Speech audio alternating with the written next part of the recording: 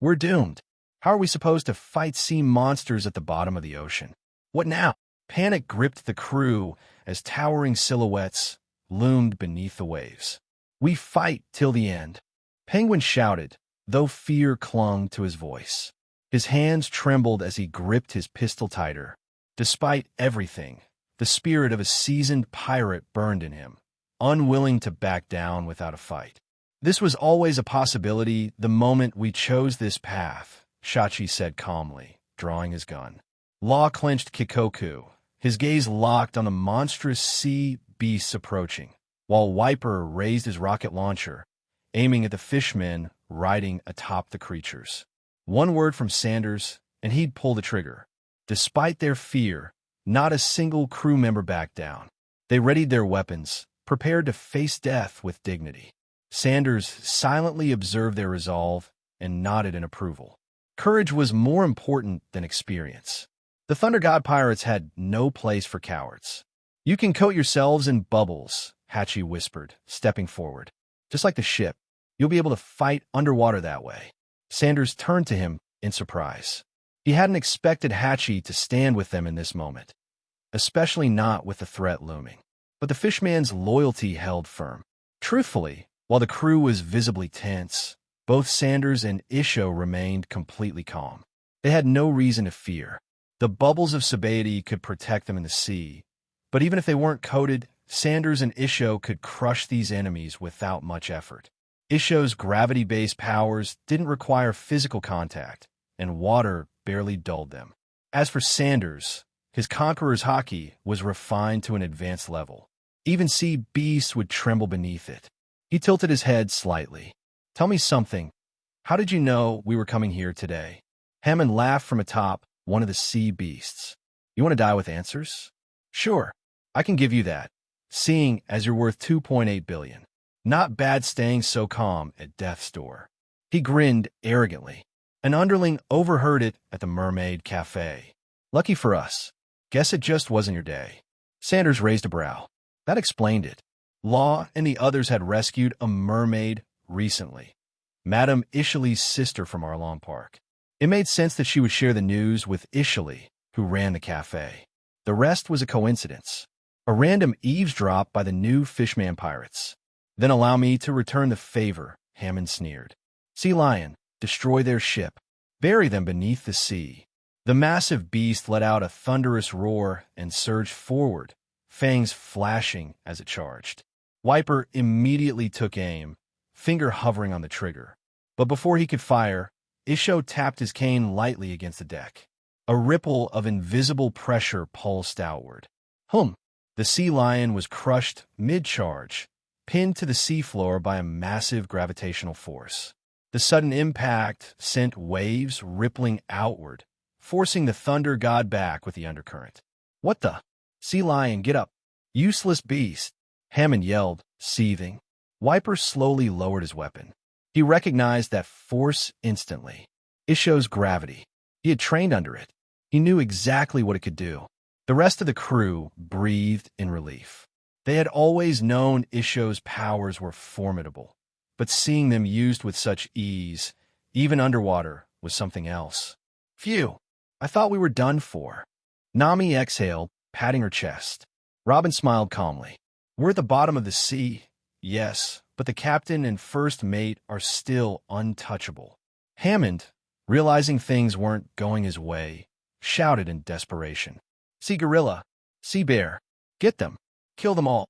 Two more massive beasts charged forward, snarling. Sanders stepped forward, his eyes glinting dangerously. Enough. His Conqueror's Haki burst outward like a tidal wave, surging through the sea and the battlefield. Instantly, the sea beasts and fishmen riders froze.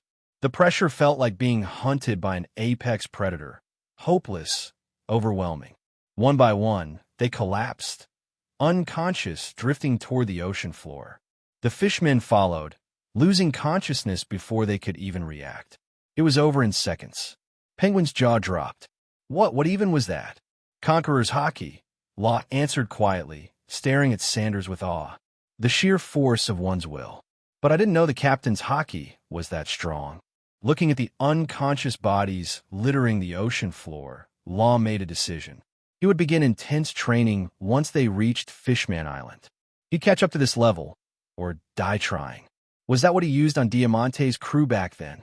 Shachi muttered, finally understanding what had happened during their confrontation with Doflamingo's forces. Sanders turned to Hachi. What's the relationship between these fishmen and the Ryugu kingdom? They're enemies, Hachi replied immediately. Hody Jones and his new Fishman pirates want to overthrow King Neptune. They despise humans and dream of ruling Fishman Island. Sanders nodded. Then let's make them a gift. He turned to his crew. Tie them up. We'll deliver them to Ryugu Kingdom. Aye. Wiper and the rest of the Thunder God guards eagerly complied, landing a few well-earned punches as they bound the unconscious fishmen. Once they were secured on the deck, Sanders turned to the helm. Set course for Fishman Island. As they approached the enormous twin bubble entrance, Hachi guided them through the correct path. A mistake here could send ships crashing into an internal air pocket or swept away by wild currents. Unlike Sky Island, where they had to pass a cloud gate, Fishman Island required a formal inspection, especially for humans.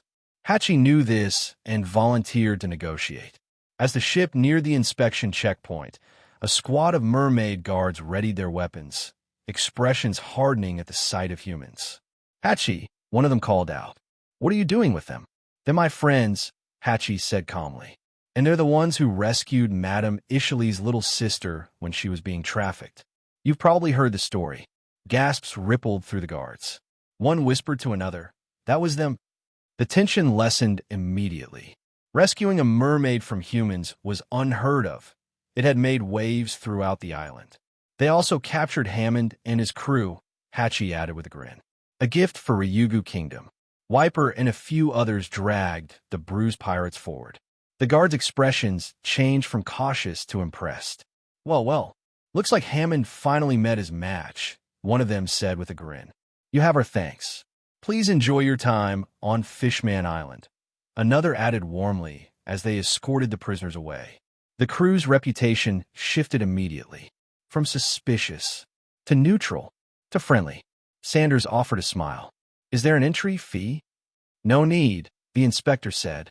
You saved one of our own, and with Hachi vouching for you, you're welcome here.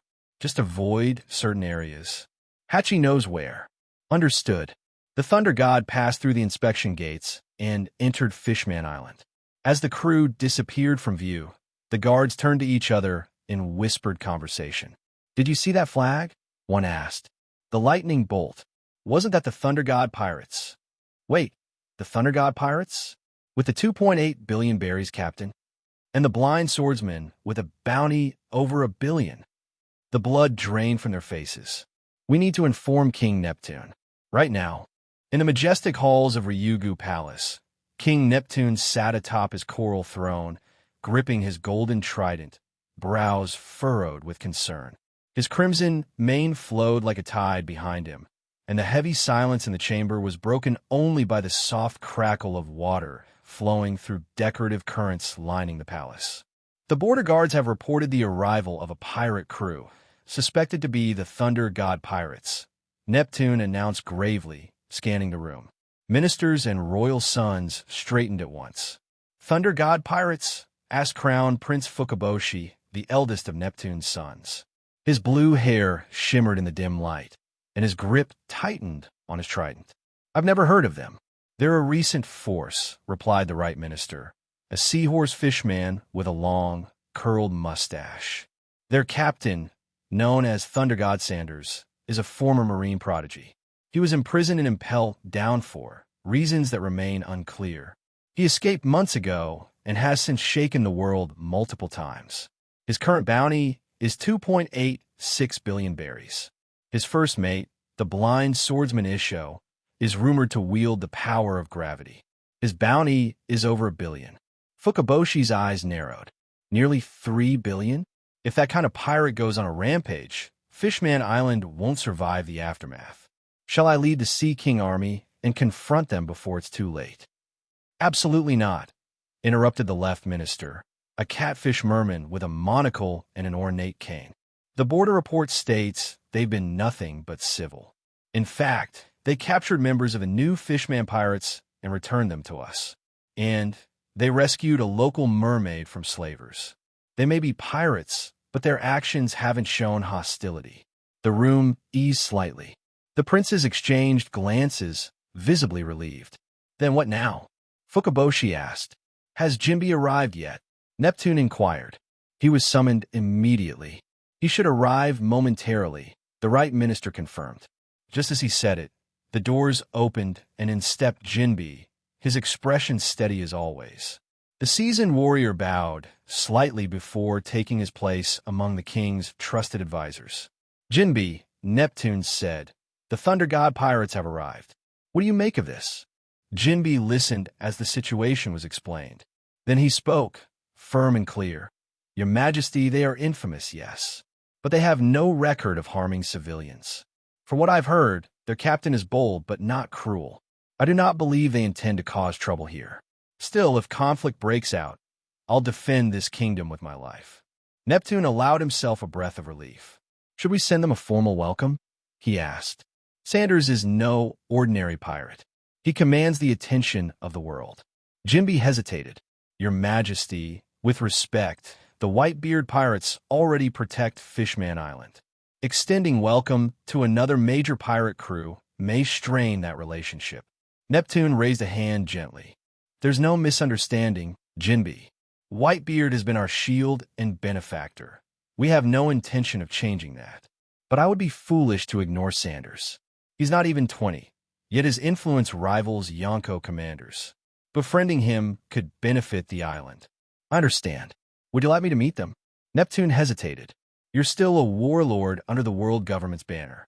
And Sanders has tensions with the celestial dragons. Best to avoid a diplomatic incident. Let Fukaboshi and his brothers extend our greeting instead. Jinbe nodded. As you wish. The Prince Trio departed to find the Thunder God pirates. Meanwhile, at the harbor, the arrival of the Thunder God pirates sent ripples through Fishman Island, both figuratively and literally. Whispers swept through the crowds. Many fishmen eyed them with suspicion. Others, with cautious curiosity. Merchants paused, while traders and tourists murmured. On the deck of the Thunder God, Sanders looked over his crew. Welcome to Fishman Island, he said with a grin. Enjoy yourselves, take in the sights, but stay sharp. We don't know when we'll return. Long live the captain, shouted Pekin, who had been dreaming of mermaid paradise since they first set course. The crew dispersed eagerly. Nami and Robin disembarked together, heading toward the nearest town. Others paired up and spread across the vibrant coral cityscape. Sanders remained long enough to ensure the captured prisoners, Hammond's crew and Wapple, were safely handed off, then slipped away toward a place he had long been curious about, the famed Mermaid Cafe. Inside the elegant, bubble-lit cafe, the atmosphere was warm and full of life. Mermaids swam in slow, graceful loops or rested on floating cushions. The cafe's signature scent, sweet sea blossoms and rich roasted kelp coffee, filled the air. Captain, you made it. Nami waved from a corner table where she and Robin sipped drinks and enjoyed local desserts. Law, Pecan, and several others were already mingling nearby with mermaids. A grateful young mermaid was offering Law a seashell necklace, thanking him for rescuing her from slave traders. Many mermaids turned to look when they heard the word captain. Rumor had already spread this man was the Sanders, a 2.8 billion berries pirate in their midst. And he didn't look monstrous or cruel, just confident. Hey there, a ponytailed mermaid floated over on a bubble, eyeing Sanders curiously. You're really the Thunder God, Sanders? You don't look like a monster at all. Sanders chuckled. Let me guess, you expected someone 8 feet tall with horns and smoke coming out of his nose. Something like that, she giggled. I'm Sarah. I work here. Want to try the house special? Sure. And tell me, what did Hachi say about me? Sarah brought him coffee and cake, then glanced nervously toward the green-haired fishman, who was pretending to admire the wall. Not much, she admitted. But you don't seem scary. You saved my friend Ishili, after all. And honestly, none of us liked Arlong. He gave Fishman Island a bad name. Speaking of Arlong, Sanders said casually, where's your manager? I've heard she's an expert fortune teller. I was hoping she'd read my fate. Sarah's smile faded slightly. Lady Shirley doesn't do readings much anymore. And why do you want to see her? I'm just curious. No ill will. Even though I took down her brother. She won't care about that, Sarah said with a shrug. They're nothing alike. Just then, a soft ripple moved through the cafe. A figure entered, tall, regal, dressed in a violet cloak and holding a long stem pipe. Lady Shirley, someone whispered. The cafe fell silent as the manager approached Sanders. Sanders, she greeted. I'm Shirley, Arlong's half-sister, and the one whose prophecy you broke. The air tensed. I assume you're not here for revenge? Sanders said, sipping his coffee. No, Shirley said softly. Arlong made his bed. I'm here because you disrupted one of my visions. That's never happened before. A murmur rippled through the room. Shirley's predictions had always been accurate, until now. I once prophesied that Arlong would be captured by the Marines, not killed.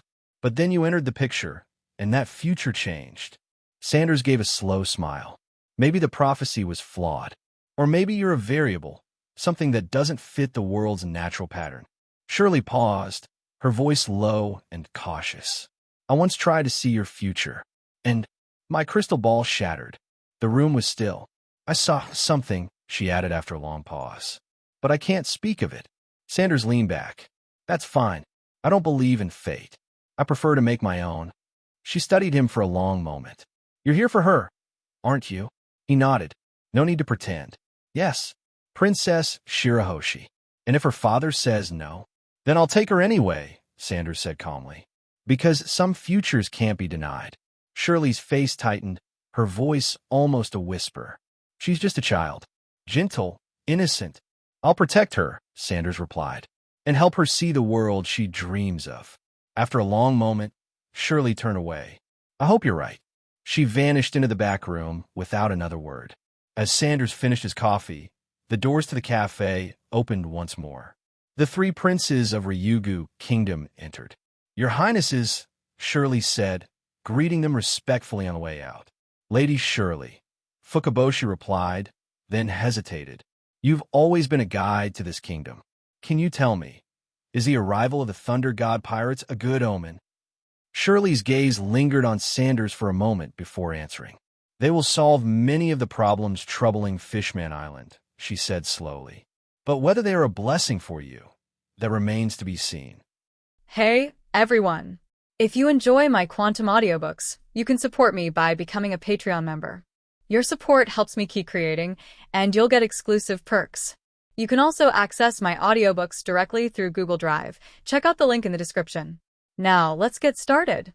Hearing Madame Shirley's words, Prince Sharkstar's face, which had just relaxed, suddenly grew tense. Madame Shirley, what do you mean by that? Sharkstar asked with a hint of concern.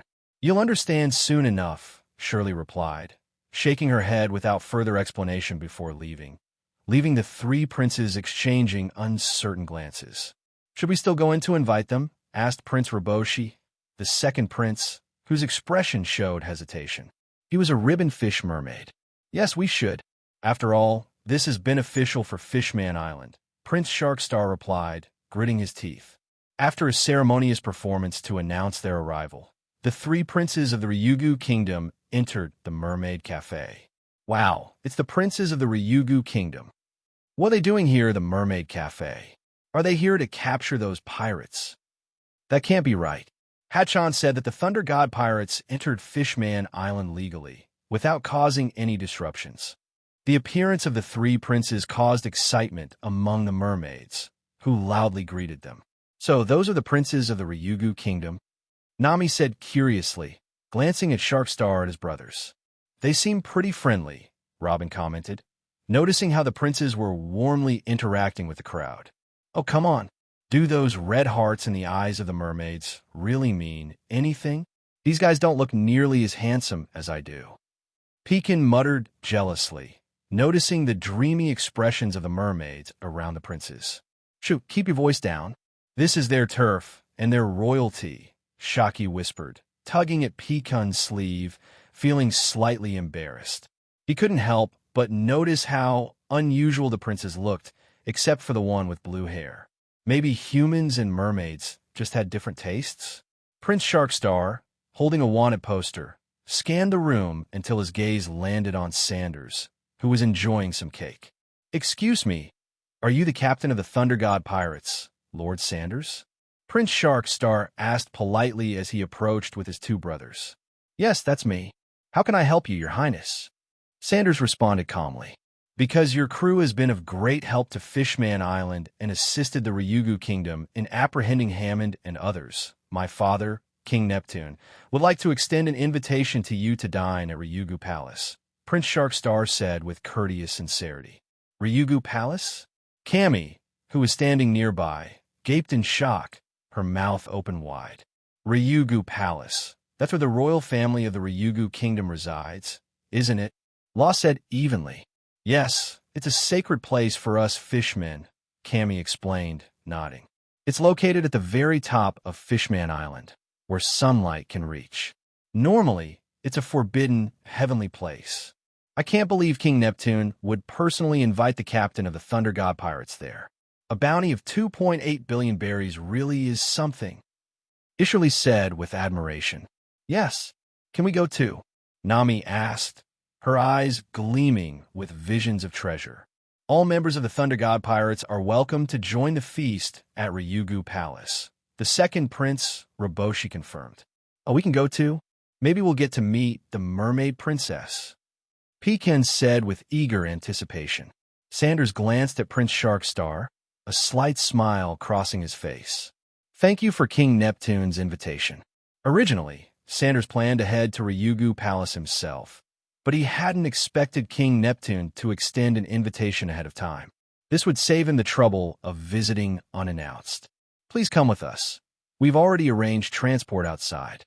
Your other crew members have also been invited, and they should meet us at the palace shortly," Prince Sharkstar said. "Lead the way," Sanders replied, smiling as he stood up, with Nami and the others quickly following. Opportunities to tour Ryugu Palace didn't come often, and they couldn't pass it up. Outside, a sightseeing boat was waiting. It was a large flatfish with a giant bubble on its back, specifically designed to transport visitors. Once everyone boarded, the boat set off toward the upper level of Fishman Island, where the palace was located. Ryugu Palace, situated at the top of Fishman Island where sunlight reached, was a grand, luxurious palace made from massive coral reefs, shells, and other unique materials, with a giant dragon coiled around its structure. Sitting on the boat, Nami looked up, marveling at the sunlight streaming down. "This place is 10,000 meters under the sea, so why is Fishman Island so bright?" Nami curiously asked Prince Sharkstar. "It's not just Fishman Island that's bright," Prince Sharkstar replied. "Long ago, fishmen chose to live here because it's the only place where sunlight penetrates the ocean depths. That's part of Fishman Island's origin. Here, sunlight reaches us thanks to a massive tree root known as the sunlight tree Eve, which transmits light all the way to the seafloor." Transmits sunlight? So this tree root stretches over 10,000 meters and glows? Nami asked in astonishment. "Exactly. Scholars have tried to explain it scientifically, but this tree has mysterious properties that allow it to bring sunlight to its roots deep in the ocean. And it also breathes, supplying air to the ocean floor," Prince Sharkstar explained. "That's amazing." The others were equally astounded, marveling at the colossal tree that transmitted light and provided air, a true wonder of nature. Before long, their sightseeing boat reached Ryugu Palace. They disembarked to see the vast, magnificent palace ahead, where King Neptune and his ministers awaited them at the entrance. Nami leaned in close to Sanders, whispering, "With such a grand welcome, how are we supposed to ask about bringing our new crew member along?" Being one of the first to join the Thunder God Pirates, Nami was aware of their purpose on Fishman Island. The royal family's elaborate reception left her feeling a bit self-conscious. Robin, however, chuckled softly. "Recruiting a new crew member is the captain's responsibility. We could just enjoy the tour. Besides, our captain is quite skilled in negotiation and persuasion. I'm sure he'll manage. I hope it doesn't come to a fight, though, especially since she's the princess and still so young. King Neptune probably won't agree, Nami murmured. As Nami and Robin whispered, Sanders noticed a familiar figure beside King Neptune. A fishman with blue skin and curly hair. The sea knight Jinbe, one of the 7 warlords of the sea, known for his prowess in underwater combat. Jinbe was also someone Sanders hoped to recruit, though he knew Jinbe, like Boa Hancock, was deeply committed to protecting his homeland, making it a challenging task. When he reached King Neptune, Sanders greeted him warmly. "Greetings, King Neptune. Thank you for inviting us to this feast," he said, then turned his gaze toward Jinbe with a friendly smile. "Hello, Jinbe." "Hello, Lord Sanders." As Sanders greeted him warmly, King Neptune, seeing the friendly approach, responded with a wide smile. They exchanged pleasantries, both diplomatically avoiding mention of Jinbe's status as one of the 7 warlords of the sea. Strictly speaking, the Marines and the Thunder God pirates should have been at odds, yet here they were, engaging in polite conversation and mutual flattery. "You're powerful and remarkably accomplished for your age," Neptune would say, "and you are a wise ruler who has created a peaceful life for your people," Sanders would reply. Soon, they entered the spacious, opulent banquet hall. By this time, most of the guests had already gathered, and everyone was enjoying the fine food and drinks. After several rounds of toasts and dishes, Sanders rose and addressed Neptune. "King Neptune, I have something I'd like to discuss with you privately. Would that be possible?" The room fell silent as all eyes turned to Sanders. Nami, Robin, and the others knew exactly what Sanders intended to discuss. "You may bring Jinbe and the 3 princes along," Sanders added, understanding that despite the friendly atmosphere, the Ryugu kingdom remained wary of the Thunder God pirates. The large military presence outside was proof enough. Should anything go wrong, they would storm in to protect Neptune and his family. Neptune hesitated momentarily, then nodded, curious about what this young pirate captain, renowned across the seas at only 20, wished to discuss. As Sanders and Neptune left the hall with the others, Nami grew anxious. "They're not going to end up fighting, are they?" "Relax, if things get heated, the captain can handle it," Robin replied with a calm smile, sipping her drink. In a private room behind the banquet hall, Neptune, the 3 princes, and Jinbe sat across from Sanders. "Lord Sanders, what is it that you wish to discuss with me?" Neptune asked, intrigued. "I came to Fishman Island to recruit new crew members," Sanders began softly. "Recruit crew members?" "Yes, I'd like to recruit your youngest daughter, Princess Shirahoshi, as part of my crew." Although it might have sounded abrupt, Sanders stated his purpose directly. He was determined to uncover the power of the Sea Kings, a power he could fully comprehend only by having Shirahoshi at his side. Without her presence, the process would take at least 10 years. With her, it would only take 2 years to reach full mastery. Sanders was resolved to gain this ability to communicate with the massive Sea Kings. "What?" Neptune shot up from his chair, and the 3 princes immediately drew their weapons, aiming at Sanders. Jinbe leaped in front of Neptune, standing guard and eyeing Sanders warily. "Now, let's not be so tense," Sanders said, a bit amused. "I said I'm recruiting her as a partner, not trying to abduct Princess Shirahoshi." Clearly, Shirahoshi held an irreplaceable place in the hearts of her family. Her father and brothers cherished her deeply. At the mere mention of her, they were willing to aim their weapons at Sanders, even with his 2.8 billion berries bounty.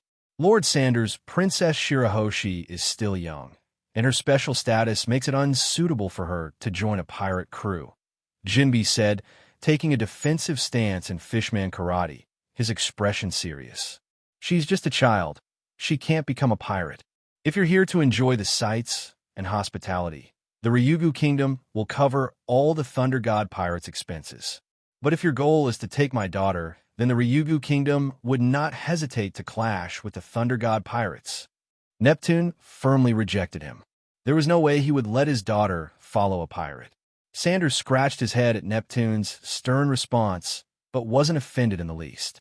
The request was indeed a bit much for them. "First, I'll help your Ryugu Kingdom deal with the new Fishman pirates. Second, I'll eliminate the threat of Vander Decken 9 to White Star so she can move freely without hiding. Shirley, you don't want your daughter to spend her entire life confined in the Hardshell Tower? Third, the Ryujin pirates can protect Fishman Island, not by claiming it as territory, but by offering protection. If the Whitebeard pirates are open to it, we could safeguard the island alongside them. Fourth, there's no need to worry about Shirahoshi's safety.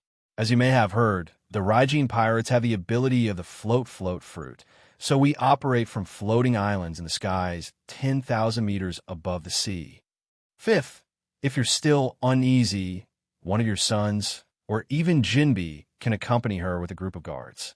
Saunders counted out each point confidently. Neptune remained silent for a long time before finally refusing. Although Saunders' conditions were appealing, especially the promise to handle the new Fishman pirates, Vander Decken 9, and protection for Fishman Island, there was no way he could allow his daughter Shirahoshi to go with him. After Neptune's refusal, Saunders sighed and continued. Sixth, the Ryujin pirates have 2 admiral-level fighters. If I wanted to forcefully take Shirahoshi, it would be easy. Fishman Island's forces wouldn't be able to stop us. Even if Whitebeard's crew arrived, I doubt it would be enough to hold us off. He was starting with diplomacy, but was prepared to resort to force if necessary. Why make things difficult, Saunders? Jinbe said, wiping away a bead of sweat on his forehead. He hadn't fought them himself, but he knew from reports that the Ryujin pirate strength was far beyond what Fishman Island could handle. As I said, I came to recruit a new crewmate, not to start a war. Neptune, don't you want your daughter to experience the world outside? Saunders asked. Lord Saunders, Shirahoshi is only 10 years old and couldn't possibly contribute to your crew, Neptune said, his voice trembling. She's timid and she cries easily. I'm more interested in her potential. Our navigator is also only a teenager, and our ship's doctor, Law, is as young as she is. You're welcome to send someone to care for her. You could even have some fishmen relocate to one of the islands under my control. After all, haven't you wanted to reach the surface? Saunders added, and it's not like she wouldn't be able to return here. You could see her any time. Could we have a moment to discuss this? Neptune requested. Of course. I hope you'll make the right decision, King Neptune, Saunders said, taking a seat. Neptune then gathered Jinbe and his 3 sons in a separate room. After a long silence, Neptune finally asked, Jinbe, if they choose force, could the whole Ryugu kingdom hold them off? We couldn't, Jinbe replied, after a moment's thought. Saunders has defeated admirals, and that blind swordsman of his isn't weak, either. If it came to a fight, I could hold off one of them at best, but the rest of Fishman Island's forces couldn't handle the other. Numbers mean nothing against foes of their strength. Then perhaps we should accept his offer, Neptune said, agonized. No, father. How can we just hand Shirahoshi over to a pirate? Prince Shark Star protested. We can't stand by and let her join them. Pirates are ruthless, and Shirahoshi is just a child. Who knows what they're really after? We'll fight them if we have to, insisted the second prince, Starfish. And how will we fight? Neptune said, looking down in pain. Fishman Island simply isn't capable of stopping them. If there were any other way, he would never even consider letting his daughter join a pirate crew, let alone one they weren't familiar with. If it were the Whitebeard pirates, he might have agreed. In Neptune's view, a heroic figure like Whitebeard, who had come to Fishman Island's aid in times of crisis, would ensure that Shirahoshi would be treated well within the Whitebeard pirates. But Saunders was different. Apart from what was printed in the newspapers, they knew almost nothing about him. They didn't know what kind of person he was, his ways, or how he interacted with others. Everything about him was an unknown. How about I request aid from the Whitebeard pirates right now? Jinbe suggested after a moment's thought. He was confident that Whitebeard would step in to help if they asked. There's not enough time, Neptune replied, his face clouded with worry. Even if the Whitebeard pirates managed to fend off the Ryujin pirates this time, what about the future? The Whitebeard pirates won't stay on Fishman Island forever. There will come a time when they leave. Jinbe fell silent. It was already a great kindness for Whitebeard to offer Fishman Island his protection. They couldn't expect him to act as their permanent guardian. Damn it, Why did it have to be Shirahoshi? Prince Sharkstar said through gritted teeth. Madam Shirley was right after all, said the second prince, Starfish. She said Sanders' arrival would be good for Fishman Island, but not necessarily for us. Shirley? That fortune-teller from the Mermaid Cafe? Did she make a prediction about this? Neptune asked in surprise. He had heard of Shirley's abilities. Yes, Madam Shirley mentioned something to that effect before, Sharkstar said. We just didn't expect that Sanders would want to take Shirahoshi. Gripping his trident, Sharkstar clenched his fists in frustration, feeling helpless that he couldn't protect his sister or fulfill their mother's last wishes. Why does Sanders want to recruit Princess Shirahoshi as his crewmate? Jinbe wondered aloud. He seems well-informed about Fishman Island. He even knew about Vander Decken IX's harassment of her. And as far as I know, he's never been here before. It might have something to do with a legend that's been passed down in the royal family, Neptune said after a moment's hesitation. When Sanders showed interest in recruiting Shirahoshi, Neptune suspected that this might be his reason. A legend? Jinbe asked, surprised. Neptune nodded. Yes, according to legend, every few centuries, a mermaid princess is born with the power to summon the Sea Kings. Summon Sea Kings? Jinbe's eyes widened. As a fishman, he understood the incredible might of these creatures, especially the giant Sea Kings, each of which could easily capsize an island. So, Princess Shirahoshi. Jinbe began. I'm not sure if Shirahoshi possesses this power, Neptune replied. But there was a time when she did cause the Sea Kings to go on a rampage. Could Sanders be trying to harness this power? What could he be planning? Jinbe asked, drawing a sharp breath. I don't know, Neptune said, shaking his head. We're in no position to stop Sanders from taking Shirahoshi. So, for now, let Shirahoshi go with him. If he's seeking to control her power, he'll have to treat her well.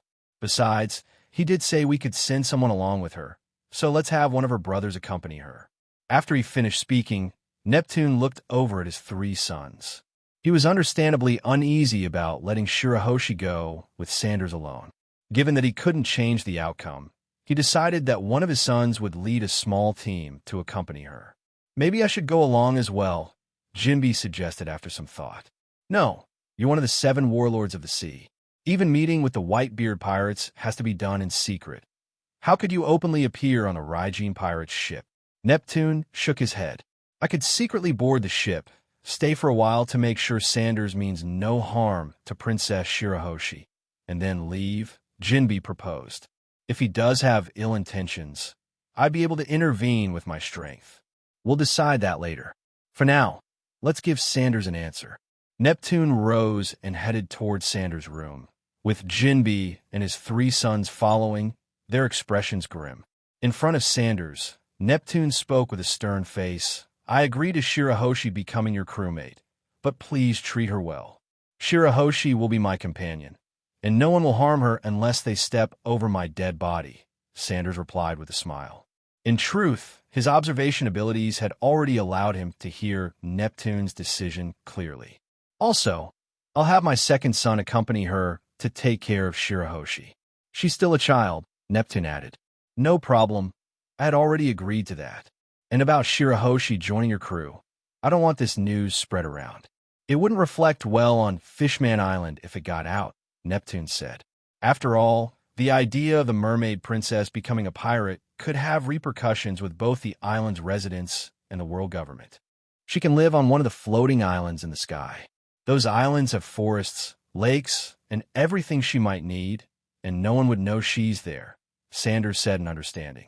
He had recruited Shirahoshi for her Sea King power, not to have her fight in battles. How do you plan to deal with Vander Decken 9? Neptune asked. Because of him, Shirahoshi had been confined to the hardshell tower. If Vander Decken 9 wasn't taken care of, Neptune would never allow Shirahoshi to leave. Simple. Find him and kill him. If I don't resolve that issue, I won't take Shirahoshi with me, Sanders replied with a smile. Hearing this, Neptune felt a sense of relief. At least this troublesome figure, Vander Decken 9, would finally be dealt with. As for protecting Fishman Island, Neptune began, but Sanders interrupted him. You can have Jinbe contact Whitebeard right now. If he doesn't mind, We can place the Ryujin Pirates flag next to his, Sanders said, looking at Jinbe. Jinbe glanced at Neptune, and after receiving a nod, he took out a den mushi. After a short wait, a voice came through. Hey, Jinbe, what brings you here? Coming for a feast? Or is there some new trouble? Came Marco's voice from the den mushi. Marco, I need to speak with Oyaji, Jinbe replied, referring to Whitebeard as father, even though he wasn't one of his sons. This showed how close Jinbe was to the Whitebeard pirates, which explained why he had even given up his warlord status and been imprisoned and impelled down to avoid fighting them. Soon, Whitebeard's powerful voice echoed through the den mushi. Gururara, Jinbe, has something happened on Fishman Island? Hearing this, Jinbe glanced at Sanders, who gestured for him to proceed freely. Jinbe ultimately decided not to reveal Sanders' intention to take Shirahoshi. He knew it would serve no purpose. Instead, he explained that Sanders intended to protect Fishman Island alongside Whitebeard and sought his opinion. Gururara, Sanders, that lightning brat, huh? Is he close with you all on Fishman Island? Up to you. You can keep my flag or put it next to Sanders, I don't mind. Do whatever you think is best, Whitebeard replied casually. He protected Fishman Island simply out of his good relationship with Neptune and Jinbe and had no intention of gaining anything from it. With Sanders offering protection, Whitebeard believed that it might deter those who sought to capture fishmen and mermaids, and since Sanders wasn't taking territory, it wouldn't hurt his pride either. Thank you, Jinbe said, feeling somewhat guilty.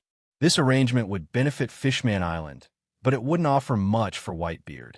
From an outsider's perspective, it might even look as if the Ryujin pirates and the Whitebeard pirates were jointly claiming Fishman Island. Gururara, what nonsense are you saying? Come have a drink with me whenever you have the chance. Whitebeard laughed heartily. Oh, and tell that lightning brat that if he truly wants to protect Fishman Island, I won't object. But if he has any hidden motives, then I won't hesitate to see him buried at sea. After Jinbe ended the call, Neptune and the others observed Sanders carefully, noting that he seemed completely unfazed by Whitebeard's warning. Well then, that's settled, Sanders said. When we reach the New World, I'll announce to the world that the fishmen of Fishman Island are my friends. Anyone who harms them will be an enemy of the Ryujin pirates. Now, let me share some information with you. What information? Jinbe asked, curious. The human pirate who killed Queen Odoheim was actually hired by Hody Jones, the captain of the new Fishman pirates. This was the advantage of knowing the original story. Some things were easy to learn that others would only uncover much later. What did you say? Neptune exclaimed, eyes wide in shock. Hody Jones was the one who hired the human who killed Odoheim, and he blamed it on humans. The three princes, too, were filled with shock, rage flickering in their eyes. I have no reason to lie to you, Sanders continued. And soon, I'll bring him before you. You can confirm everything yourself.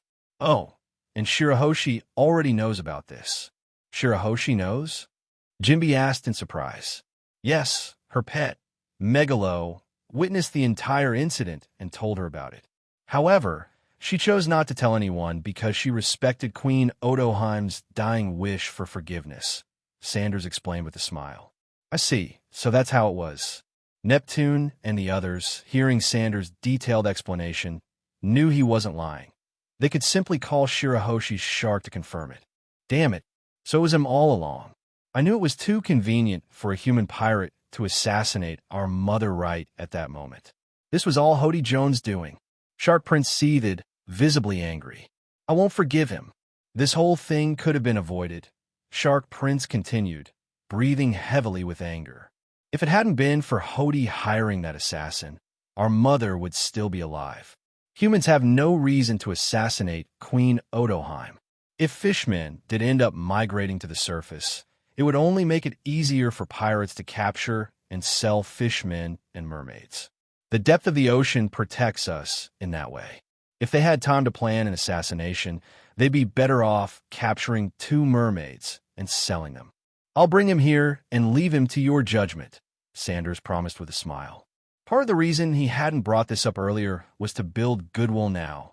He understood that forcing Shirahoshi onto his ship could give him a bad reputation. Princess Shirahoshi is just too kind-hearted, Jinbe said with a sigh. Then he looked at Sanders. Lord Sanders, I hope you will treat that kind-hearted child with respect. I have no intention of forcing Shirahoshi to do anything other than join my crew, Sanders reassured them. Even if she possesses incredible powers, I give you my word. Neptune and the others exchanged uneasy glances. Sanders clearly knew something about Shirahoshi's powers, but could they really trust his promise? I hope you remember your word, Neptune said firmly, though his tone held some doubt. Well then, could I get transport? I'll bring back Hody Jones and take care of Vander Decken 9 as well. Now, those two are quite elusive, hiding in places that even the Sea Kings can't locate. Neptune looked somewhat surprised. I told you, I can easily locate them, as long as they're still in this world, Sanders said. In truth, while Neptune and the others had been discussing, he had already used his ability to deduce the whereabouts of both Fishman and could capture them at any time. I'll go with you, Jinbe proposed. Take my steed, Neptune offered. With that, Sanders and Neptune came to an agreement. They all returned to the banquet hall, where Nami and Robin immediately looked toward Sanders. He gave them a reassuring smile, and the two understood. Though they didn't know what their captain had done, they could tell that another new crewmate would soon be joining them, the Mermaid Princess. Jinbe and I are heading out for a bit, Sanders said to Nami and Robin. After the banquet, Neptune will arrange accommodations for you. Wait for us to return. With that, Sanders and Jinbe quickly departed. Meanwhile, Neptune called his two ministers into a room behind the banquet hall. He told them about Sanders' plan to take Shirahoshi with him, knowing he'd need the ministers' help to keep her departure from Fishman Island a secret. This is absolutely unacceptable, the left and right ministers protested in unison. Princess Shirahoshi is still so young. She cannot go off to become a pirate. Neptune sighed and explained the pros and cons to the two ministers. After a moment of silence, they understood the gravity of the situation. Fishman Island couldn't stand against the Ryugu pirates on their own, even if Neptune didn't want his daughter joining Sanders' crew. Without a word, the two ministers left the room. Where are you two going? Neptune asked. To select suitable guards for Shirahoshi, and to prepare what she'll need for her journey, they replied in unison. Neptune sighed. The ministers cared deeply for Shirahoshi, almost as much as he and his sons did. In fact, everyone in the Ryugu kingdom was fond of their kind-hearted but timid princess. Damn it, that's Sanders. Even someone as dignified as Neptune couldn't help but curse at that moment. Sanders and Jinbe left the banquet hall and rode out of Ryugu Palace on Neptune's mount, a whale named Ho with a crown atop its head, measuring 40 meters long. Sanders guided Ho along the way while Jinbe stood silently by his side. Jinbe, would you consider joining my crew? Sanders suddenly asked, extending an invitation. No, but please take good care of Princess Shirahoshi, Jinbe replied, declining calmly. He needed to retain his status as a warlord of the sea to continue protecting Fishman Island. If he ever left that position, the Whitebeard pirates would be his first choice for a crew. I take good care of all my crewmates. Are you sure you won't reconsider? Sanders pressed. The Ryugu pirates have great potential. Once my crew grows stronger, we'll rival even the Yonko crews or surpass them. Besides, if you joined, you could look after Shirahoshi yourself. Jinbe remained silent, causing Sanders to helplessly shrug. Forcing Shirahoshi aboard had already cost him much of the fishman's goodwill. Just remember what you promised, that you won't force Shirahoshi to do anything against her will, Jinbe said finally. Do you know the nature of the power Shirahoshi possesses? Sanders asked, instead of directly answering. Jinbe looked over at Sanders. He was indeed curious about Shirahoshi's powers, and Sanders seemed to know a lot. Have you heard of the 3 ancient weapons? Sanders asked with a smile. 3 ancient weapons. Jinbe's face showed an expression of shock. He couldn't understand why Sanders would bring up the ancient weapons. The 3 ancient weapons, which have been given divine names, Pluton, Uranus, and Poseidon. Among them, the ancient weapon Poseidon reappears every few hundred years, manifesting as a mermaid princess. The current Poseidon is none other than Shirahoshi, Sanders explained without hesitation.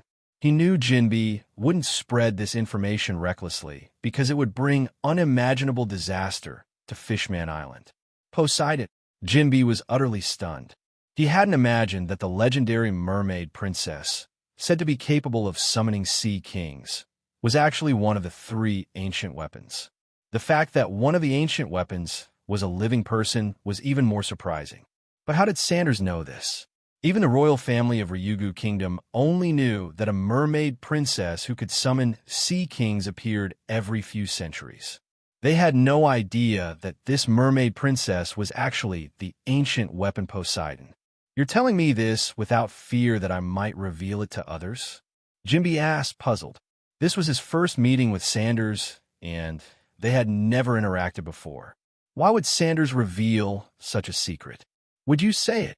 Sanders smiled at Jinbe. Jinbe fell silent. He fully understood the consequences if this secret got out. Ambitious forces across the sea, the Marines, world government, and pirates alike, would turn their attention to Fishman Island. This would plunge Fishman Island, already struggling to survive, into an even worse crisis, possibly leading to its destruction. What do you intend to do with this power? Jinbe asked after a moment of silence. Nothing, Sanders replied. I told you I won't force Shirahoshi to do anything against her will. I simply think that someone with such incredible talent would make a fitting companion for me. Just like my other crew members, my first mate Isho, who possesses top-tier strength, my navigator, who has the best navigation skills on the seas, my archaeologist, who can read the poneglyphs, and my ship doctor, who holds the ability of the op fruit and could potentially perform the perpetual youth surgery. Adding a mermaid princess who can summon sea kings isn't too surprising, don't you think? Sanders smiled. He considered Isho and the others as his true crewmates, the core members of the Thunder God Pirates. Everyone else was secondary. So, Jinbe, the best in sea battles, will you join my crew? Sanders extended his invitation once again. Jinbe looked at Sanders in shock. He hadn't expected Sanders' crew to consist of such top-tier individuals. We're almost at Fishman District. Are you sure you can find Hody Jones and Vander Decken 9? Jinbe didn't answer the invitation directly, but instead shifted the topic. Fishman District was vast, not a place where people were easily found. If Vander Decken 9 was that easy to locate, Jinbe, given his connections on Fishman Island, would have captured him long ago to end Shirahoshi's troubles. They're here, and not only that, they're together, Sanders stated confidently. Because of the immense size of the whale Ho, Neptune's steed, they decided to leave its station above Fishman District to avoid alarming the targets. As a precaution, Sanders also asked Jinbe to wrap him in a bubble. Meanwhile, in a hidden corner of Fishman District, Vander Decken 9, accompanied by members of the Flying Pirates, arrived at Hody Jones' secret base. Baha! Hody Jones, I heard some of your officers were captured and handed over to Ryugu Kingdom. Vander Decken 9 mocked as he strode into the base, his four-legged body adorned with necklaces and a small top hat on his head. This hideout isn't bad. I also heard you formed the new Fishman Pirates. Aren't you afraid Jinbe will hunt you down? He's still on the island, Vander Decken teased, surveying the hideout with a smirk. That traitor Jinbe, who mingles with humans, is unworthy of leading the Fishman Pirates. Hody Jones snarled. Hody Jones' expression turned grim. Mingling with those inferior and vile humans. Jinbe is a disgrace to Fishman. Baha! Vander Decken 9 laughed uproariously. Would you dare say that to Jinbe's face? A flash of unease flickered in Hody Jones' eyes. Jinbe was, without question, the strongest figure on Fishman Island at present. Even if Hody were to consume energy steroids, he couldn't match Jinbe in combat. If it weren't for Jinbe and the Fishman Pirates still being stationed on Fishman Island, Hody wouldn't be hiding in the shadows. He would have stepped into the limelight openly. If you're just here to mock me, you can leave, Hody said darkly. All right then. What's the real reason you summoned me here? Vander Decken 9 shrugged, feigning nonchalance. I want us to join forces to attack Ryugu Kingdom. What? Vander Decken IX's eyes widened in disbelief. Are you insane? Even if we team up, we can't defeat Neptune's royal army and Jinbe's Fishman pirates. Unlike Hody, Vander Decken 9 knew his limits. He might be capable of raiding passing ships, but launching an attack on Ryugu Kingdom, a force capable of fighting underwater, was pure folly. If he had such power, he would have stormed the palace and taken Shirahoshi long ago. You're not trying to rescue your subordinates, are you? You've never struck me as someone who cares about the lives of your crew.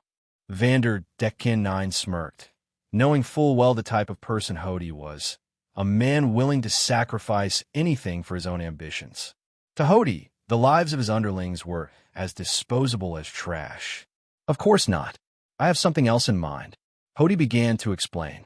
Before he could finish, an unfamiliar voice interrupted, echoing through the room. What a lively gathering. Hody and Vander Decken AX's faces shifted dramatically. Before they could react, the door to the room was kicked open. Two figures stood at the entrance. Jinbe, both Hody and Vander Decken 9 shouted in unison, instantly recognizing their sworn enemy. Jinbe's expression was as grim as ever. Although he hadn't heard the entirety of Hody's plan, he knew that nothing good could come from these two conspiring together. Damn it, how did Jinbe find this place? Did you betray me? Vander Decken 9 shouted, glaring at Hody. Shut up, you fool. Focus on getting through this mess alive first. Hody snapped, his expression dark. He pulled a handful of energy steroids from his pocket. His gaze shifted to the human standing beside Jinbe, and his teeth clenched in fury. Sanders, the Thunder God. Hody spat. He recognized this man immediately. It was Sanders who had killed his idol Arlong and captured his subordinates. Damn it. You know this human? Is this your doing? Are you trying to get me killed? Vander Decken 9 cursed, pulling out several throwing knives and holding them between his fingers, his eyes wary of the two intruders. Hody Jones, was it you who harmed Queen Odoheim? Jinbe bellowed, ignoring Vander Decken 9 entirely and focusing his fury on Hody. Hody froze momentarily, then burst into laughter. Jahaha! So you figured out, Jinbe. Yes, it was me who shot Queen Odoheim. Afterward, I killed the human pirates I hired and framed them for the crime. That foolish mermaid wanted high-class fishmen to coexist peacefully with those lowly humans. How utterly absurd. You vile scum. Jinbe's eyes burned with rage, his fists clenched tightly. That kind-hearted Queen Odoheim. How could you bring yourself to harm her? With a roar, Jinbe surged forward, closing the distance between himself and Hody in an instant. Fishman karate, karakusa, tile, true punch. Hody Jones was unsurprisingly sent flying by Jinbe's strike. The gap in strength between the two was overwhelming. Damn you, Jinbe. Hody struggled to his feet, immediately biting into a handful of energy steroids. The drugs coursed through his body in an instant, triggering a transformation.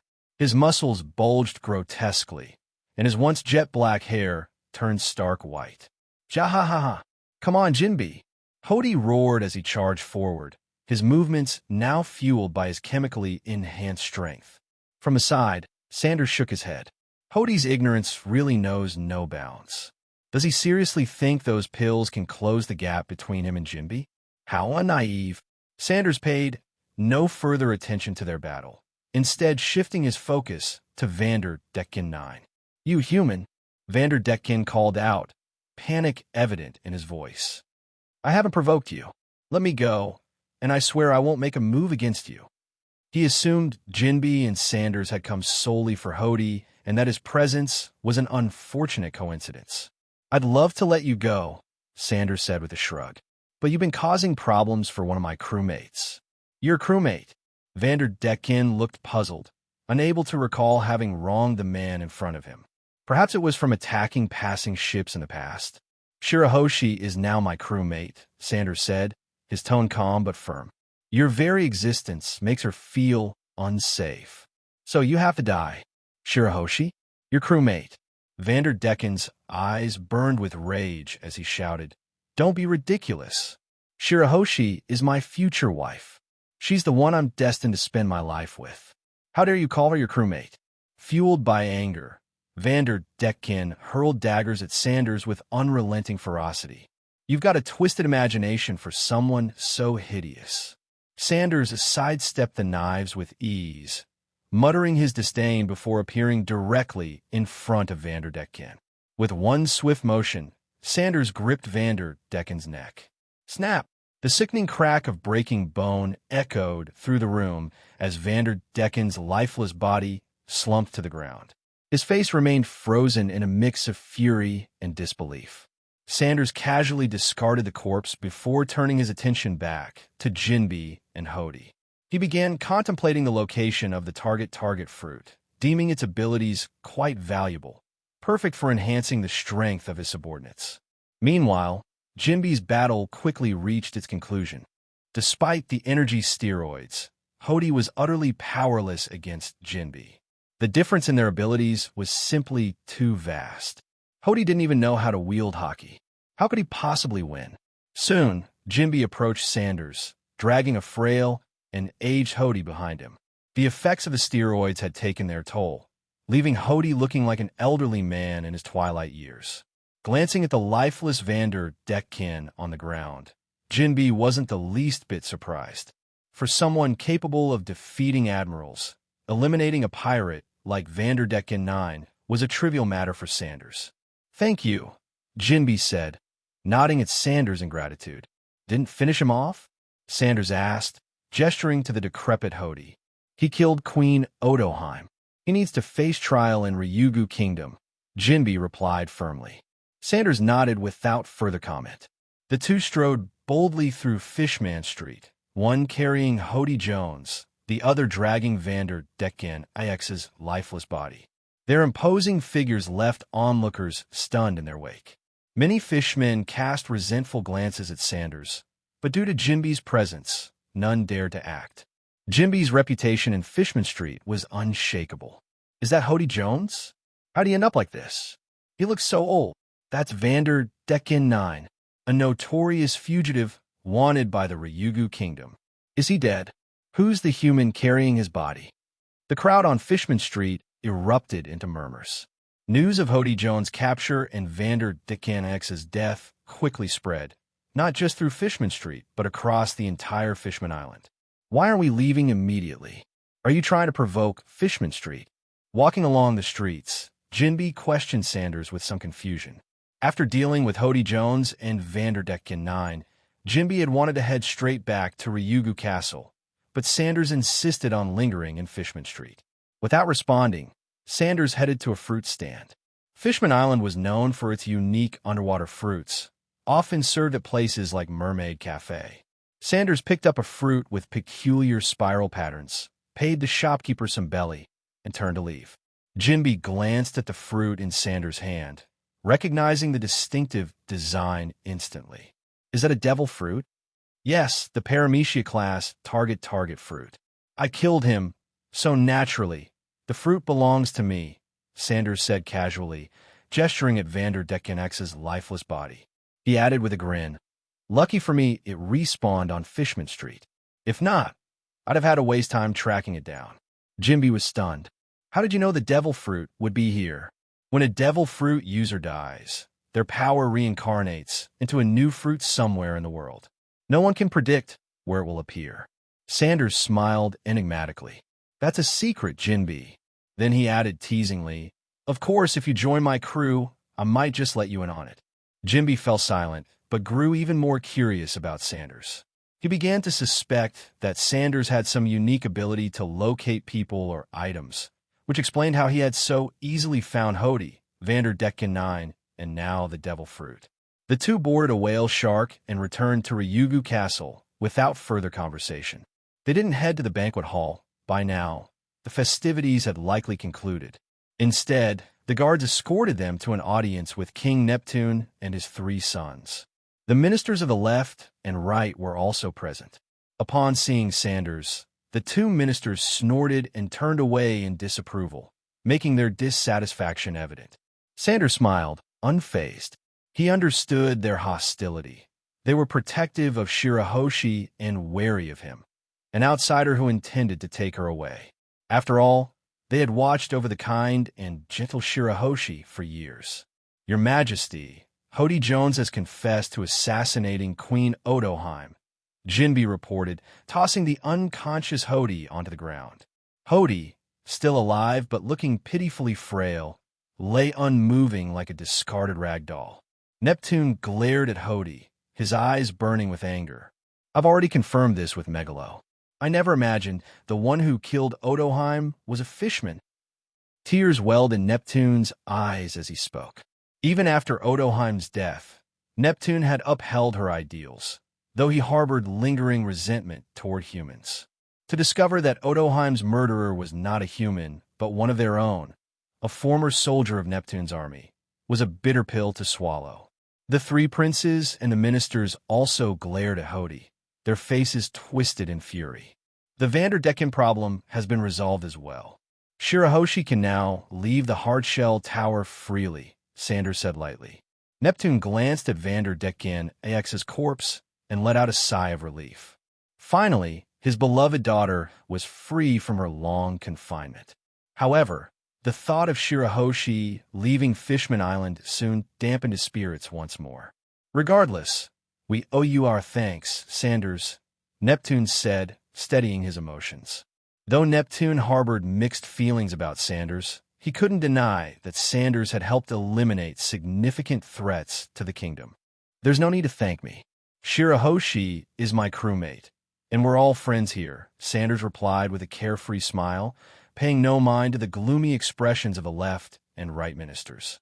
Sir Sanders, we still have some matters to handle. For now, please rest in the palace. Your crew has already been settled in, Neptune said politely. All right. Sanders nodded and followed the guards out, not bringing up the matter of taking Shirahoshi with him. He had done his part. If Fishman Island dared to go back on their word, they would have to face the consequences of his strength. After Sanders left, the right minister looked down at Hody Jones and asked, Your Majesty, should we hold a public trial for this man, or execute him directly? Neptune hesitated before replying, Execute him directly. Odoheim has been gone for many years. There's no need to reopen old wounds. At this point, Neptune had no interest in dealing with Hody's fate. He wanted to take advantage of this rare period of relative calm. Leave it to us, Shark Prince, the eldest of Neptune's sons, said with a dark expression. He and his two younger brothers took Hody away. It wasn't hard to imagine that Hody wouldn't meet a swift and merciful end. Perhaps Neptune chose not to hold a public trial because there were certain methods that couldn't be revealed to the citizens. Your Majesty, now that Hody Jones and Vander Decken 9 are dealt with, there are still some matters to address in Fishman Street. I'll take my leave, Jinbe said to Neptune. Neptune waved his hand, signaling his approval. After Jinbe left, Neptune headed for the hard-shell tower. Open the gate. Neptune ordered the guards. Yes, Your Majesty. The gates, riddled with the weapons Vander Decken 9 had thrown, creaked open. Neptune walked in slowly. Father, you're here. A mermaid, standing around 7 or 8 meters tall, greeted him with delight. She had flowing, curly pink hair adorned with taiyaki-shaped accessories, shell-shaped earrings, and large, sparkling blue eyes. Her elegant features and her tail, a blend of light and dark pink, made her presence striking. Shirahoshi, did you have a good day today? Neptune asked, his expression gentle.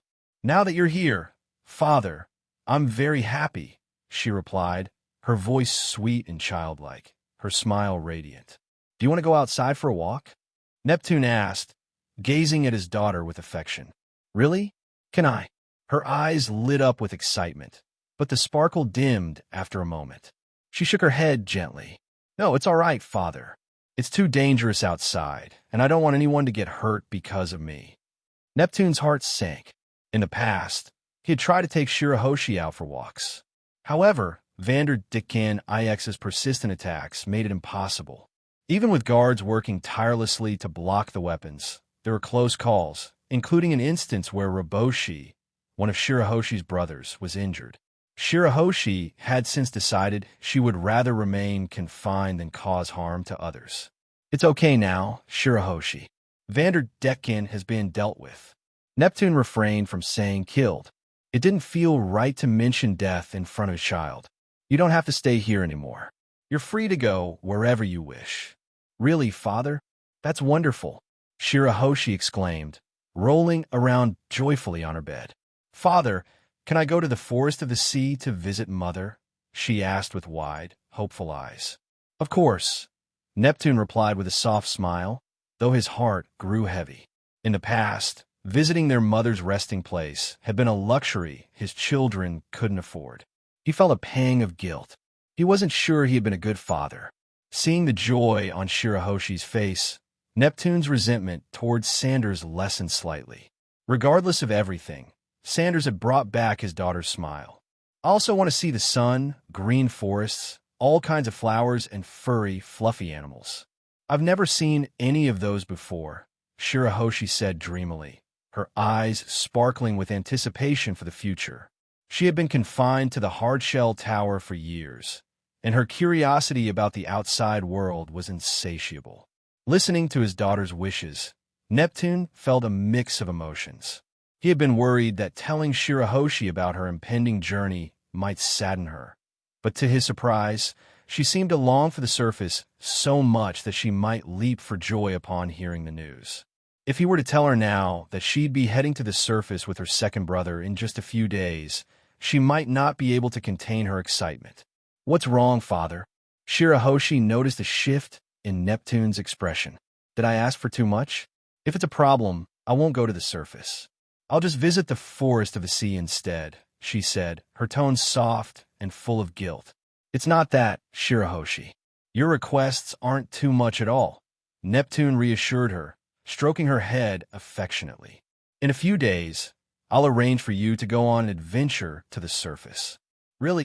Shirahoshi's eyes widened with surprise. Her father and brothers had always warned her about the dangers of the surface, strictly forbidding her from going. Yes, you'll go with your second brother and some humans. Humans? Shirahoshi exclaimed in shock. Neptune nodded. Yes, a human. He's the one who captured Vander Decken, allowing you to move about freely without fear of danger. He hesitated before continuing. He's a pirate, but a good man. He'll take you to many places and keep you safe.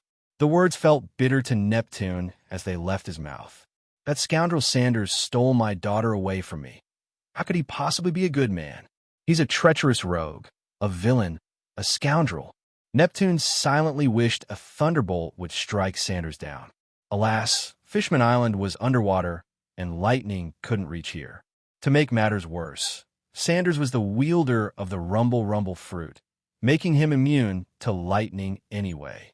Still, for the sake of not scaring Shirahoshi, Neptune kept his true feelings hidden. And, to his frustration, apart from wanting to take Shirahoshi away, Sanders had done good things for Fishman Island. Are pirates not bad people? Shirahoshi asked innocently. Well, some pirates can be good people, Neptune explained. Look at Jinbe. He's a pirate too. Big brother Jinbe is definitely a good person. Shirahoshi nodded earnestly, her curiosity about the human who captured Vander Decken growing. She had a habit of addressing everyone respectfully with Dano or Sama, but for Jinbe, she used only his name, as if he were family. That person must be incredible, Shirahoshi said with a gentle smile. He caught a criminal that neither you nor my brothers could catch. Neptune felt a pang of humiliation, almost wanting to bury his face in his hands. That cursed Sanders. He's made me lose face in front of my daughter. Is being strong such a big deal? Yes. Yes, it is. Meanwhile, Sanders, escorted by guards, arrived at the accommodations Neptune had prepared for him. Inside, the members of the Thunder God Pirates were already gathered, waiting for their captain. As Sanders pushed open the door, all eyes turned to him. Captain, Sanders. God, you're back. Sanders, what did you and that warlord of the sea go off to do? Nami asked, bounding over to him with curiosity. I want to handle a little problem for our new crewmate, Sanders replied with a grin. He tossed a devil fruit into Wiper's hands. This is the paramecia type target fruit. It's yours now. You can choose to eat it yourself or give it to someone in the God's Guard. If you decide to give it away, just tell me what type of devil fruit you'd prefer, and I'll keep an eye out for one that suits you in the future. Sanders said to Wiper, "This fruit is quite powerful when developed well. In battle, once you touch your opponent, the weapons you throw will be unavoidable. They can only be blocked. If paired with sea prism stone weapons, it might achieve some unexpected results." "Wow, Sanders, you found another devil fruit," Nami exclaimed in amazement. The others looked at Wiper with envy. A devil fruit, the treasure of the sea, was worth at least 100 million berries at the lowest. Yet their captain had casually given away. Without hesitation, Wiper swallowed the target fruit in one bite. He trusted God completely and knew he needed the fruit's power to enhance his strength. Wiper has been training extremely hard recently. "This is his reward," Sanders said. He then looked at the envious Pejin, Shaki, and the members of the God Guard and added, "If you train diligently, you too could have a devil fruit in the future." Devil fruits were countless. If Sanders wanted to, he could make his entire crew fruit users. However, he didn't have the time right now, so he chose to paint a big picture to motivate his crew. Pejin and Shaki clenched their fists, eager to improve their strength. They had just endured the painful experience of being instantly defeated by Doflamingo's subordinates, and they were determined to get stronger as soon as possible. "Sanders, how did you get King Neptune to agree to let his daughter join our crew?" Nami asked curiously. The others also turned their attention to Sanders. After Sanders had left, Even Law and the others learned that their captain was planning to recruit the mermaid princess as a crewmate. "How else?" "Through threats and incentives," Sanders said casually as he grabbed some undersea fruit from the table and sat down in a chair. "TCH, makes sense. With the captain's notorious reputation, King Neptune must have agreed to temporarily part with his beloved daughter for the sake of Fishman Island safety. From this perspective, Captain, you really are a great villain," Nami teased with a playful smile. Sanders rolled his eyes. "You seem to forget that we're pirates." "Pirates, in the eyes of ordinary people, we're already bad guys." "Oh yeah, I'm also a notorious pirate with a bounty of over 30 million berries," Nami said proudly, tilting her head up. Her words drew laughter from the entire crew. "So, Captain, when do we get to meet our new crewmate? A mermaid princess? I've never seen one before," Nami asked, her eyes sparkling with curiosity. "Tomorrow," Sanders replied after some thought. "We need to give Neptune and his people some time to process this. After all, today's events have been overwhelming for Neptune and his people. A pirate taking White Star away, the revelation of the true culprit behind the Queen's death, and the fall of Vander Decken. It was a lot to digest." "All right, then," Nami agreed. The next day, Neptune prepared to take Shirahoshi to the sea forest. He decided to keep things low profile, as he didn't want the residents of Fishman Island to know that Shirahoshi could move freely now. To ensure this, Neptune even announced that Vander Decken hadn't died, but had escaped once again. This was one of Sanders' mistakes. He shouldn't have taken Vander Decken out and about. But with Neptune's high status and influence, the residents quickly believed him, lamenting that Vander Decken had gotten away. Otherwise, they would have been able to see the adorable princess Shirahoshi more often. When Sanders learned that Shirahoshi was heading to the sea forest, he decided to bring Robin and Nami along. Robin wanted to read the poneglyphs in the sea forest, and Sanders thought it was a good time to meet Shirahoshi in person. "So, this is the mermaid princess? She's so big and so adorable," Nami exclaimed, her eyes shining as she looked at Shirahoshi. Shirahoshi's beauty was said to even surpass Boa Hancock's, leaving everyone in awe. Although Shirahoshi was still a child, her appearance was undeniably adorable. "Hello, Lord Sanders. Are you the human who captured Vander Decken?" Shirahoshi asked, her large eyes curiously fixed on Sanders. "That's me. My name is Sanders, captain of the Thunder God Pirates," Sanders said in a gentle tone. "This is our navigator, Nami, and our archaeologist, Robin." "Hello," Shirahoshi greeted Nami and Robin politely. "My name is Shirahoshi.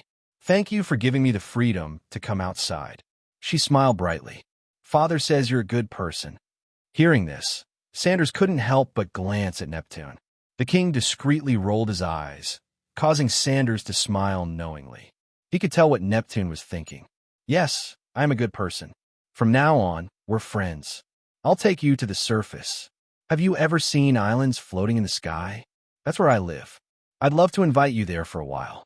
With a smile that made him look like a suspicious kidnapper, Sanders' demeanor amused Nami, who whispered something to Robin. "Really? That sounds amazing," Shirahoshi said excitedly. "We're friends now. I wanted to see the outside world for so long, but I never had the chance." Her happiness was evident in her voice. For years, her only companion had been a shark.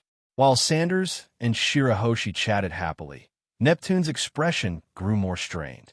But whenever Shirahoshi's gaze landed on him, he would immediately put on a gentle smile and nod encouragingly at his daughter.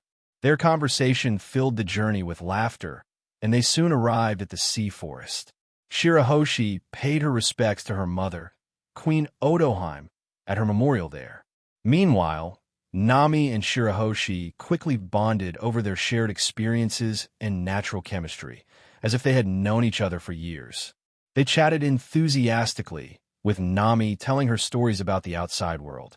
Robin, on the other hand, headed straight to where the poneglyph was located. Neptune approached Sanders as he watched his daughter's cheerful demeanor. With a solemn expression, he said, "As a father, I ask this of you. Please take good care of Shirahoshi. Don't let the light in her heart ever fade." His eyes were filled with a pleading sincerity. Sanders straightened up and replied earnestly, "King Neptune, I will do everything in my power to protect my crewmates. That is my promise to you, a bond between men." Neptune sighed in relief. After a moment, he said softly, "Thank you, Sanders. If it weren't for you, who knows how much longer Shirahoshi would have had to stay locked away in the hardshell tower. And thank you for capturing the true culprit behind Odoheim's death." "No need to thank me," Sanders replied calmly. At that moment, Robin returned. "Captain, do you know about Joy Boy?" she asked. "The poneglyph here mentions him. It says he made a promise to Fishman Island long ago, but failed to fulfill it, leaving behind this apology." She glanced briefly at Neptune. "I know a bit, but not much," Sanders said. "He was likely the first pirate in history, a Zoan-type mythical beast user who had the human fruit model, Nika. He made a promise with the mermaid princess of that era to relocate the Fishman to the surface, but for some reason, he couldn't fulfill it and left this apology behind." Neptune looked at Sanders, astonished by how much he seemed to know. "I see." Robin didn't press further, though she suspected Sanders knew even more than he let on. The group left the sea forest quietly and returned just as discreetly. The Thunder God pirates continued exploring Fishman Island, while Neptune and his people began preparations for Shirahoshi's journey to the surface. To ensure his daughter Shirahoshi would live comfortably aboard the Thunder God, King Neptune requested modifications to certain rooms on the ship. Sanders was more than happy to agree. After all, if Neptune wanted to spend his own money for his daughter's comfort, Sanders wouldn't object. Additionally, Sanders utilized his Maji no Mi ability to assist with the renovations. After examining the ship's layout, Neptune decided to allocate the topmost level for Shirahoshi's room. The reasoning was simple. Her large size required spacious accommodations, and her timid nature meant she would feel more at ease with some privacy. Sanders readily agreed. To the Thunder God pirates, the Thunder God was merely a mode of transport. Their true base of operations was the floating island in the sky. If not for the necessity of visiting Fishman Island to bring Shirahoshi along, the crew would have flown directly over the Red Line into the New World using their island. At the Hardshell Tower, Shirahoshi's room remained largely untouched despite Vander Decken IX's threat being eliminated. However, the doors were no longer kept sealed. Today marked the day the Thunder God pirates were set to leave. Neptune oversaw palace maids helping Shirahoshi pack her belongings. In truth, there wasn't much to pack, as everything Shirahoshi might need had already been arranged in her room aboard the Thunder God. The plan was straightforward. After coating the ship, the Thunder God would leave Fishman Island. Neptune would discreetly escort Shirahoshi to the surface before she boarded the ship. This arrangement avoided the bustling port and ensured the islanders wouldn't discover that Shirahoshi, the mermaid princess, was joining a pirate crew. Once everything was ready, Neptune turned to Sanders. "You may depart ahead of us. I will honor our agreement and bring Shirahoshi to the surface." "I trust you, King Neptune," Sanders replied with a casual wave. Before the crew left, Neptune handed Nami a log pose. "As the navigator of the Thunder God pirates, you will need this for navigating the New World. This log pose has 3 needles." Nami exclaimed in surprise. "Yes, a single needle won't suffice there," Neptune explained. Nami compared it to her existing log pose and noticed that the needle no longer pointed steadily in one direction. "Huh, I thought it had already stored the next island's magnetic field." "It has," Neptune clarified. "In the New World, magnetic fields are stored much faster, within half a day. In the first half of the Grand Line, you relied on the log pose to record the magnetic field of the next island and use that to navigate. However, the second half of the Grand Line is different. Ocean currents and weather patterns often change unpredictably, and some islands have magnetic fields that fluctuate wildly. In extreme cases, the magnetic fields may even disappear entirely during your journey. With 3 needles pointing to different islands, you can choose one of 3 potential routes. A skilled navigator can determine the safest route by observing the subtle movements of the needles. In simple terms, the more erratic the needle's movement, the more dangerous the route to that island will be." Nami listened intently, absorbing the valuable information about navigating the New World. "Thank you so much, Uncle Neptune," she said earnestly.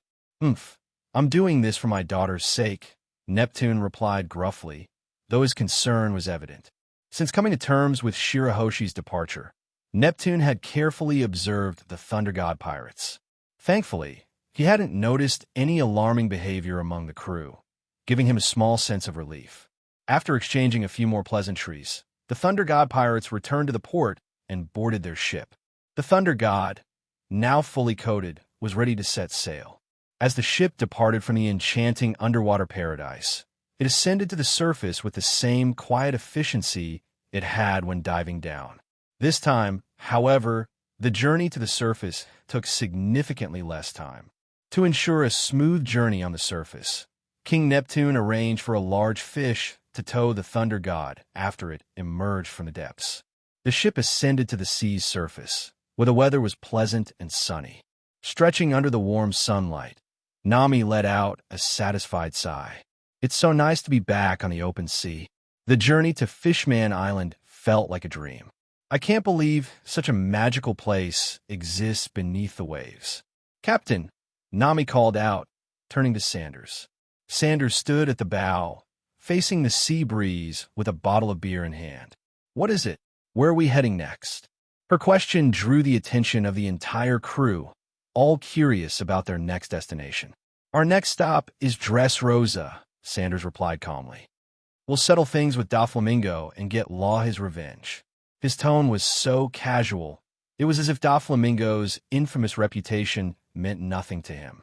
After that, he added, "We'll take some time off for training." "Training?" Nami asked, puzzled. She didn't feel they were in poor condition. Why the sudden need for a break? "You heard me. Training. Right now, most of you are too weak.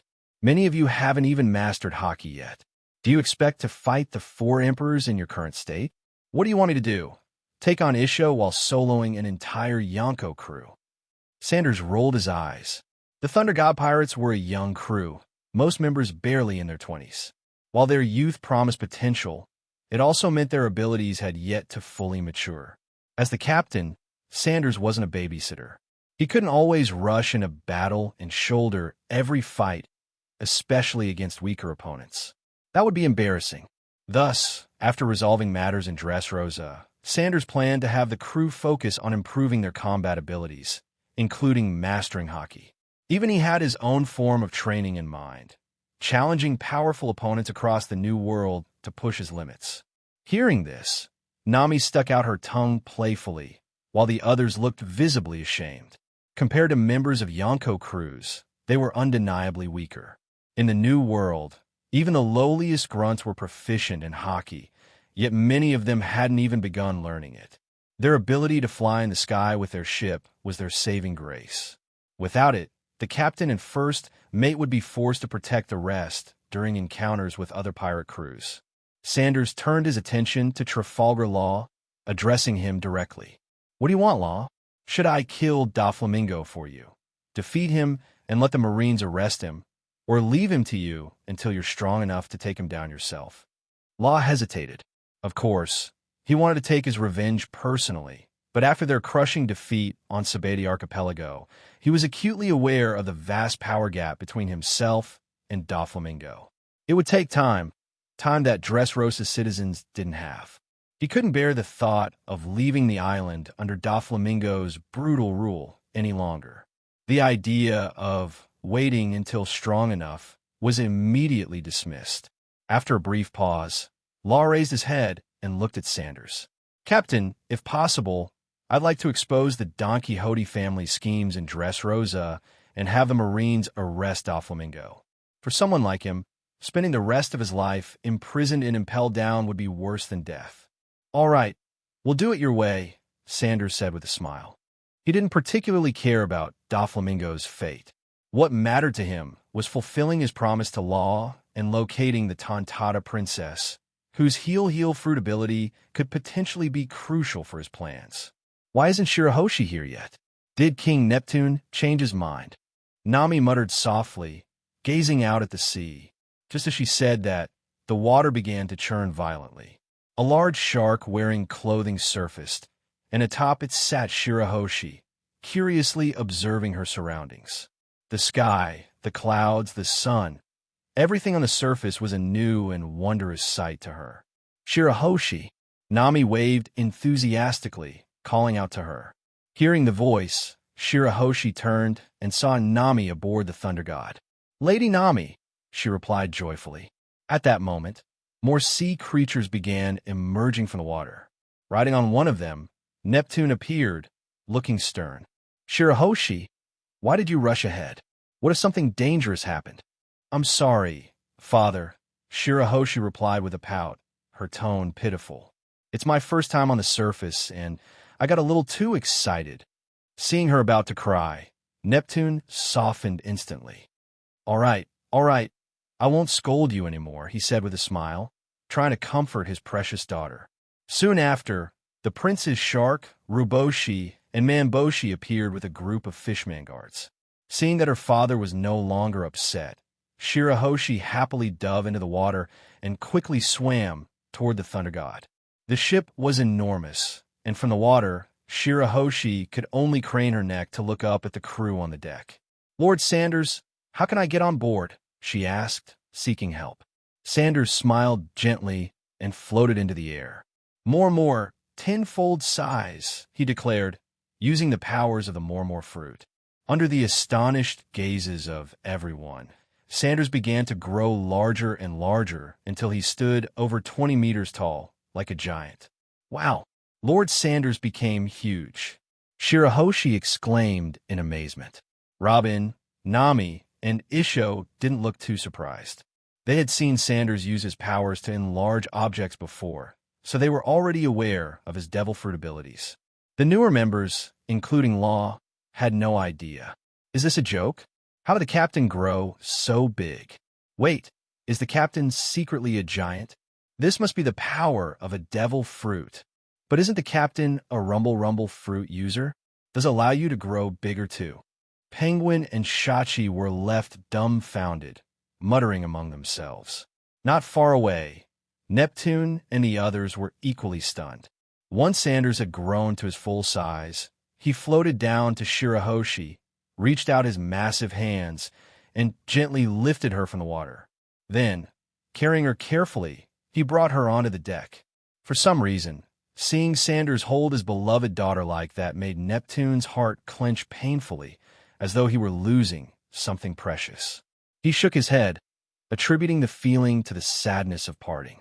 Wiper, lower some planks or ropes and let the others climb up themselves, Sanders instructed as he returned to his normal size. Carrying Shirahoshi was fine, but as for the other fishmen, whose appearances varied greatly, Sanders felt he'd rather face all the Yonko at once than handle that. Wow, Captain really plays favorites. Nami teased with a smirk. Robin chuckled, covering her mouth. Yes, Captain, Wiper replied, promptly ordering the Thunder Guard to lower ropes. One by one, ropes were dropped into the water, and Ryugu led 20 Fishman guards onto the ship. Shirahoshi, take good care of yourself, Neptune said with teary eyes as he watched his daughter board the ship, unable to hold back his emotions any longer. All right, it's not like you won't see her again, Sanders remarked casually. And isn't that what Din Mashi are for? You can call her 10 times a day if you want, Sanders casually said to Neptune. Take good care of your sister. Neptune ignored Sanders and addressed his second son, Ryugu. I will, father. I promise that nothing will happen to Shirahoshi, Ryugu declared firmly. Finally, Neptune looked at Sanders and said, Take care of Shirahoshi. Got it, Sanders replied simply. Once everything was ready, the Thunder God set sail again. To prevent Neptune from following them in a desperate attempt to stay close to his daughter, Sanders had the Thunder God take to the skies, soaring away. Wow, the ship is flying. Can all ships fly? Shirahoshi exclaimed in amazement as she stood on the open deck, watching the sea grow smaller beneath her. Only our ship can fly. Other ships can only sail in the water, Nami explained with a proud smile. The pride in her voice was evident. The only ship on the seas that can fly. That's amazing. The Thunder God pirates are incredible. Shirahoshi cheered excitedly. Not you Thunder God pirates. We Thunder God pirates. You're part of us now, Nami teased, correcting Shirahoshi's phrasing with a playful smirk. Shirahoshi blinked, looking confused. I'm a pirate too? What do pirates do? Do I have to act fierce? Shirahoshi furrowed her brow and tried to look intimidating, but her adorable attempt only made Nami and Robin burst into laughter. The sound of their joyful laughter filled the air, bringing a smile to Sanders' face as he listened from a distance. He opened a panel and checked a specific entry. Currently deriving the Sea King power of the mermaid princess Shirahoshi. Estimated time remaining: 1 year, 358 days, and 17 hours. It had been several days since Sanders began working on unlocking the Sea King power. To fully acquire it would still take almost 2 years. However, one thing made Sanders uneasy: the power of Poseidon. Shirahoshi's ability to communicate with and command Sea Kings was a formidable force. What if, when the time came, the Sea Kings rejected him because he was human and male? Rejection would be one thing, but what if they outright attacked him? He considered using his super fruit to imitate Shirahoshi's appearance if necessary. After some thought, Sanders decided not to dwell on the matter. After all, Shirahoshi was now a member of his crew, and he could address the issue later. Putting that aside, Sanders began contemplating his next steps. Currently, he possessed the Rumble fruit and the Ice fruit, 2 powerful Logia abilities. He also had the Float fruit, Fusion fruit, and more fruit from the Paramecia class. The Heavy fruit was nearing completion, with just over 2 months left to unlock. A sparring match with Isho would likely allow him to fully acquire that power. Of all his Devil fruit abilities, the Rumble fruit and Float fruit were the most fully developed. The others were still in their early stages of use. What he lacked now was a powerful Zoan-type ability. Zoan fruits, especially mythical Zoan, would provide significant boosts to physical strength and defense. With one of those, Sanders was confident his strength would rise to an entirely new level, making him fearless in one-on-one combat against anyone in the world. If he could achieve an awakening, there would be no doubt. He would become the world's strongest being, surpassing even peak Whitebeard and Pirate King Roger. With that in mind, Sanders decided that after their mission in Dressrosa, he would focus on challenging Kaido. In the process, he could also test his strength against the other Yonko. While the rest of the crew focused on training, Sanders would travel the seas, seeking battles and opportunities to find more devil fruits to enhance his crew's power. Having organized his thoughts, Sanders headed to the deck. There, Law and the others were practicing martial arts under Isho's supervision, with gravity being applied to increase the difficulty. Sanders joined in to experience the effects of the heavy fruit firsthand, speeding up its derivation process. Seeing their captain, a top-tier powerhouse, also training diligently, Law and the others pushed themselves even harder. If someone who could defeat admirals was still training so intensely, what excuse did they, as weaker members, have to slack off? Soon, the entire ship was filled with the sound of vigorous training and determination, creating an atmosphere of unyielding resolve. Dressrosa's royal palace. Once ruled by the Hody family, one of the original 20 royal families, this kingdom had been taken over by the Ryugu family after the Don Quixotes relocated to the Holy Land 800 years ago. However, a few years ago, Don Quixote Doflamingo, a descendant of the original family and one of the 7 warlords of the sea, seized the kingdom with his crew, using conspiracies to claim the throne of Dressrosa. Currently, in the grand conference room of the royal palace, Doflamingo sat silently. "Why did you summon us, young master?" asked Treble, who was responsible for protecting Sugar. He entered the room accompanied by a little girl who appeared to be about 10 years old. The girl wore a crown-shaped cloak styled like a teddy bear, sported a bob haircut, and wore a monocle over her left eye. In her left hand, she carried a small basket filled with colorful grapes. She was leisurely eating them, one by one, from her right hand. The girl was none other than Sugar, one of the officers of Doflamingo's crew. Though she looked like a child, she was actually much older, her aging process halted by the powers of the Hobby fruit, a paramecia-type devil fruit. This fruit not only gave Sugar eternal youth, but also the ability to transform living beings into toys with a single touch. Once turned into toys, the victims would be erased from the memories of others, bound by contracts that stripped them of free will, leaving them subservient to Sugar's commands. Sugar's powers were a cornerstone of Doflamingo's control over Dressrosa, ensuring the kingdom's domination was seamless and undisputed. For her protection, Doflamingo had assigned Treble, one of his top officers, to stay by her side. Doflamingo didn't speak immediately, leaning back in his chair and staring at the ceiling. Soon, many of the Don Quixote family officers gathered in the conference room, save for those dealing with their underworld businesses elsewhere.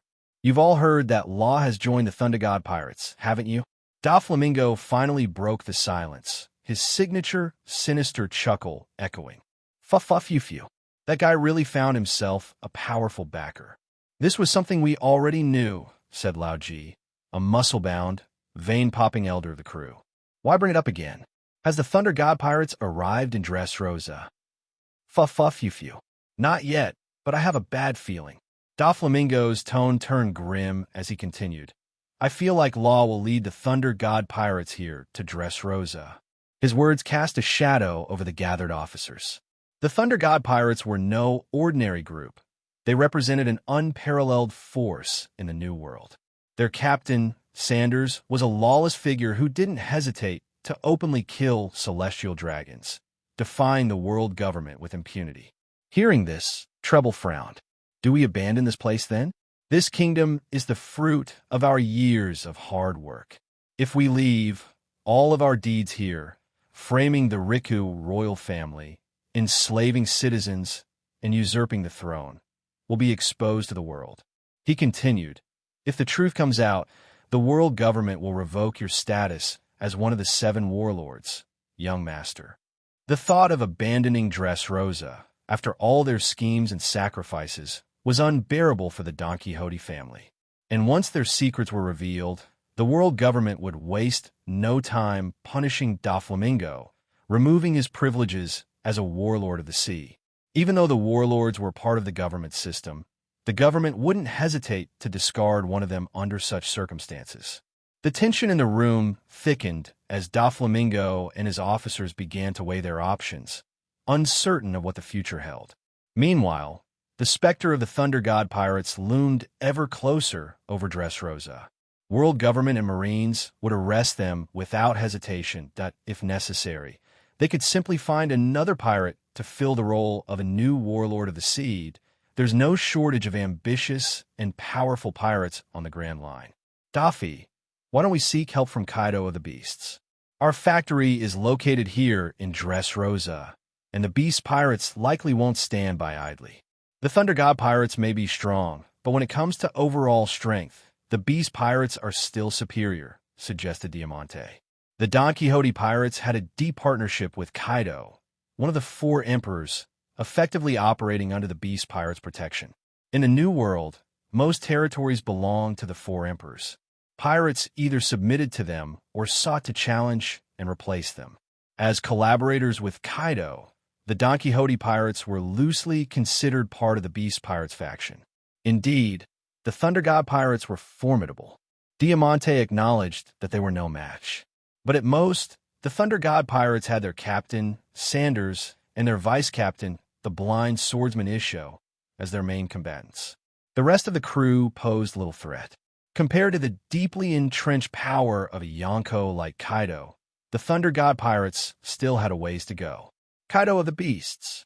Mentioning Kaido caused a bead of sweat to trickle down Doflamingo's forehead. The terrifying creature had left a lasting impression on him. I've already contacted King, Kaido's right-hand man, Doflamingo said.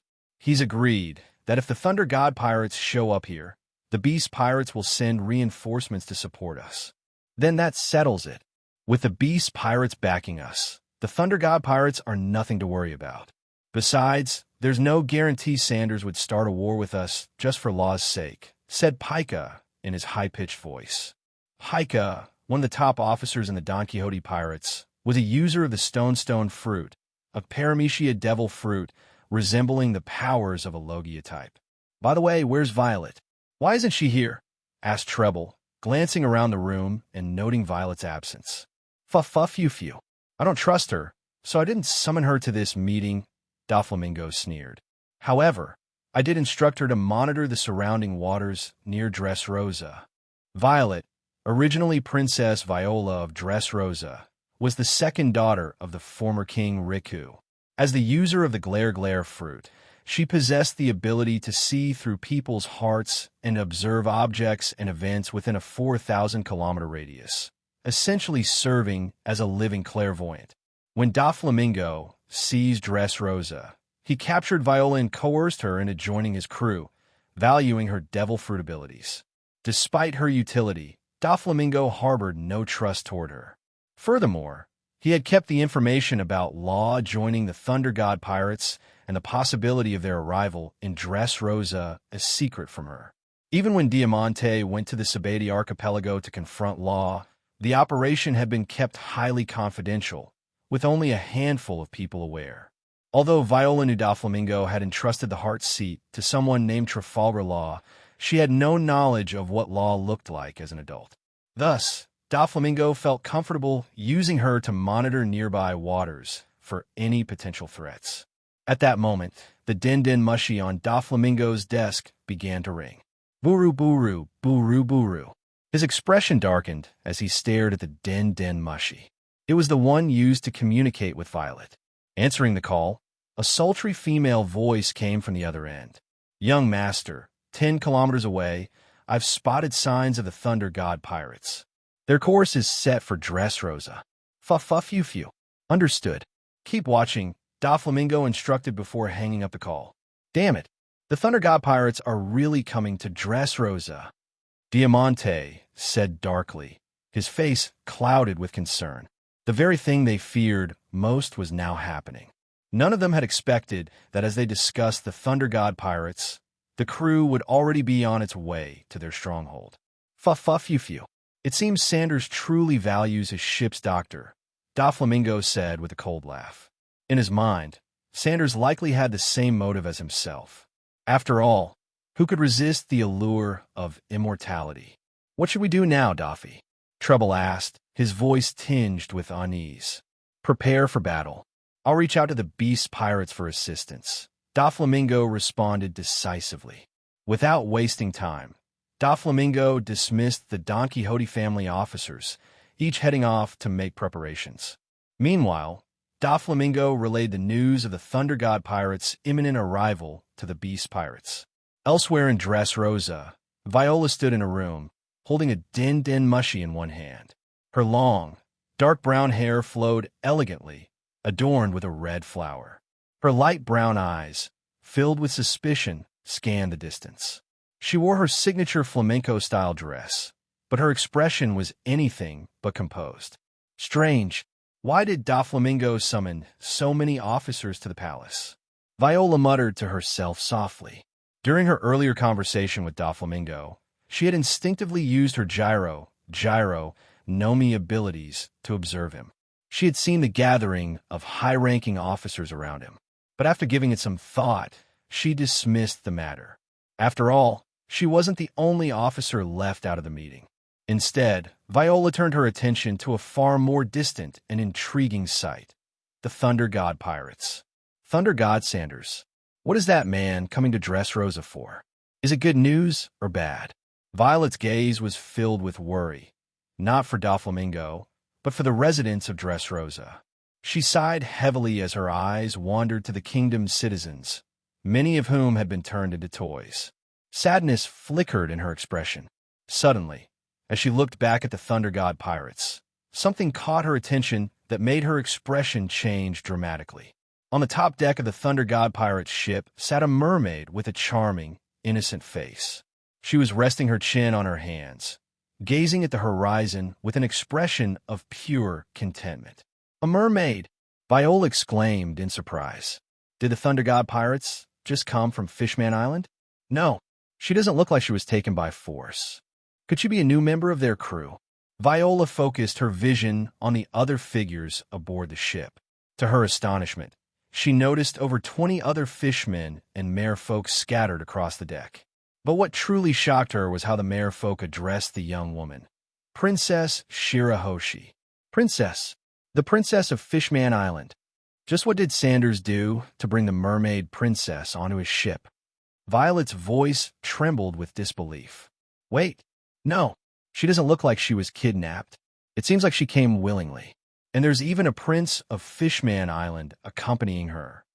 Indeed, Viola soon spotted Prince Fukaboshi among the crew, standing not far from Shirahoshi. This revelation left her utterly stunned. Since when had Fishman Island formed such a close relationship with the Thunder God Pirates? How could both their princess and prince willingly join a pirate crew? This was monumental news. If word spread that the mermaid princess and prince were aboard a pirate ship, the entire world would be thrown into chaos. Fishman Island, a member nation of the world government, held the right to participate in the reverie. Such an alliance with pirates, especially one involving their royalty, was unthinkable. The world government might even remove Fishman Island from the list of allied nations. Viola picked up the Den Mushi, intending to report this astonishing discovery to Doflamingo. However, her hand hesitated, her brows furrowed, and she ultimately decided to put it down without delivering the news. Wano Country, Onigashima. King, the wildfire, ended the call and walked away, heading straight for a spacious hall in the heart of Onigashima. In the center of the hall sat a towering figure. This was a man with massive, muscular arms and horns protruding from his head, exuding a terrifying aura that seemed to rival that of an ancient beast. This man was none other than Kaido of the Beasts, captain of the Beast Pirates, and one of the 4 emperors ruling the New World. Kaido-sama. King stood before him. What's going on, King? Kaido, reeking of alcohol, held a massive gourd of sake in his hand, his face flushed with drunkenness. The Thunder God Pirates have entered the New World. The Thunder God Pirates? Kaido blinked in confusion for a moment before the name finally registered. Oh, that Thunder God Sanders guy, right? I've heard of him. He's been causing quite a stir recently, even defeating that brat Jack. He's really come to the New World, huh? Ha ha ha. Finally, someone interesting shows up in the New World. Kaido took a big swig from his sake gourd and laughed heartily. His voice was deep and rough. I wonder if his rumble fruit powers can kill me. I've heard that people out there calling him the 5th Emperor of the Sea. There is such a rumor, King replied calmly. After all, Sanders had defeated Akiji and even the legendary Golden Lion, Shiki. Such claims weren't entirely surprising. Ha ha, the fifth Emperor of the Sea. What a joke. Do they think just anyone can claim the title of Emperor of the Sea? Kaido scoffed dismissively. Every one of the four emperors had built their reputations through countless battles. While Sanders had impressive feats, he was far from being worthy of such a title in Kaido's eyes. The warlord of the sea, Doflamingo, sent word that the Thunder God pirates seemed to be heading to Dressrosa to confront him. King said with a calm demeanor. You're aware that Doflamingo's smile factory is located in Dressrosa. Doflamingo? What did that guy do to piss off Sanders? Kaido asked with a hint of curiosity. It seems the Thunder God pirate's doctor has some unresolved conflict with Doflamingo. King explained the situation as Doflamingo had related to him. And that doctor is none other than the wielder of the op fruit. That devil fruit is valued at 5 billion berries, said to have the ability to grant eternal youth. In Doflamingo's view, with Sanders protecting law, he had no way of acquiring the fruit's power. However, he also wouldn't let the Thunder God pirates have an easy time. Doflamingo hoped to instigate a conflict between the Beast Pirates and the Thunder God Pirates, ideally resulting in both sides suffering significant losses. Eternal youth? Ha ha ha! Kaido roared with laughter, tears forming in his eyes from laughing too hard. What's the use of eternal life? As one of the world's most powerful beings, Kaido cared little for eternal life. He only desired death, but no matter how hard he tried, he couldn't die. Seeing Kaido's indifference toward the op fruit, King wasn't surprised. If Doflamingo falls or dies, the factory in Dressrosa will no longer be able to supply us with artificial Zoan devil fruits. King pointed out the consequences of a confrontation between the Thunder God pirates and Doflamingo. Kaido paused his drinking, his expression becoming slightly more serious. The artificial Zoan devil fruits were crucial to the Beast Pirate's power. So Doflamingo is asking us for help? Yes. Tell him the Beast Pirates will assist, but the output of artificial devil fruits must increase by 50%, Kaido declared. Are you planning to go personally, or should I lead the fleet? King asked. Ha ha, I'll go myself to meet Sanders and test his strength. And while I'm at it, I'll help that brat Jack settle the score. Kaido laughed uproariously. King nodded, then turned and left the hall. The fact that one of the four emperors, Kaido himself, was willing to step in was already giving Doflamingo considerable face. The Don Quixote family in Dressrosa was on full alert, preparing for the confrontation. Meanwhile, one of the four emperors, Kaido of the Beasts, was also en route. However, Sanders and the Thunder God pirates were unaware of this development. At that moment, the Thunder God ship was navigating the vast ocean. Despite being 1,000 kilometers away, the advanced speed of a ship ensured their arrival within a day. The next morning, the sun was shining brightly, and the sea breeze was gentle. The Thunder God finally arrived at its destination, Dressrosa.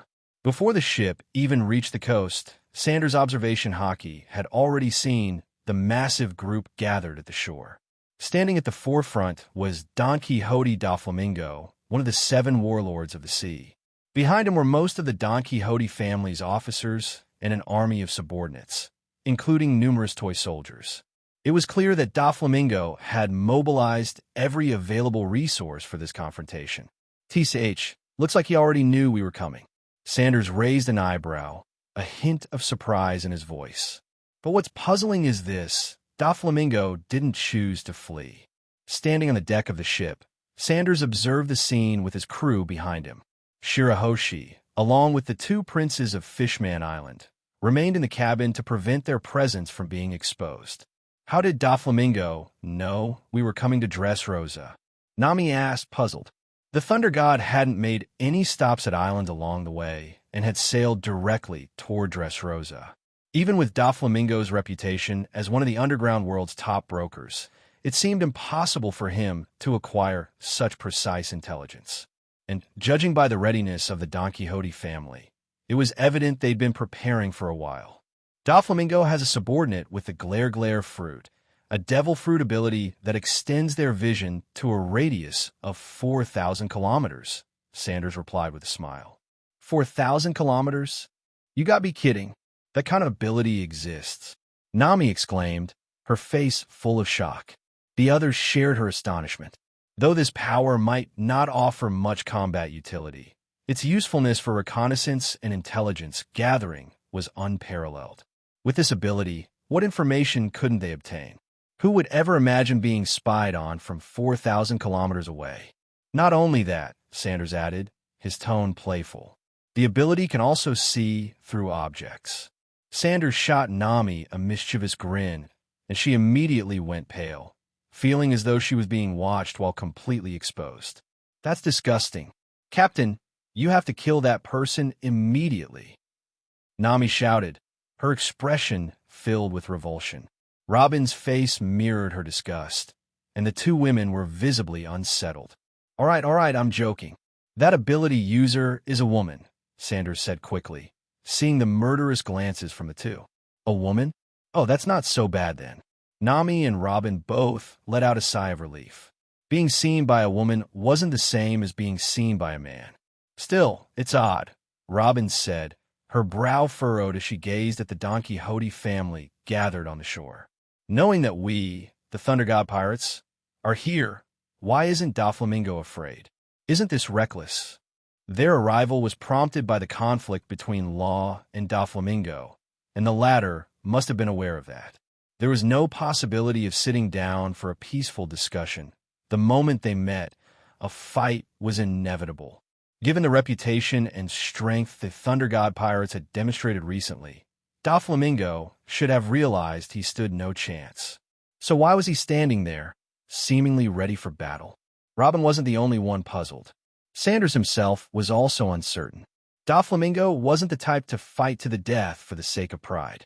If he knew they were coming, his logical response would have been to cut his losses and flee. Or did he believe his reputation as a pirate with a bounty of 2.8 billion berries was enough to intimidate them? Unless... Sanders' eyes glinted with realization. The only reason Doflamingo hadn't fled must be because he had found a powerful backer. There were few forces in the world that Doflamingo could rely on. It couldn't be the Marines or the world government. They had suffered at the hands of the Thunder God Pirates and were likely scheming to pit them against the pirates of the New World. That left pirates. Among pirates, who could Doflamingo consider a worthy ally capable of challenging Sanders? Likely only the four emperors. And among the emperors, Doflamingo's strongest connections were with Kaido of the Beasts. Their collaboration in the underground trade of smile fruits was well known. Nami, Sanders called out, his tone calm, yet commanding, moved the Thunder God further offshore later. Nami looked puzzled, but nodded, trusting her captain's judgment. A showdown with one of the New World's big names, right from the start. This will be interesting, Sanders said, glancing at Isho. Isho, ever composed, responded with a small smile, but said nothing. As the Thunder God approached the coastline, it came within clear view of Doflamingo and his gathered forces. Standing at the forefront, Doflamingo let out his signature laugh. Fu-fu-fu. A truly big shot has arrived. Thunder God Sanders. From the deck, Sanders leaned lazily on the ship's railing, a carefree smile on his face. Doflamingo, I'm honestly surprised you didn't run, Sanders said, his tone dripping with mockery. Doflamingo's smile faltered for a split second. Behind him, the members of the Don Quixote family glared at Sanders, their eyes like daggers. No matter what, Doflamingo's subordinates were fiercely loyal to their leader. Fu-fu-fu. Sanders, I see you brought Law on board. Are you planning to have him perform the perennial youth surgery for you? Doflamingo said, his tone laced with malice as he glanced at Trafalgar Law, attempting to sow discord. Everyone knew that performing the perennial youth surgery would cost the surgeon their life. Absolutely, Sanders replied with a smirk, clearly playing along. Law has already agreed to make me immortal. Are you jealous? Sanders' words were deliberately provocative, and Law stood silently beside him, showing no reaction. Doflamingo's eyes twitched. He glanced at Law, hoping to see some sign of dissent, but Law's expression remained cold and indifferent, as though tacitly agreeing with Sanders' claim. This stung Doflamingo deeply. Why would Law willingly help Sanders but refuse to help him? He had known Law for years, and yet Law had never shown this level of loyalty. Meanwhile, Law had only been with Sanders for a few months. Doflamingo's anger surged, but he forced himself to maintain his composure in front of his subordinates. Still, he vowed silently. Once Kaido arrived, he would launch a full-scale attack on the Thunder God pirates. If he couldn't have the perennial youth surgery, then he would ensure no one else could, either. Law, do you even realize that performing the perennial youth surgery will cost you your life? Doflamingo pressed, still clinging to his strategy of manipulation. Law saw through Doflamingo's ploy and decided to play along with Sanders' game. With a calm yet cutting tone, Law replied, "Of course I know. I'm more than willing to sacrifice my life for Captain Sanders. And let me make this clear. If the captain doesn't want immortality, I'd rather perform his surgery on a stray dog than on you." Law's words were sharp, equating Doflamingo to something less than a stray dog. Doflamingo's face darkened, his fury barely contained. Law's open disdain burned like a slap to his pride. But even in his growing anger, Doflamingo couldn't act just yet. He needed to buy time until Kaido arrived. Little did he know, Sanders had already anticipated everything. Doflamingo's forehead veins bulged in anger. "Law, you ungrateful brat. Don't forget who took you in back then." Treble, the mucus-covered executive, couldn't stand to see Law insulting his young master and immediately jumped in. "Your life was saved by young master. Don't act like you owe us nothing." However, Law simply cast a cold glance at Treble and replied indifferently, "My life wasn't saved by you." His tone was resolute, rejecting any notion of gratitude toward the Don Quixote family. In his heart, the only person who had truly saved him was that warm, gentle man with the perpetual smile, Corazon. Doflamingo's gaze turned to Sanders as he spoke with a probing tone. "Sanders, are you really planning to go to war with the Don Quixote family?" Sanders shrugged nonchalantly, his face full of disdain. "Go to war? You think you're even worth it?" Doflamingo's smile froze, but he quickly burst into laughter. "Fuff-fuff-you-few. So you've seen through it?" "Of course," Sanders replied casually. "You've been stalling for time from the very beginning, haven't you?" This statement struck a nerve with Doflamingo, but he didn't deny it. Instead, he chuckled maliciously. "Fuff-fuff-you-few. Since you've figured it out, do you know who I'm waiting for?" Sanders leaned lazily against the ship's railing, his tone calm and indifferent. "Who else but the one who makes you tremble in fear, the one who turns you into a stray dog, Kaido of the Beasts." "You knew." Doflamingo froze for a moment, feeling an intense sense of frustration as if his every move was under Sanders' control. No matter what he did, he seemed to always be at a disadvantage. And hearing Sanders describe him as cowering in fear before Kaido, like a stray dog, stung even more because it was true. He was terrified of Kaido. "Fuff-fuff-you-few. Sanders, should I call you arrogant or ignorant? You know it's Kaido, one of the four emperors, yet you remain so calm. I have to admit, that's impressive. Do you really think that just because some people are calling you the fifth emperor, you're already on par with the four emperors? You've never been to the New World. You don't understand the power of those four monsters." Doflamingo's laughter was filled with ridicule. The rumors about Sanders defeating Admiral Aokiji had originally left Doflamingo skeptical. But when he learned the Thunder God pirates were heading to Dressrosa, he used all his resources to gather information about Sanders. The battle with Aokiji became his primary focus of investigation, and what he discovered left him doubting.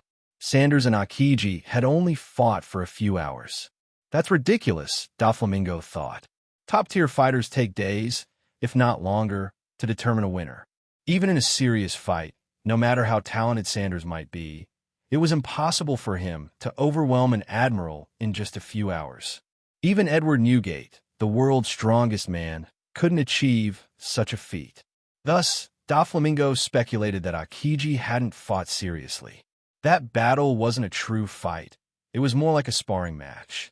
Sanders was undoubtedly strong, but the idea of him standing on equal footing with an admiral or an emperor. Doflamingo believed he still had a ways to go.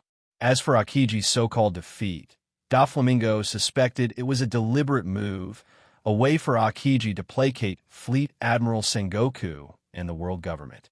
After all, Sanders had brutally killed a celestial dragon prior to that incident. And as for defeating the legendary pirate Shiki, the Golden Lion, Doflamingo didn't think much of it. In his eyes, Shiki was a crippled relic of the past, his power having waned significantly after decades of hiding. When Doflamingo learned that Kaido himself would be coming to Dressrosa, his anxiety turned into a twisted sense of relief. This was his trump card. If Sanders truly believed his rumored strength was enough to contend with the New World's true monsters, he was about to face a harsh reality. Doflamingo no longer felt any fear towards Sanders. In fact, he almost couldn't wait to see Sanders struggle in the face of a Yonko. Watching Doflamingo's smug demeanor, Sanders felt slightly baffled. Is this guy always this bold? Did Doflamingo really think that just because Kaido was on his side, Sanders couldn't kill him?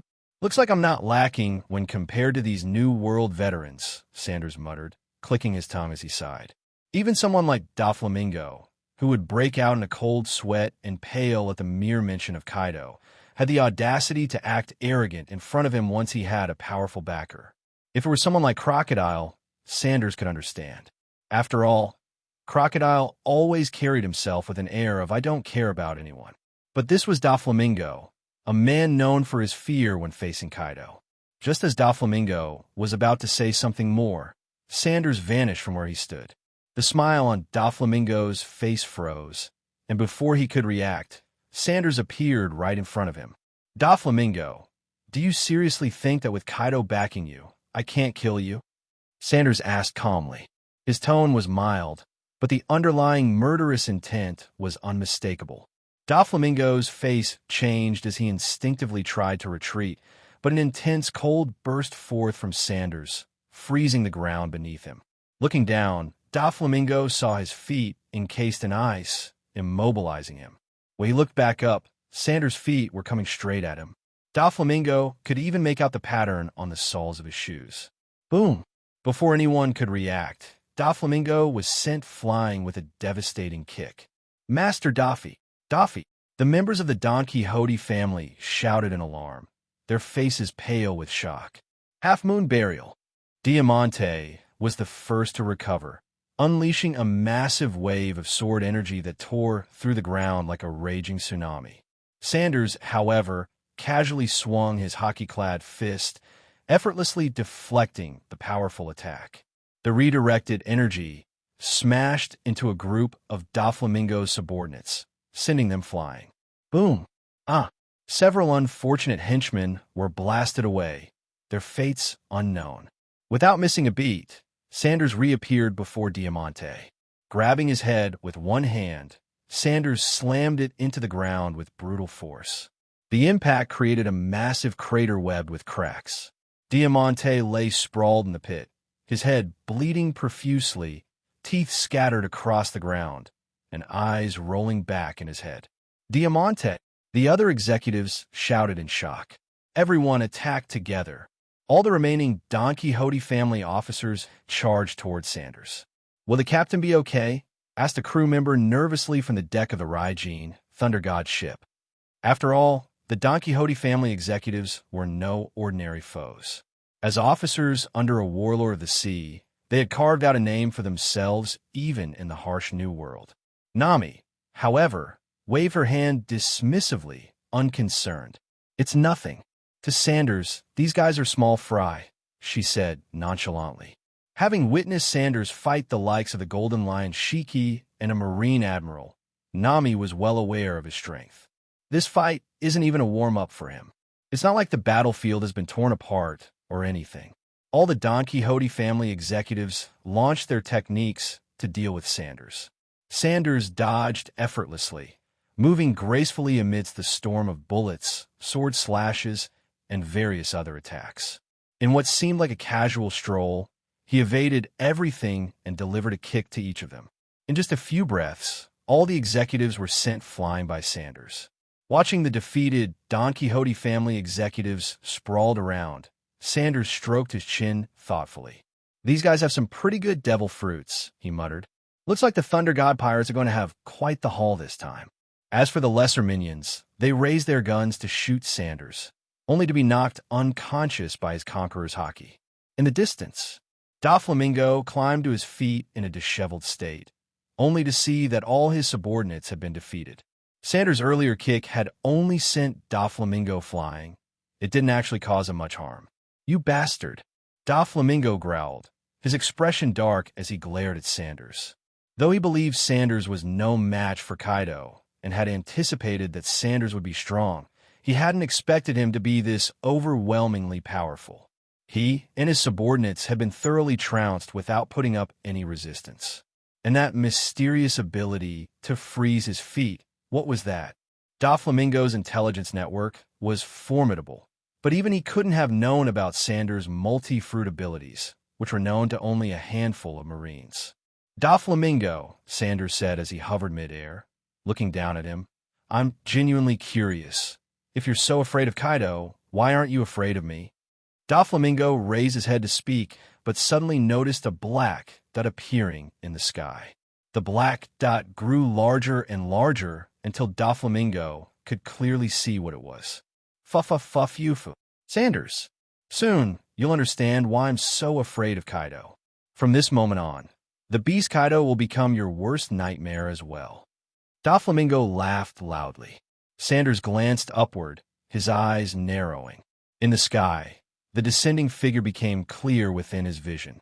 Horns on his head, long black hair flowing over his shoulders, and a massive, burly frame clad in a purple fur cloak. Who else could it be but Kaido of the Beasts, one of the four emperors? Sanders licked his lips, his eyes gleaming with intense fighting spirit. Among the four emperors, the one Sanders most wanted to fight was Kaido.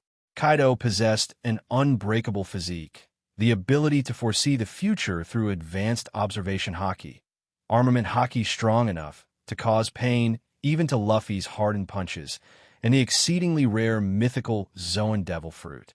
Kaido was like a perfectly balanced warrior with no weaknesses, a six-sided powerhouse. In Sanders' eyes, Kaido was a treasure trove waiting to be plundered. If Sanders had chosen to become a pirate instead of joining the Marines, he would have sought to join the Beast Pirates from the start. As Sanders looked up, so did the crew aboard the Thunder God. "What's that? Something's falling from the sky," someone asked in confusion. "That's Kaido of the Beasts." Robin gasped, her eyes widening. "So that's one of the four emperors, Kaido, huh? He looks terrifyingly strong.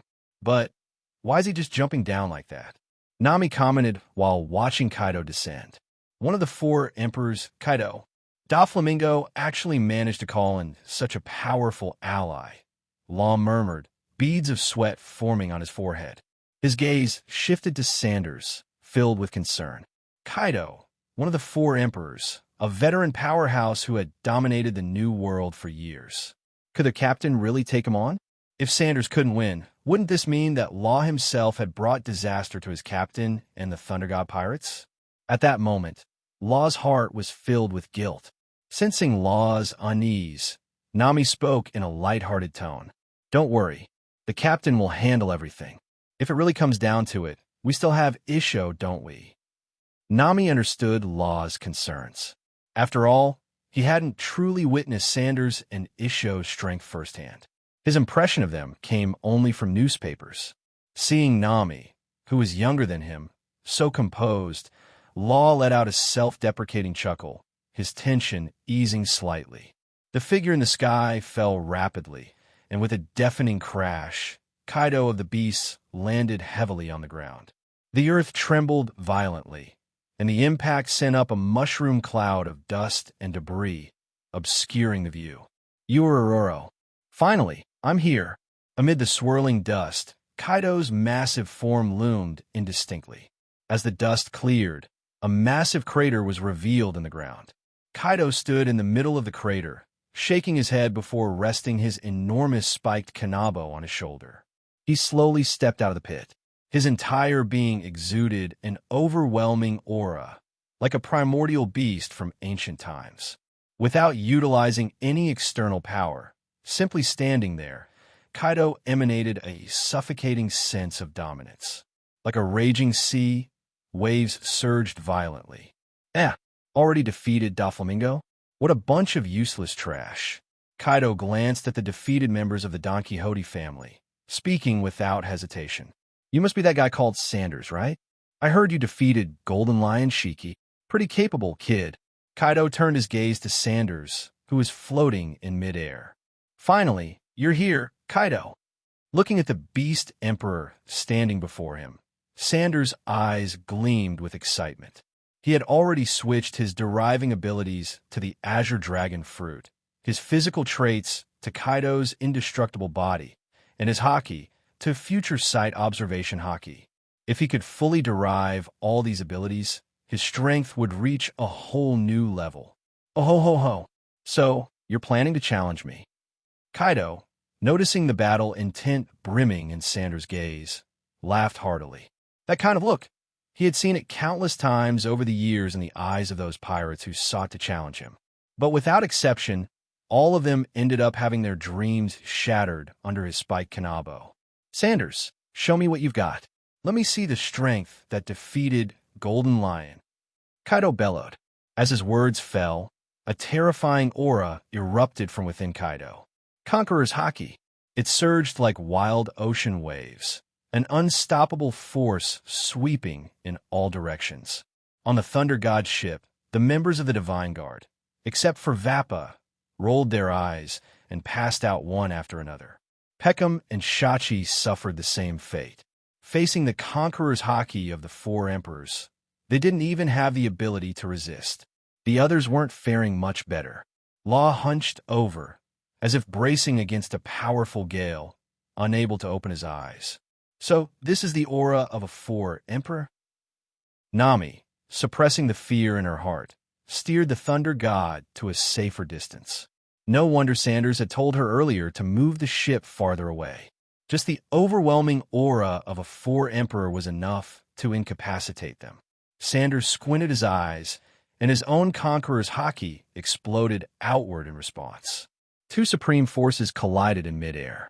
Invisible power crashed against each other, twisting and tearing at the space between them. The surrounding air distorted. The sea surged violently beneath them. Even the clouds in the sky were shredded, churning endlessly. The Don Quixote family members, who were the closest, trembled as they watched the clash unfold. They had seen Conqueror's Haki before.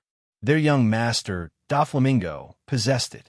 But compared to a Four Emperor, Doflamingo's Conqueror's Haki was like a lone leaf in the vast ocean, insignificant and fragile.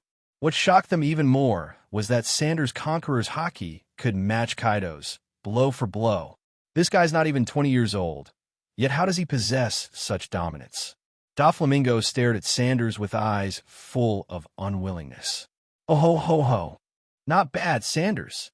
Your Conqueror's Haki has reached such a level. I admit, I underestimated you before. Kaido laughed loudly, his voice booming.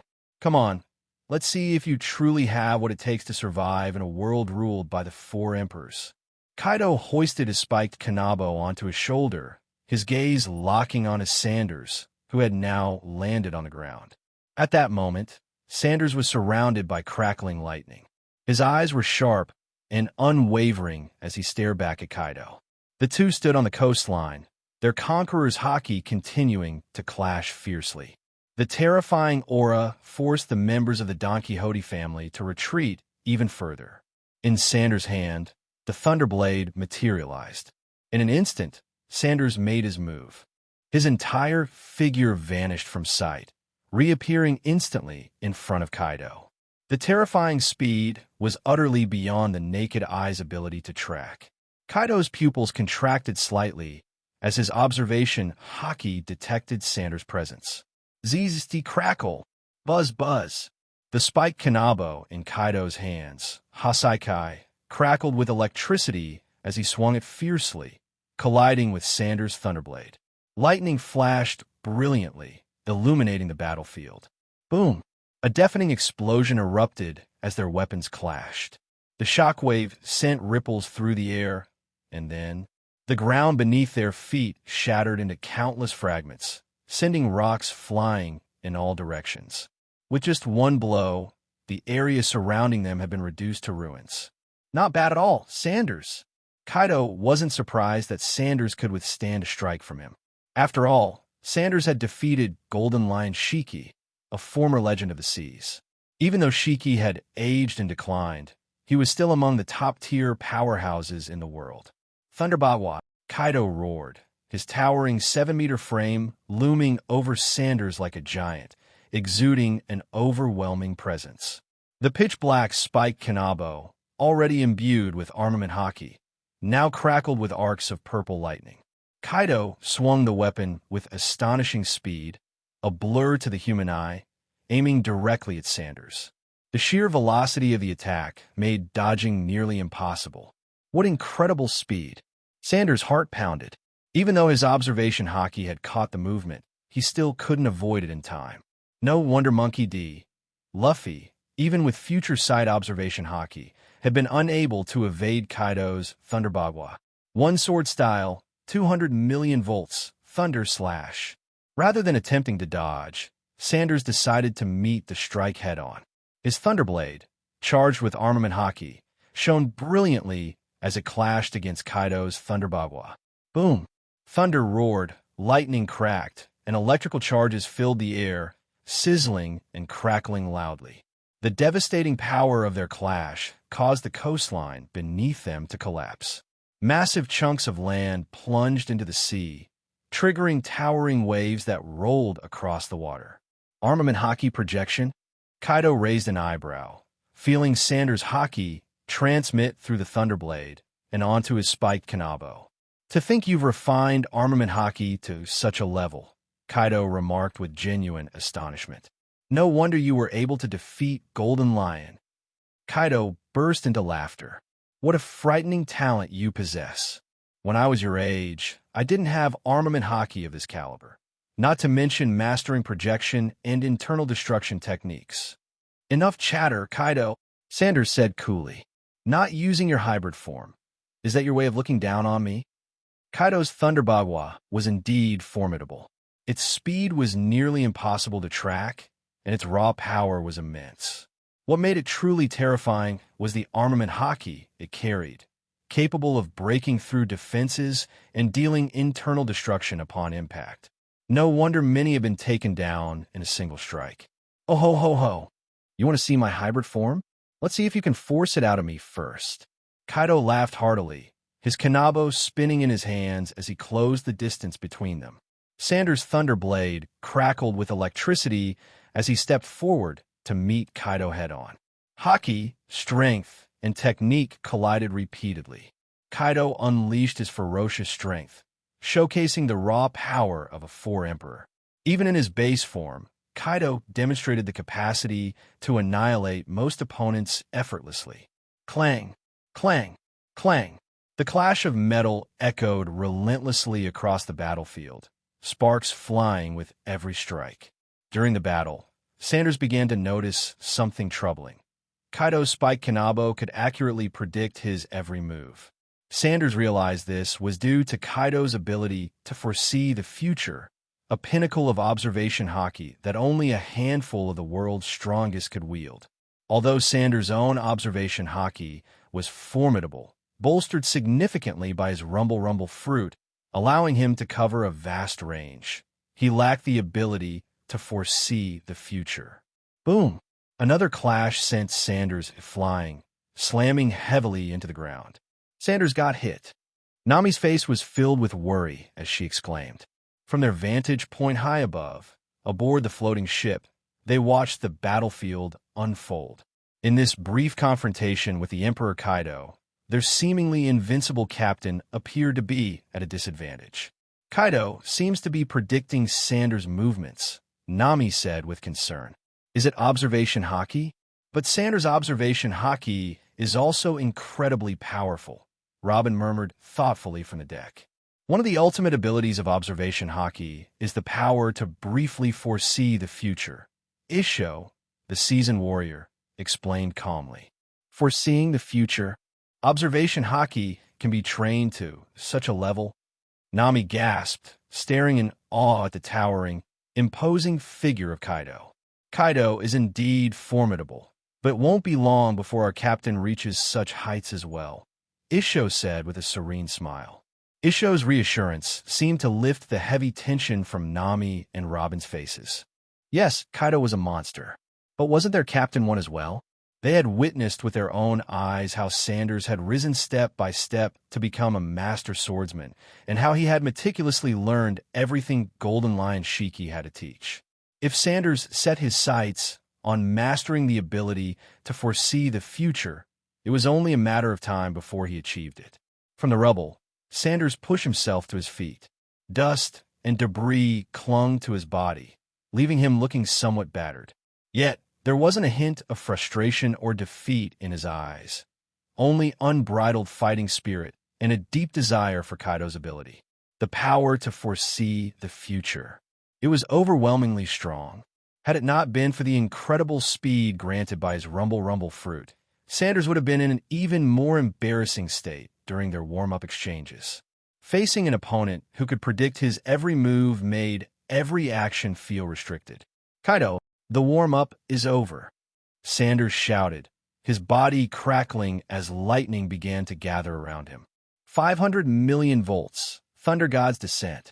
Lightning danced wildly as Sanders transformed. His hair turned blue and stood on end, crackling with electricity.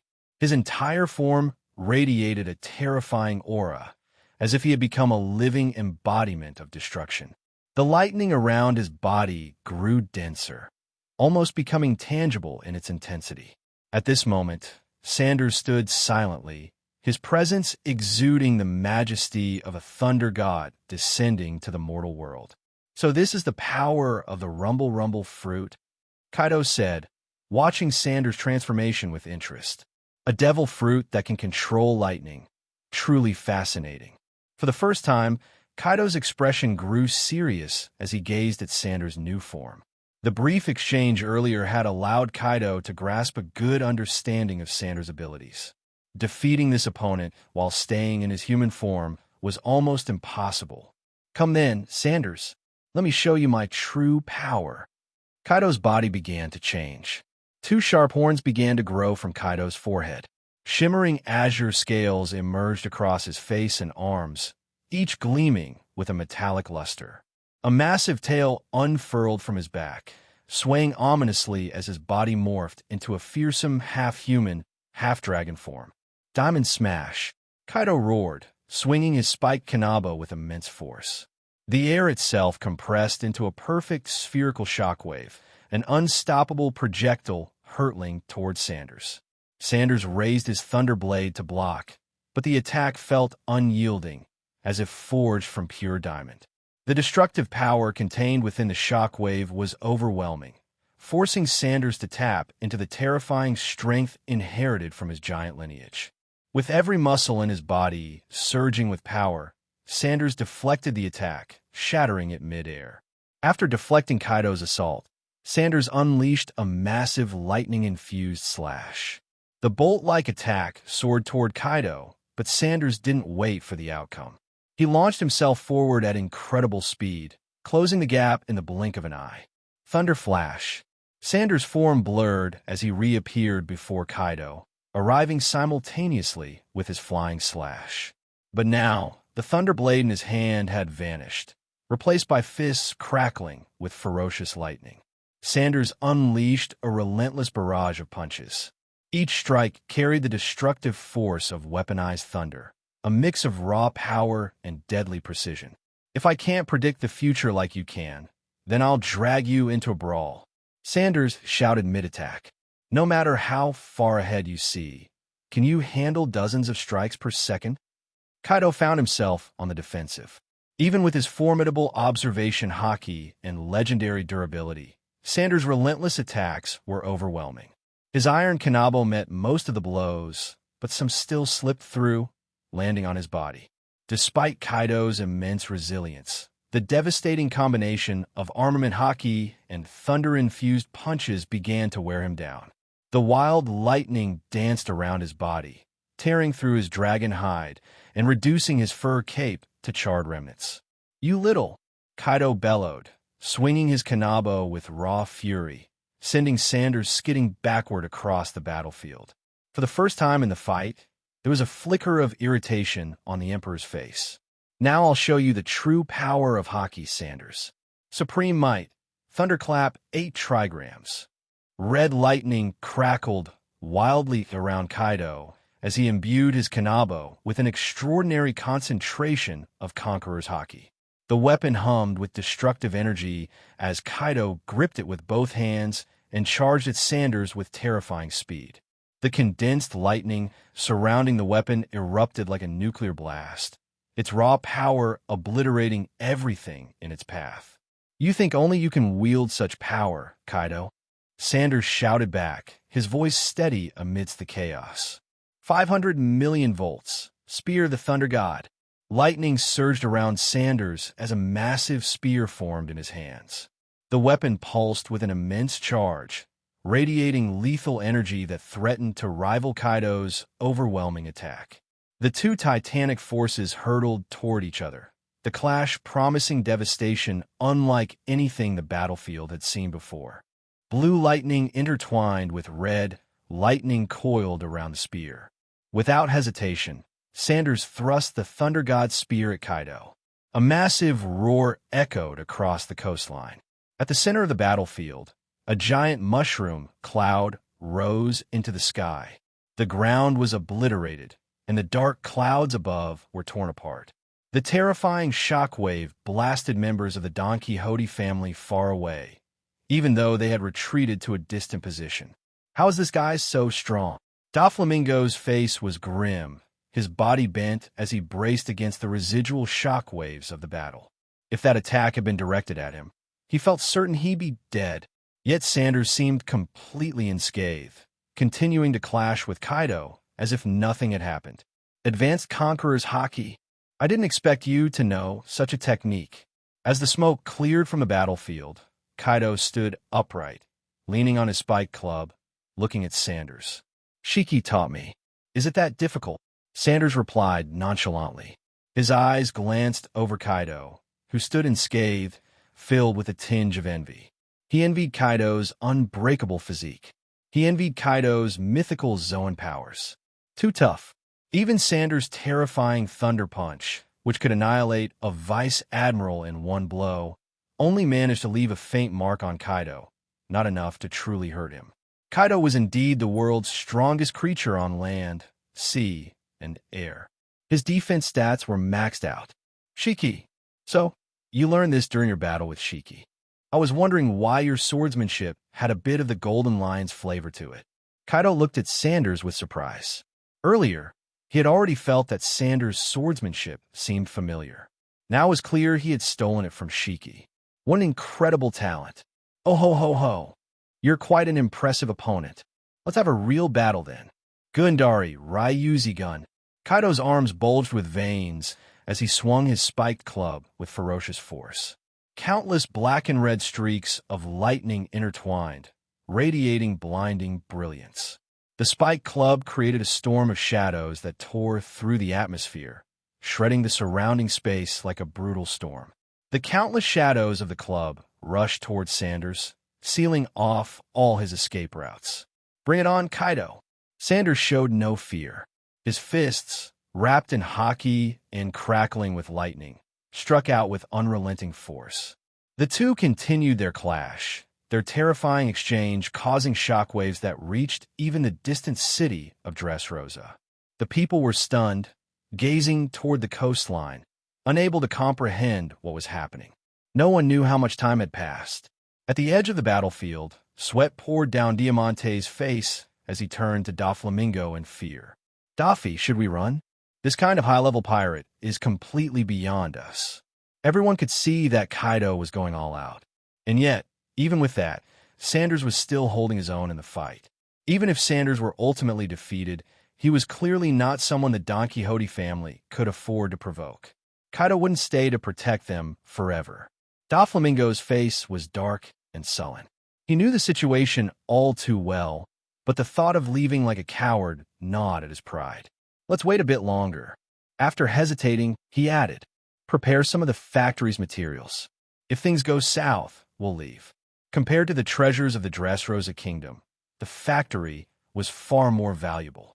Without it, Kaido wouldn't even bother with them.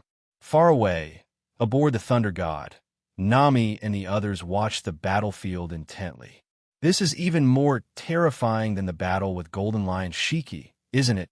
Nami exclaimed as she watched the two figures wreak havoc on the battlefield. She had witnessed Sanders fight against the Golden Lion before, but it had never been this horrifying.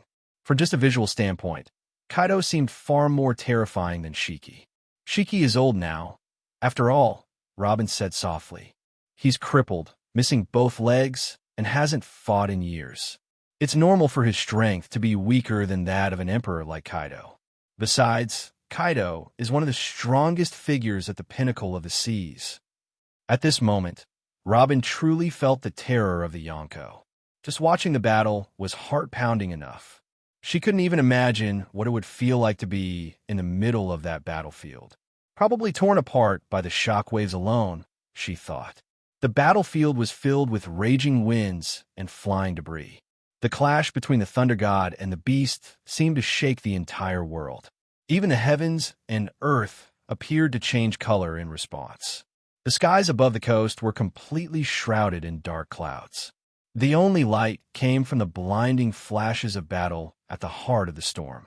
Sanders, as the wielder of the Rumble fruit, could freely command lightning.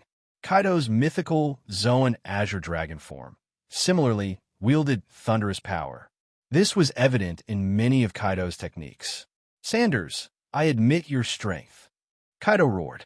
But if you think you can challenge the throne of an Emperor of the Sea, you're still a bit lacking. Kaido suddenly leaped into the sky, his spiked club gleaming with a chilling aura. 3 realms, descent into Naraka. The dark clouds above surged wildly. Bolts of lightning fell upon Kaido's spiked club, one after another. Conqueror's Haki, coiling in red lightning like serpents, wrapped tightly around the club, exuding an oppressive and terrifying aura. With a roar, Kaido swung his club downward with immense force. You're joking, old man. I'm not lacking at all. Sanders roared, veins bulging as he focused his power. Countless bolts of lightning gathered around his fist. Moa Moa no Mi, tenfold strength. His fist, wrapped in Haki and lightning, launched upward like a thunderbolt. The clash between fist and club erupted with a deafening explosion. The sound was louder than the roaring thunder in the skies, nearly deafening. The shockwaves it created swept across the land like a swordsman's flying slash, effortlessly slicing through rocks and trees. Kaido's immense strength caused the ground beneath Sanders to cave in, sinking him into the earth. But Sanders showed no signs of backing down. Kaido, staggered by Sanders' overwhelming strength, was forced back a few steps. His eyes widened in shock as he looked at Sanders. Your strength, it suddenly increased tenfold. Before Kaido could say another word, Sanders appeared above him in a flash. Another tenfold strength punch came crashing down. Caught off guard, Kaido was sent flying. Staggering out from a pile of rubble, Kaido shook his head and growled, feeling the pain in his skull. How did your strength increase so much all of a sudden? Even Kaido's formidable defenses had struggled against the terrifying combination of Conqueror's Haki and lightning. It's just a special ability, Sanders replied nonchalantly, not bothering to elaborate. Then why didn't you use it earlier? Kaido demanded. Were you looking down on me? Damn it, Sanders. Even against me, you dare to hold back. Kaido's eyes burned with fury, feeling insulted by Sanders' apparent lack of respect. With a roar that rumbled like thunder, Kaido's body began to transform. He rapidly swelled in size, his flesh covered in scales that gleamed with a cold light. His limbs morphed into ferocious dragon claws, and his entire body was soon covered in blue scales. His head resembled a camel's, with antlers like a deer's, eyes like a rabbit's, ears like a cow's, neck like a snake's, belly like a clam's, scales like a carp's, and claws like an eagle's. In mere moments, Kaido had transformed into a majestic Easter dragon. The colossal azure dragon floated in the air, supported by fiery clouds beneath its claws. Sanders' eyes sparkled as he gazed at the awe-inspiring dragon before him. "So cool," he muttered, unable to hide his admiration. As a transmigrator, Sanders held a particular fascination for Eastern dragons, which only deepened his desire for Kaido's mythical Zoan fruit ability. Even from afar, people were awestruck by Kaido's transformation into a massive dragon. Is this the azure dragon form of Kaido's mythical Zoan fish fruit? How terrifying! Is this really a creature humans can fight against? Members of the Don Quixote family couldn't help but voice their amazement. In the face of such a mythical beast, humans felt as insignificant as ants. Kaido, now a gigantic dragon coiled in the sky, opened his enormous maw. A terrifying energy began to gather within. Sanders' expression shifted when he realized what technique Kaido was about to unleash. Quickly, he summoned a surge of lightning. Heat breath. A horrifying jet of scorching energy burst from Kaido's mouth, forming a massive beam. The searing heat swept across the battlefield as if it could vaporize the very earth. 600 million volts. Thunder fist. Sanders swung his fist powerfully, aiming directly at the heat breath. A massive column of lightning erupted from his fist, crackling with devastating energy. The lightning beam clashed head-on with Kaido's heat breath. The collision created an apocalyptic spectacle. Destructive energies tore through the heavens and earth, shaking the sky and deafening all who bore witness. The coastal battlefield was enveloped in a doomsday-like scene, with shockwaves tearing apart the landscape. In the Dressrosa kingdom, residents, both humans and toys, fled in panic, desperate to escape the chaos. Blade of Wind, Kaido pressed his advantage, unleashing a barrage of wind blades from his massive dragon maw. Sanders relied on the speed of his rumble fruit to evade the attacks. Kaido's control over his fruit ability is terrifying. Nami couldn't help but complain as she watched Kaido continuously unleash wind blades. Thunder, fire like heat breath, and now wind blades. Are mythical Zoan abilities really this powerful? Robin, ever composed, responded calmly. Mythical Zoans are rarer than even Logias. Their strength is beyond question. Meanwhile, Sanders was forced to dodge Kaido's relentless barrage of wind blades. Each wind blade carved deep gashes into the ground, leaving a trail of destruction. Punching aside a wind blade, Sanders darted toward Kaido, weaving through the chaos with precision. He appeared right in front of Kaido and unleashed a devastating attack. 600 million volts, Thunder Fist. His lightning-charged fist smashed down onto Kaido's massive dragon head, slamming the Emperor from the sky. 1 billion volts, Divine Punishment. Sanders looked up at the darkened sky, summoning an enormous arm of pure lightning from the clouds. This time, the Divine Punishment was different from the one that had sent the Golden Lion Shiki to his grave. Sanders infused the lightning arm with Conqueror's Haki, amplifying its destructive force even further. The massive lightning arm, crackling with Haki and raw energy, descended upon Kaido with overwhelming power. Fed up with being suppressed by Kaido's advanced observation Haki and ability to foresee the future, Sanders unleashed his strongest technique with unrelenting fury. He was determined to leave a mark on the so-called strongest creature. Are you kidding me? Doflamingo, watching from afar, trembled as he stared at the colossal lightning arm in the sky. Sanders actually developed the rumble fruit to this level. For the first time, Doflamingo felt that Sanders' victory over Aokiji had not been a fluke. With this kind of power, if he can't defeat an admiral, then the title of Marine Admiral would be a joke. If this doesn't topple an Emperor of the Sea, then the 4 Emperors as a concept would become laughable. The Marines could wipe them all out. Nearby, Diamante was wide-eyed, his face illuminated by the dazzling lightning in the sky. Daffy, Sanders truly has the strength to stand at the pinnacle of the seas. I think we should abandon this place. Doflamingo took a deep breath, his expression grim. Order our men to speed things up. We're leaving Dressrosa. Regardless of the outcome of the battle, he knew he had no choice but to flee. Still, it pained him to leave behind the territory he had painstakingly built and his status as a Shichibukai. Once word of what happened in Dressrosa spread, his reputation would be irreparably damaged. The world government would undoubtedly strip Doflamingo of his Shichibukai title and reinstate his bounty, marking the end of his untouchable status. Huh, where's Violet? Doflamingo's eyes scanned the area, but he couldn't spot Viola anywhere. Not sure. She was here just a moment ago, Piker replied in his gruff voice. Get to the factory now. Doflamingo barked, his expression darkening. Alert everyone. Prepare for immediate evacuation. Damn Sanders, damn law. He cast one last glance at the battlefield, his face a mask of frustration and rage. Aboard the Thunder God, Law stared at the massive lightning hand in the sky, his shock palpable. At that moment, he finally grasped the extent of his captain's power. No wonder the other crew members who had joined before him remained unfazed during Sanders' temporary struggles. Will this move defeat Kaido? Nami asked, her face full of anticipation as she gazed at the heavens. If Kaido is defeated, does that mean the captain will become an emperor of the sea? Robin shook her head with a small smile. It's not that simple. The four emperors represent not just overwhelming power, but also formidable territories and influence.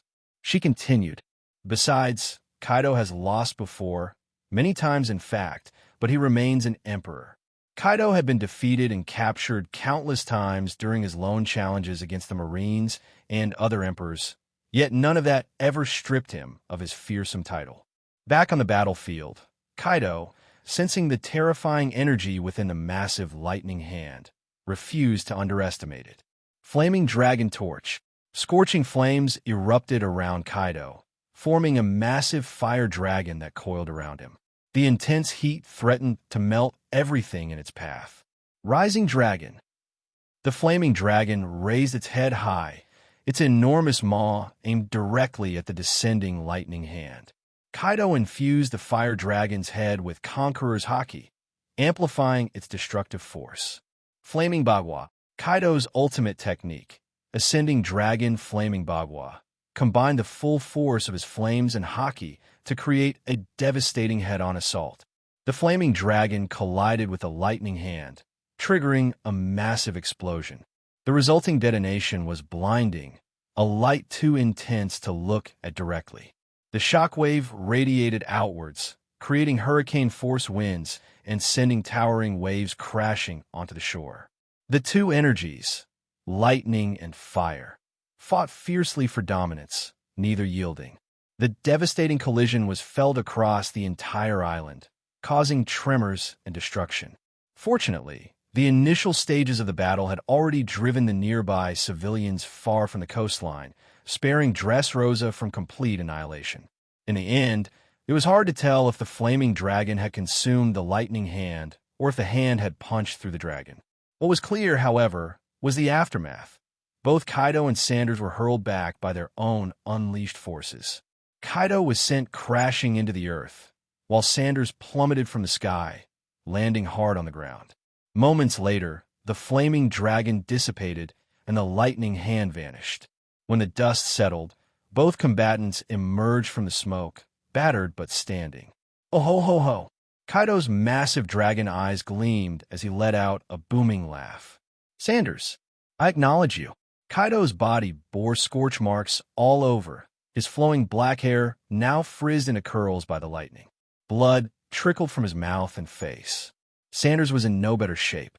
His body was charred by the intense flames, his lips stained with blood, and his face smeared with ash. For a moment during the clash, Sanders had even blacked out, his consciousness briefly overwhelmed by the sheer force of the ascending dragon, Flaming Bagua. Despite his injuries, Sanders grinned, though his heart was filled with curses. "You're not bad yourself, Kaido," he replied cheerfully, feigning nonchalance. Inwardly, though, he was screaming, "This guy's insane. How on earth did Luffy beat him in Wano?" Sanders couldn't wrap his head around it. In the beginning, Luffy couldn't even withstand a single blow from Kaido's Kanabo. Yet somehow, Luffy had managed to triumph later. Unbelievable. Kaido truly lived up to his reputation as a six-sided warrior, with no apparent weaknesses. It was no wonder he dared to challenge the Marines and the other emperors on his own. If not for Sanders' mastery of Conqueror's Haki and fusion, breaking through Kaido's defenses would have been nearly impossible. "Ha! Let's see who falls first."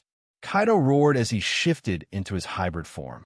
Having exhausted his strongest techniques without taking down Sanders, Kaido knew staying in dragon form was a disadvantage. Sanders' speed, enhanced by the Rumble fruit, turned his massive dragon body into an easy target. "Sounds good to me," Sanders said, grinning as he charged back into the fray. He couldn't afford to stop now, not until he claimed what he wanted from Kaido. Kaido and Sanders clashed again, their fists meeting with raw power in a brutal close-quarters battle. Meanwhile, on the Thunder God's ship, Isho furrowed his brow as he slowly ascended into the air from the deck. "What is it, Uncle Isho?" Nami asked curiously. "It seems Doflamingo is planning to leave this place," Isho replied with a grave tone. Using his keen observation Haki, he detected the donkey Hody family hurriedly packing their belongings, clearly preparing to flee. "Leave this place." Nami grabbed her binoculars and peered into the distance, noticing that the donkey Hody family, who had been there moments ago, were nowhere to be found. "They're really gone. Uncle Isho, are you going to stop them?" Nami put down her binoculars and asked. "Helping Law take down Doflamingo is already part of our agreed plan," Isho said firmly. "Besides, something sinister seems to be happening in this country. I cannot allow Doflamingo to escape so easily." "Do you need our help?" Robin asked kindly. Isho paused for a moment before smiling and shaking his head. "No, that won't be necessary." With that, he disappeared into the sky, heading straight for Doflamingo's location. After Isho's departure, Nami turned to Robin with a slightly deflated expression. "Were we just dismissed?" Robin shrugged with a wry smile. "I think so. Compared to the battle-hardened subordinates of the Don Quixote family, the crew of the Thunder God still lacked sufficient strength. Even Robin, who had been aboard the ship the longest and had mastered basic armament and observation Haki, could barely hold her own against a single Don Quixote family officer. As for Nami, while her Rumble fruit granted her incredible offensive power and speed, she still lacked proficiency in martial arts, Haki, and combat experience. After all, she had only had the fruit's powers for a few months. "It looks like the captain was right. We need a few years to train. We're still too weak," Nami said dejectedly. "It's not so bad," Robin comforted her, gently ruffling Nami's orange hair with a smile. "You're a navigator. For now, you don't need to be overwhelmingly powerful. You're still young, and there's plenty of time to grow." Turning to Law, Robin added, "And you, our doctor, don't need to look so guilty either." Law twitched slightly, but kept his eyes on the fierce battle between Sanders and Kaido. He watched with intense focus, hoping to learn something from the clash of top-tier powerhouses. Even just observing a battle of this magnitude could be incredibly enlightening. Suddenly, Nami let out a surprised exclamation. "What is it?" Robin asked, puzzled. "I forgot about Shirahoshi. She's been so quiet all this time. Do you think Kaido's Conqueror's Haki knocked her out?" Nami exclaimed. Nami had taken a strong liking to the adorable mermaid princess, who had joined the crew not long ago. Despite their age difference, they had quickly become close friends. Without hesitation, Nami dashed towards the upper deck, leaving Robin shaking her head with a smile. Shirahoshi, are you okay?" On the upper deck, Nami stood by a large bed, shouting near Shirahoshi's ear. Shirahoshi mumbled sleepily, her eyes fluttering open. "Why did I fall asleep?" the mermaid princess asked in confusion. "Are you okay? Do you feel unwell anywhere?" Nami asked anxiously. "No, I don't feel anything unusual. I just somehow fell asleep," Shirahoshi replied sweetly, her expression innocent. Did something happen? She asked, tilting her head. Seeing Nami's worried expression, Shirahoshi asked gently, "What's wrong?" Nami shook her head with a faint smile. "It's fine as long as you're okay. You must have been knocked out by Kaido's Conqueror's Haki earlier. That monster is fighting Sanders right now. It's my fault. We should have stayed farther away." Feeling a pang of guilt, Nami's voice softened. "I'm really fine," Shirahoshi replied, poking Nami's cheek with her finger and giggling. "I just took a nap, that's all." "Kaido, one of the four emperors? Is he like Whitebeard, the one who protected Fishman Island?" "Whitebeard was an emperor too, wasn't he?" Shirahoshi asked curiously. Nami nodded. "Exactly. Kaido of the Beasts, Big Mom, Whitebeard, and red-haired Shanks are known as the Four Emperors, sea emperors ruling over the New World. They're the strongest pirates out there." Though Nami's knowledge was limited, it was enough to satisfy Shirahoshi, who had spent years isolated in the hardshell tower on Fishman Island, with almost no information about the outside world. It was precisely this lack of exposure that made her so curious about life beyond Fishman Island. The strongest pirates? Then, will Lord Sanders be hurt? Shirahoshi asked with worry. She was deeply grateful to Sanders for freeing her from the hardshell tower and bringing her to explore the surface world. "Don't worry. Sanders is very strong," Nami said confidently. "The New World's four strongest pirates are going to have to make room for a fifth soon." Shirahoshi's eyes sparkled with admiration. "Wow, that's amazing." Nami chuckled. "Do you want to watch Sanders fight Kaido? But Kaido's a bit scary, so don't get too spooked." Over time, Nami had noticed Shirahoshi's timid nature, where even small frights could bring her to tears. However, after experiencing more of the outside world, Shirahoshi's confidence had noticeably improved. "Can I?" Shirahoshi asked hesitantly, her curiosity piqued. "Of course." The two quickly headed to the top deck platform. On the way, they passed several fishmen lying unconscious, sprawled across the floor. Even Shirahoshi's second brother, Ruboshi, the second prince of Fishman Island, lay on his back, mouth agape and drooling. "Will they be okay?" Shirahoshi asked, worried. "They'll be fine. Just sleeping it off," Nami reassured her. Shirahoshi gently picked Nami up in her hands, and the two soon reached a vantage point overlooking the battlefield. From their position, Shirahoshi peered out toward the battleground. The once beautiful landscape had turned into a wasteland, with ruins stretching as far as the eye could see. Amidst the devastation, two figures could be seen clashing in an intense, unrelenting struggle. "I don't have a telescope as big as you, so you'll have to make do," Nami joked. Shirahoshi didn't mind at all. She stared intently at the battlefield, utterly captivated. Meanwhile, on another front, Doflamingo, realizing Sanders could hold his ground against Kaido, decided to make a strategic retreat. Live to fight another day, he thought. As someone who had navigated the treacherous seas for years, he knew when it was time to cut his losses. Within the royal palace of Dressrosa, Doflamingo's subordinates were busily packing valuables. Over the years, he had amassed an immense fortune from Dressrosa's resources and underground dealings. However, with time running out, it was impossible to take everything with him. Doflamingo stood at a high vantage point, gazing coldly at the chaos enveloping the once prosperous Dressrosa. This had been his carefully crafted base of operations, and leaving it behind filled him with rage and frustration. At that moment, Diamante approached with a grim expression. "Dafi, the princess of the dwarves has been rescued." "It must have been Viola's doing," Diamante reported. Viola's glare fruit ability made her uniquely suited to locating the imprisoned princess of the Tontata tribe, whose whereabouts had been known to only a select few. Doflamingo's laughter echoed ominously. "Fufu, what a loyal subordinate you are." Doflamingo sneered coldly. "The slightest hint of trouble, and you betray me." He had anticipated Viola's betrayal to some degree, but hadn't expected her to act so decisively. Not only had she turned against him, but she had also taken the wielder of the heel fruit with her, costing him 2 significant assets in one fell swoop. This loss infuriated Doflamingo.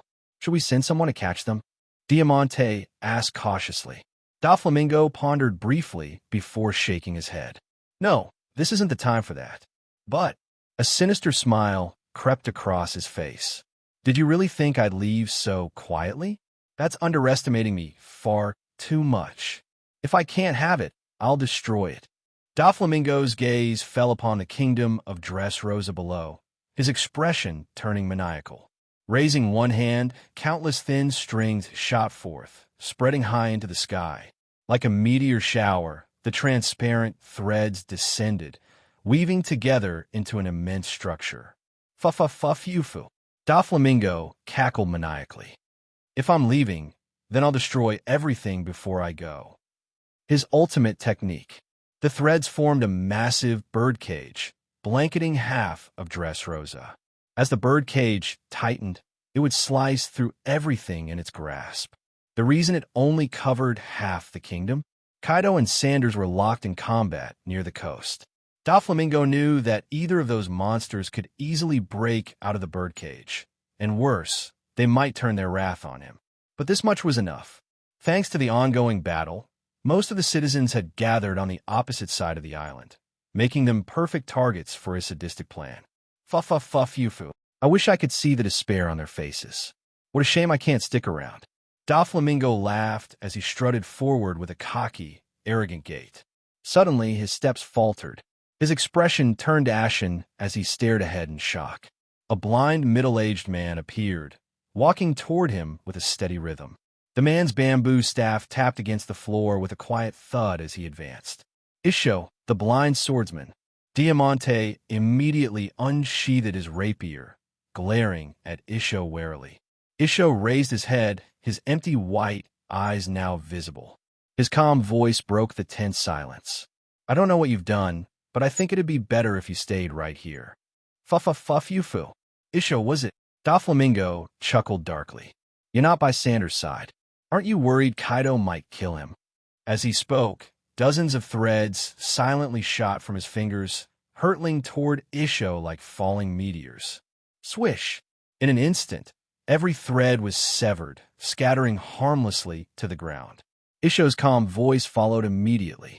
Kaido killing Sanders would be difficult. Sanders killing Kaido would also be difficult. He then tilted his head slightly, adding, and tricks like this won't work on me. Donkey Hody, Doflamingo. Law sat on the edge of the ship, using his binoculars to observe the ferocious battle between Kaido and Sanders along the coastline of Dressrosa. The two combatants were wreaking havoc, with the land itself seeming to quake beneath their blows. Huh, what's that? Robin's puzzled voice broke Law's concentration. What is it? He asked, lowering his binoculars and glancing at her. Those fine threads in the sky. Are they fireworks? Robin pointed toward a section of the sky over Dressrosa. Following her finger, Law raised his binoculars again. What he saw made his eyes widen, a drop of cold sweat forming on his brow. That's the birdcage. Memories of the past surged into his mind. It was the same move that had trapped him in Corazon years ago, the day he consumed the ope fruit. If not for the birdcage, they might have escaped that island, and Corazon, he might still be alive. This move was etched deeply into his memory, and its appearance now ignited a burning anger within him. Birdcage? What is that? Robin asked curiously. Law explained, his voice growing more agitated. It's one of Doflamingo's techniques. He uses his devil fruit powers to create these strings, which form a cage-like structure around an island. The strings are sharp enough to cut through buildings, and no one can escape once it's deployed. Worse, the cage gradually shrinks, destroying everything within its boundaries. Robin's expression darkened as she processed the implications. Is he insane? Is he really planning to kill everyone in Dressrosa? Law's voice, calm at first, became laced with rage. Destroy what you can't have. Truly a madman. Robin muttered, her own face pale. It was beyond shocking that someone like Doflamingo would dare attempt such a thing. Dressrosa wasn't just some random village or unaligned island. It was a world government affiliate. If the kingdom were destroyed, the government would surely label Doflamingo as a fugitive, erasing any protection his former position as a warlord granted him. How do we stop it? Robin asked, her voice laced with urgency. After a brief pause, Law responded, the usual way to stop a devil fruit ability is to knock out the user. Another option is sheer brute force. Someone strong enough, like Sanders, could probably cut through the birdcage. Law added, this technique is devastating to average pirates and marines, but won't hold against top-tier fighters. Doflamingo himself knows that. If he believed otherwise, he wouldn't fear someone like Kaido so much. Robin let out a sigh of relief. Then it should be fine. She continued with a calm smile. Isho, our vice-captain, has already gone to handle it. He'll take care of everything. Her confidence soothed Law somewhat. Isho's strength is acknowledged even by the captain. And don't forget, he once defeated Crocodile, another warlord of the sea. Hearing this, Law's tense expression relaxed. He'd have doubted such reassurances in the past, but after seeing the monstrous power of their captain, fighting Kaido on equal footing, he found a new sense of trust. The battle along the coastline raged on. Amidst the chaos, Sanders had already noticed the birdcage. His heightened observation Haki, fully active during his duel with Kaido, had alerted him the moment Doflamingo initiated the move. For now, though, his focus remained on the hulking figure before him. Kaido, his horns gleaming in the sunlight, was a beast of legend. Yet even he seemed human compared to Sanders. Sanders grinned, his weapon poised, exuding an aura of overwhelming confidence. You think a birdcage will stop me? He muttered to himself before lunging forward to clash with Kaido once more. However, he didn't pay it much mind, because Isho would take care of everything. In the original story, Admiral Isho didn't cut down the birdcage for specific reasons. First, as a Marine admiral and part of the same alliance as the warlords, he was bound by rules and couldn't directly act against Doflamingo. Second, he didn't want the Marines to resolve this situation. Isho was a gambler at heart. He bet on Luffy to win and expose the flaws of the warlord system to the world. So, until the dice landed, Isho wouldn't interfere. And in the original story, he won that bet. But now, things are different. Isho could fully unleash his abilities to solve this crisis. Doflamingo was absolutely no match for him. Boom! On the battlefield, Sanders was sent flying by a strike from Kaido's spike club. He skidded across the ground for several dozen meters before barely coming to a stop. Quickly getting back on his feet, Sanders looked much worse than before, with his head covered in blood. Without the ability to foresee the future with observation Haki, engaging in close combat with Kaido was proving too costly. What's more, Kaido's defense was significantly superior. If it weren't for Sanders' top-tier armament Haki, he might have already been severely injured. Ho-ho-ho-ho. Sanders, at this rate, you'll eventually be beaten to death by me. Kaido laughed heartily as he hefted his spike club. His own condition wasn't great either, with blood covering his face, just like Sanders. I'll admit your strength is formidable, but without the ability to foresee the future, your defense can't match mine. Sooner or later, you'll lose to me. Why don't you call that vice-captain of yours to join the fight? I hear he's quite capable. I wouldn't mind if you both ganged up on me. Kaido roared with laughter, extending an invitation to Sanders. As someone who had stormed into the territories of emperors and the Marines alone countless times, Kaido was no stranger to being ganged up on. Is that so? Sanders wiped the blood from the corner of his mouth, glancing at the derivation panel with a smirk. True to Kaido's reputation as a great teacher, fighting him was indeed fast-paced learning. On the panel, new notifications appeared. Observation Haki, future sight of Kaido, successfully derived. Currently deriving Kaido's indestructible special physique. Time remaining, 3 years, 261 days, 13 hours. Currently deriving Kaido's Zoan mythical fish fruit. Model, Azure Dragon. Time remaining, 3 years, 198 days, 7 hours. This battle had proven incredibly rewarding for Sanders. Not only had he derived the ability to foresee the future with observation Haki, But the derivation of the azure dragon fruit and Kaido's indestructible physique was progressing rapidly. He believed that if the fight continued, these two abilities would soon be fully derived. With a powerful leap, Sanders charged toward Kaido, throwing a punch directly at him. "It's useless, Sanders. Your observation Haki can't match mine, so all you can do is trade blow for blow. Your defense isn't as strong as mine, so if you keep this up, you'll be the one to fall in the end." Kaido's spike club, wrapped in Conqueror's Haki, swung toward Sanders as the two continued their fierce clash. But as the battle wore on, Kaido began to notice something unusual. Previously, he would hit Sanders twice for every one punch Sanders managed to land on him. Now, however, it was evenly matched. Kaido's expression changed as if he'd realized something. You actually learned how to foresee the future with observation Haki." Kaido's face was filled with astonishment, staring at Sanders as if he were some sort of monster. "All thanks to you, Kaido." Sanders grinned, revealing blood-stained teeth. "Without your live demonstration, how could I have learned so quickly?" "Oh ho ho ho. You never failed to surprise me, Sanders. I never thought you'd master it this fast." Kaido laughed heartily as he spoke.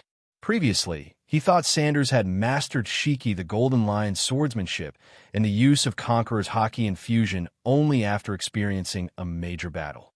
This was completely normal. Gaining new insights after a life-and-death fight is one of the most crucial ways for pirates on the seas to improve. It's also the fastest way to grow stronger. Staying at home to train can yield results, but it's nowhere near as effective as actual battle. Yet now, Sanders had given Kaido a tremendous surprise. He had comprehended future sight observation Haki during their fight. Not only that, but his use of it didn't resemble someone who had just grasped the ability. Being able to foresee the future and using the foreseen information effectively in battle are entirely different levels of skill. Sanders was fighting as though he had undergone countless battles, with seamless adaptation and execution. There wasn't a shred of hesitation or clumsiness one might expect from someone new to the ability. This kind of combat talent was terrifying. "Marvelous, Sanders. With someone like you around, I won't be alone anymore. I've spent my life defeating those who claim to be stronger than me. And before I knew it, I had become the strongest. And do you know what you can see from up here? Nothing but the sight of being unmatched. It's so dull. Do you understand, Sanders? It's utterly dull. But you've shown me someone who can surpass me." Kaido rested his spike club on his shoulder and burst into laughter. To face an opponent like Sanders, only 20 years old and capable of fighting him to this degree, who displayed monstrous learning abilities during the battle, Kaido couldn't help but marvel. He couldn't even imagine how strong Sanders might become in just a few more years. "Don't flatter yourself, Kaido. Among the other emperors, how many can you beat with absolute certainty?" Sanders scoffed without hesitation. He didn't deny Kaido's strength. The man's unparalleled defense was so robust that even a strike infused with Conqueror's Haki barely left a mark. But to claim Kaido was the strongest? Sanders wasn't buying it. The other three emperors, each one was a monster in their own right. If Kaido truly fought them to the death, at best, it would end in mutual destruction. "You don't get it, Sanders." Kaido didn't take Sanders' taunt to heart. "I admit I can't guarantee a total victory against them, but neither can they against me. What I want to see isn't someone who can merely stand on equal footing with me. I want to see someone who can surpass me." Kaido roared with laughter, raising his spike club high. "Being at the top of the world, it's just too boring. Come, Sanders, let's see who falls first." Kaido's battle spirit burned brightly as he launched another attack with his spike club. Sanders, more than willing, clenched his fists and charged head-on. No one knew how much time had passed. Above Dressrosa, the threads of the birdcage vanished. On the Thunder God ship, Nami stepped out onto the deck with a cup of juice in her hand. "That birdcage thing is gone. Let's head over to Uncle Isho," she suggested. Judging by the looks of Captain and Kaido, their fight might take a while. Nami's proposal was met with a glance exchanged among Law and the others, who nodded in agreement. By this time, Everyone who had been unconscious aboard the ship was awake. Some of them had already eaten 2 meals, yet Sanders and Kaido were still fighting. Under Nami's command, the Thor flew toward the heart of Dressrosa. Meanwhile, inside Dressrosa's royal palace, Doflamingo and several of his officers lay unconscious on the ground. Isho stood nearby with his cane sword sheathed, a conflicted expression on his face. Surrounding him was an army of countless toys. All of these toys had been forced to the ground by Isho's gravity ability. "Isho," Nami shouted as she leaped off the ship. "Has Doflamingo already been defeated?" "Uncle Isho, you're amazing." Her eyes immediately fell on Doflamingo, clad in his signature pink feathered coat, lying unconscious on the ground. "Are all these toys? They look just like real people, and they can move? That's incredible," Nami said, staring curiously at the struggling toys sprawled on the ground. "Are they the result of a devil fruit user?" Robin asked as she descended from the ship. "Law, you're the most familiar with the Don Quixote family. Do you know of any devil fruit users with such abilities?" Nami asked, turning to Law. "I'm not sure. I didn't see anyone with such powers when I left them," Law replied, shaking his head. When he had parted ways with Doflamingo, the tyrant hadn't yet overthrown King Riku's regime or become a warlord of the sea. Some of the current members of his crew were unfamiliar to Law. "What should we do with these toys, then?" Nami asked. "Should we destroy them all?" Her hands crackled with electricity as she turned to Isho for guidance. "For now, there's no need to resort to such measures," Isho replied, shaking his head. "I visited here before, but I don't recall Dressrosa ever being a kingdom full of living toys. This is likely Doflamingo's doing. Until we understand what these toys truly are, it's best not to destroy them all outright." The world of devil fruits held countless mysteries and strange powers. If these toys were originally lifeless objects imbued with some kind of vitality, it would be one thing. But if they were once people transformed into toys, killing them all would be a grave mistake. This was precisely why Isho had chosen to use his gravity powers to restrain the toys rather than summon a meteor to obliterate them entirely. "All right," Nami said as the sparks in her hands dissipated. "Did anyone in the Don Quixote family say anything about this?" Robin asked. Isho smiled sheepishly. To resolve the battle quickly, he had knocked out all of Doflamingo's subordinates before questioning them, leaving no opportunity for interrogation.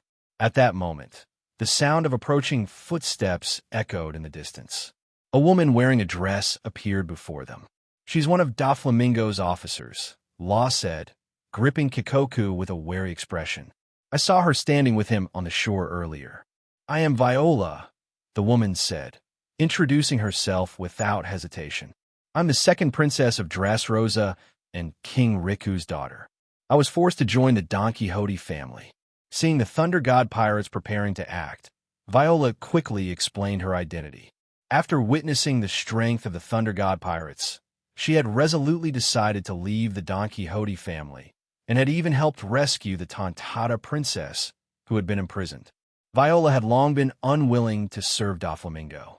She had kept her eye on Isho throughout the conflict.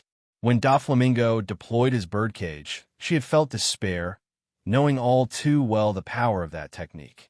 She had believed Dressrosa was doomed under Doflamingo's hands, but Isho's intervention had turned the tide. He defeated Doflamingo and his officers, giving her a sliver of hope. However, her decision to come forward wasn't just because of Doflamingo's defeat. To her, Dressrosa being ruled by another pirate crew wouldn't necessarily be much better. But after seeing Isho's unwillingness to harm even the living toys, Viola chose to trust the Thunder God pirates and offer them her assistance. "A princess? Then why did you join the Don Quixote family?" Nami asked curiously. "It was to save my father, King Riku. I'm a user of the Glare fruit, and Doflamingo found my ability valuable," Viola explained honestly. "So you're the all-seeing clairvoyant I've heard about?" Nami asked, eyes lighting up with interest. "So the captain was right. It is a woman." She let out a small sigh of relief. "Good thing, too. Otherwise, that would have been unsettling." "Yes, that's me," Viola admitted openly. Without her unique ability, Doflamingo wouldn't have seen value in her and forced her into his crew. Doflamingo took control of our family's kingdom through underhanded schemes. He used his string fruit to manipulate my father into massacring soldiers and civilians.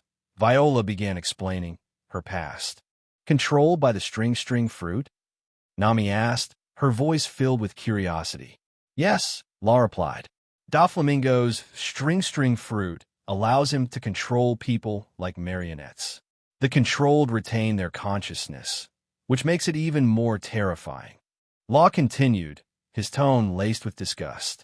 Doflamingo loves this sense of manipulation. He takes pleasure in forcing his victims to kill their subordinates, comrades, or even loved ones. Viola nodded, her voice trembling slightly. That's exactly what happened to my father. Under Doflamingo's control, he was fully aware of his actions as he slaughtered the very people he wanted to protect. Her eyes darkened as the memory resurfaced. Her father's face contorted with pain as he carried out the atrocities. That's horrible. Nami's expression turned to one of pure revulsion as she glanced at Doflamingo, lying unconscious on the ground. To force someone to kill their loved ones while fully aware, it was a cruelty beyond comprehension.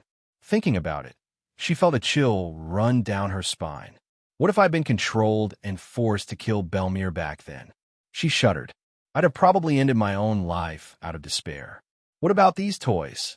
Law relaxed his stance, resting his cursed blade, Kikoku, on his shoulder.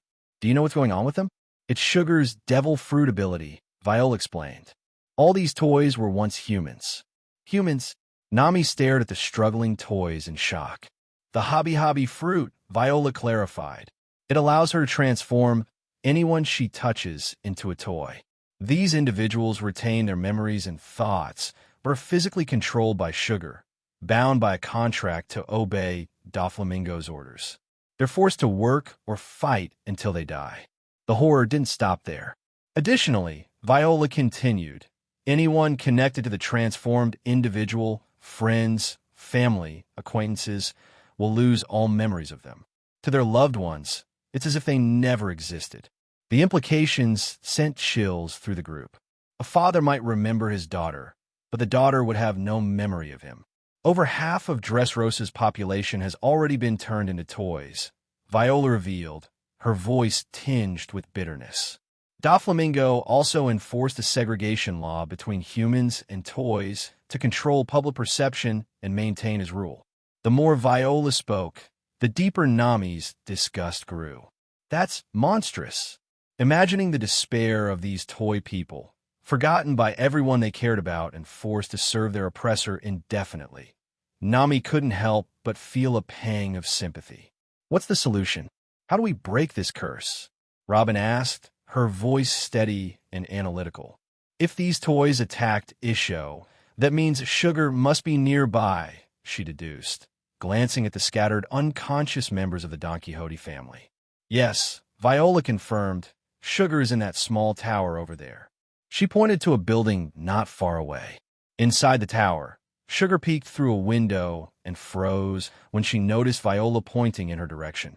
In a panic, she ducked out of sight. Treble, what do we do? They found us. Sugar whispered frantically. Treble, ever loyal, assessed the situation. There's no choice. We retreat for now. Retreat? Daffy's still out there. Are we just going to abandon him? Sugar frowned, her voice tinged with frustration. We'll regroup with Virgo and come up with a plan to rescue him, Treble said firmly. If we stay here, we'll be captured, and that won't help Daffy at all. Reluctantly, Sugar nodded, preparing to flee with Treble as their enemies closed in. As he grabbed Sugar and prepared to leave, Treble muttered to himself. Going out to fight now would be suicide. Escaping to find Virgo was their only chance to save Doflamingo. Before Treble could step out of the small building, Isho descended from the sky, blocking his path. Boom! Treble was sent flying with a single strike, and Sugar fell to the ground as well. That snot-nosed, sloppy old guy isn't Sugar, is he? Nami glanced at the fallen Treble with disgust. No, that little girl is Sugar. She's one of the key officers of the Don Quixote family. Viola explained, pointing at Sugar, who was lying on the ground. She looks about 10 years old. Is she really one of the Don Quixote family's officers? Nami asked skeptically, looking at Sugar, whose appearance didn't match her status. She's probably older than you. After eating the hobby fruit, her body stopped aging, Viola explained. Violet, you traitor. Don't forget who spared your father's life. Treble growled viciously as he struggled to get up. And I haven't forgotten who turned this kingdom into the mess it is now. Viola replied coldly, her face filled with loathing. Crack! Suddenly, a flash of lightning illuminated the area, accompanied by a deafening thunderclap. Everyone flinched in surprise. When they turned to look, they saw Sugar lying on the ground with her eyes rolled back, unconscious. Relax, I controlled the power. She won't die, Nami said with a cheeky grin as everyone turned their attention to her. I just wanted to test if knocking her out would disable her devil fruit ability. In most cases, a devil fruit power deactivates when its user loses consciousness. However, there are exceptions where the ability persists even after the user's death. It seems to have worked, Lon noted quietly, glancing at the distance where the toys were. The group turned to look and saw that one by one, the toys were transforming back into humans. The former toys were a variety of outfits. Some were dressed as civilians, others in military uniforms, and some even in black suits, looking like gangsters. All of them stared at their hands in amazement, joy lighting up their faces. We're back. I'm human again. We're finally back to normal. Finally, the former toys cried tears of joy. Isho also released the gravity restraining them, restoring their freedom completely. Across Dressrosa, on every street corner, the toys reverted to their original forms. Meanwhile, the unaffected human residents began to regain their lost memories. They remembered their fathers, mothers, children, husbands, wives, and friends, their loved ones who had seemingly disappeared from their lives. Damn that Doflamingo. Finally, he's defeated. We're free. We're free. That bastard turned me into a toy. Thank goodness. I need to find my child. My family. The formerly oppressed people erupted in shouts, venting the rage they had suppressed for years. Some sprinted toward their homes, desperate to reunite with their families after years of separation. In a small flower-filled cabin on the outskirts of Dressrosa, a one-legged toy soldier transformed into a burly middle-aged man. Standing beside him was a little girl with pink hair. The girl's eyes initially showed confusion, but then recognition dawned on her face as her memories flooded back. Tears welled up and rolled down her cheeks. Daddy, Rebecca, you finally remember me. The father and daughter embraced tightly, tears streaming down their faces. After a long moment, they separated. Dad, what happened? Rebecca asked softly, her voice tinged with confusion. I'm not sure. It might have something to do with the battle happening near the coast, Kairos replied, shaking his head. To protect his daughter, Kairos had stayed by her side ever since he heard the distant sounds of fighting, so he was unaware of the larger events unfolding outside. Rebecca, stay here and wait for me to return, okay? Kairos said gently, unsheathing his large sword. Dad, where are you going? Rebecca's small hands clutched at the red cloak draped over Kairos' shoulders, her expression full of worry. Even though I don't know the exact situation outside, this might be our one chance to overthrow Doflamingo, Kairos said as he tousled Rebecca's pink hair. He had to seize this opportunity, now that he was human again, to free Dressrosa from the oppressive rule of the Don Quixote pirates. But wasn't everyone freed from being toys because Doflamingo was defeated? Rebecca asked, puzzled. It's not certain yet. What if it was just the devil fruit user being incapacitated? Kairos shook his head solemnly. Either way, he had to go to the royal palace. If Doflamingo had truly been defeated, it would be a joyous moment. But if not, Kairos vowed to use his sword to bring down the tyrant and save Dressrosa. He believed that he wasn't alone in feeling this way. Many of the soldiers who had been turned into toys surely shared his resolve. Wait here for me, Kairos instructed Rebecca firmly before stepping out of the house, sword in hand. He wasn't wrong. All across the kingdom, former soldiers who had regained their human forms picked up their weapons and began marching toward the palace. But faster than them were the remnants of King Riku's royal army. A growing tide of people advanced on the palace, with more joining by the minute. At the royal palace, watching the toys transform back into humans, tears streamed down Violet's face. No matter what the future held for Dressrosa, at least for now, the toys who had been separated from their loved ones could finally reunite with them. So what should we do next? Nami asked, glancing at her crewmates. Her gaze lingered on the crowd of humans celebrating their freedom. Take control of this place? Doflamingo had been defeated, Law's vengeance was fulfilled, and the people of Dressrosa had regained their freedom. What was next for the Thunder God pirates? I'm not sure. That's for the captain to decide, Robin replied with a small laugh and a shrug. All eyes turned toward Vice Captain Isho. Sensing the gazes, Isho smiled. I am merely the vice captain. At that moment, Nami's expression turned to surprise. The sound of fighting near the coast. They've stopped. Do you think the captain is okay? Isho-san, you should go check. No need.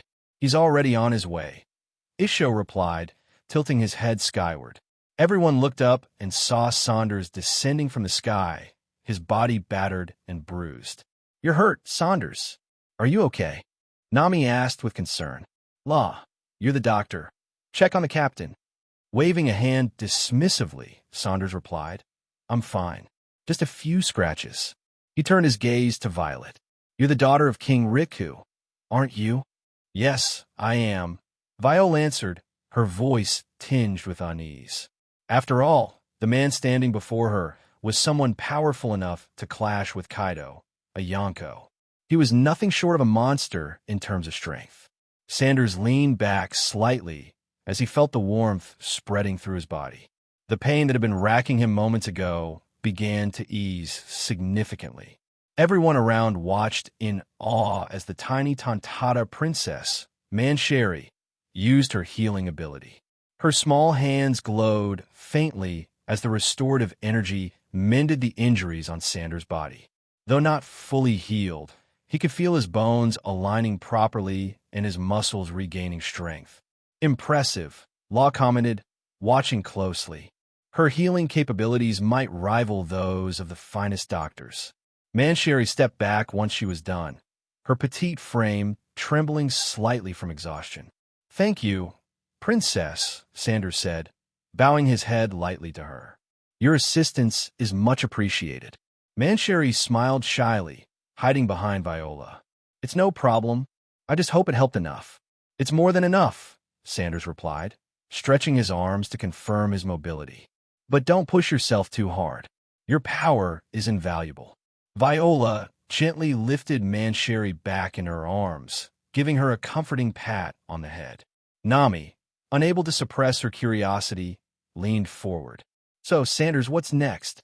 Are we staying here to finish things with Doflamingo, or is there something else on your mind? Sanders stood up, dusting himself off as he adjusted his battered coat. The fight isn't over yet. We may have bought the people some time, but as long as Doflamingo and his crew are active, this island isn't truly free. You're planning to go after him?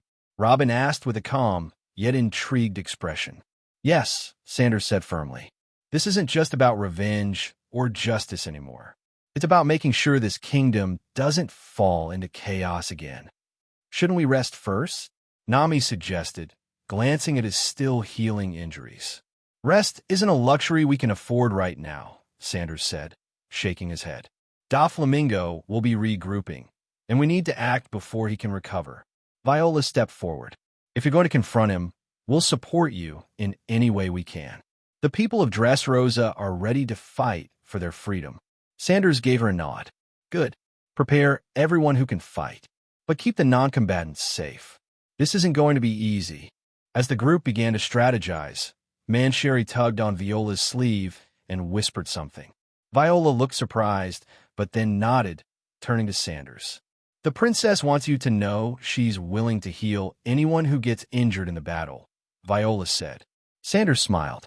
Tell her I appreciate it, but let's try to make sure no one else needs healing. We'll finish this quickly. All right, stop now. Seeing that Sherry was starting to struggle, Sanders waved his hand to let her rest. Overusing the powers of the heal fruit would leave the user incapacitated. After thanking Sherry, Sanders stood up and stretched his limbs. His injuries were mostly healed, and a few days of rest would take care of the rest. Sanders, what should we do next? Nami asked once Sanders finished his treatment. What do you mean? Nami pointed at Doflamingo and his subordinates lying on the ground, then at the growing crowd gathering outside the palace. Hand Doflamingo over to the Marines as planned, Sanders said casually. As for the others, he paused for a moment before continuing. Lock them up for now.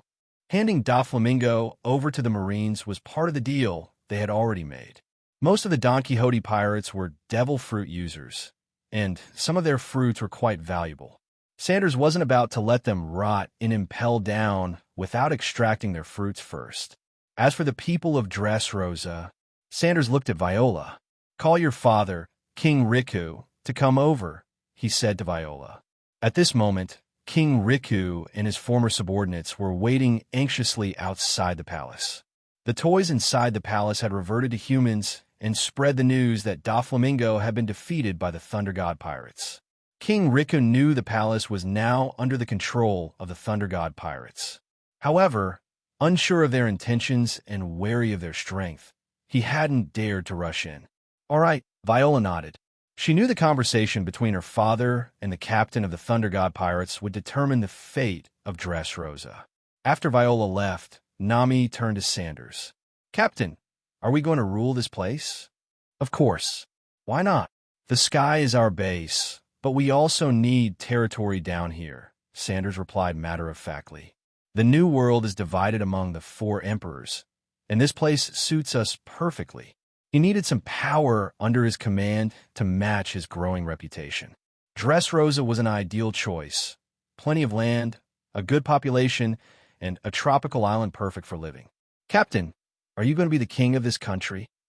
Robin asked. King? Nah, just have them pay us a protection fee every year.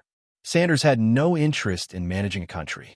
Even the Sky Island was left to the Shandian chief and Gon Fall to oversee. You can decide how much they pay, Isho. I won't interfere, Sanders said to Isho. Isho nodded silently. Outside the palace, Viola approached King Riku. Father, Viola, what does the Thunder God pirates want to do next?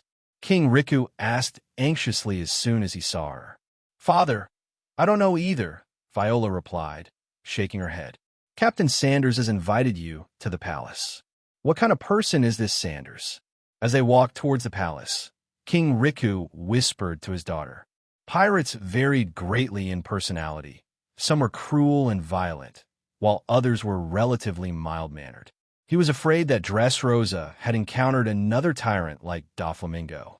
Viola hesitated for a moment before answering. The Thunder God pirates seem to be quite kind, and Captain Sanders speaks very politely. Did you use your ability to check? King Riku was aware of his daughter's ability to see into people's hearts. If she could discern the other party's thoughts in advance, it would be helpful for the upcoming conversation. Did you use your power? Viola shook her head. No, I didn't dare. Having witnessed Sanders fight against Kaido of the Beast with her own eyes, she knew how terrifying he was. If Sanders noticed her using her ability, it might anger him. After all, no one would want their inner thoughts to be spied upon. Father, as long as their demands aren't unreasonable, just agree to them, Viola advised. The Thunder God pirates are far stronger than Doflamingo, an existence comparable to the current 4 emperors. Viola's reminder was clear. They had no ability to resist the Thunder God pirates. Understand. I'll tread carefully, King Riku sighed. Escaping the tiger's den only to meet the wolves. He couldn't help but wonder what the future held for Dressrosa. With a worried expression, King Riku approached Sanders. Hello, King Riku. Sanders took the initiative to greet him. The Thunder God pirates have defeated the Don Quixote family. From now on, this will be the territory of the Thunder God pirates, Sanders said straightforwardly. You will remain the king of Dressrosa. Managing this place will still be the responsibility of your family, and I won't interfere. For the rest, you can discuss it with Isho, the vice captain and ship doctor of the Thunder God Pirates. In any case, you can rest assured that the Thunder God Pirates' conditions won't be harsh. Sanders' words gave King Riku a sense of relief. The idea of Dressrosa becoming the Thunder God Pirates' territory didn't come as a surprise to King Riku. It was common practice in the New World. Many islands in this sea depended on the four emperors to survive. For instance, Fishman Island was Whitebeard's territory, and the world government often turned a blind eye to such arrangements. As long as nations paid the heavenly tribute on time, even if a pirate crew controlled them, it wasn't a problem. King Riku felt confident that, alongside the heavenly tribute, Dressrosa could afford to pay a portion as protection money to the Thunder God Pirates. Dressrosa had always been wealthy. Before Doflamingo's rule, they even had enough surplus to assist neighboring nations. Now, they would just be giving that money to the Thunder God Pirates instead. With the Thunder God Pirates' protection, the citizens could finally live peacefully, free from the fear of pirate raids. After all, the Thunder God Pirates' captain was a powerful figure capable of standing against the four emperors. Few would dare cause trouble on such a formidable pirate's territory. Now, you can announce this news to the people of Dressrosa, Sanders said. Thank you for defeating Doflamingo. King Riku expressed his gratitude. Doflamingo's rule had been too brutal, and the Thunder God Pirate arrival was like a ray of light for Dressrosa. No need to thank us. We had our own grudges with him. Sanders waved dismissively. Talk with Isho about what comes next. I have other matters to attend to. With that, Sanders picked up Doflamingo and floated into the sky. He needed to hand Doflamingo over to the Marines. The rest of Doflamingo's crew had already been tied up by Wiper. After Sanders left, King Riku began discussing matters with Isho. Not long after, King Riku exited the palace with a pleased expression and addressed his subordinates. Your Majesty, what did the Thunder God Pirates say? Asked Tank Lepunto, a former captain of Dressrosa's royal army. During Doflamingo's rule, Lepunto had secretly worked to protect King Riku and his family, waiting for the day they could reclaim the throne. When Isho fought Doflamingo, Lepunto had rallied his men to overthrow the tyrant's rule. I will once again serve as the king of Dressrosa, King Riku announced. Dressrosa will become the territory of the Thunder God Pirates and enjoy their protection. And the Thunder God Pirates won't interfere with our governance. King Riku spoke with a radiant smile. After his conversation with Isho, he realized the Thunder God Pirates' terms were not merely lenient. They were incredibly generous. It was worlds better than during Doflamingo's rule. Really?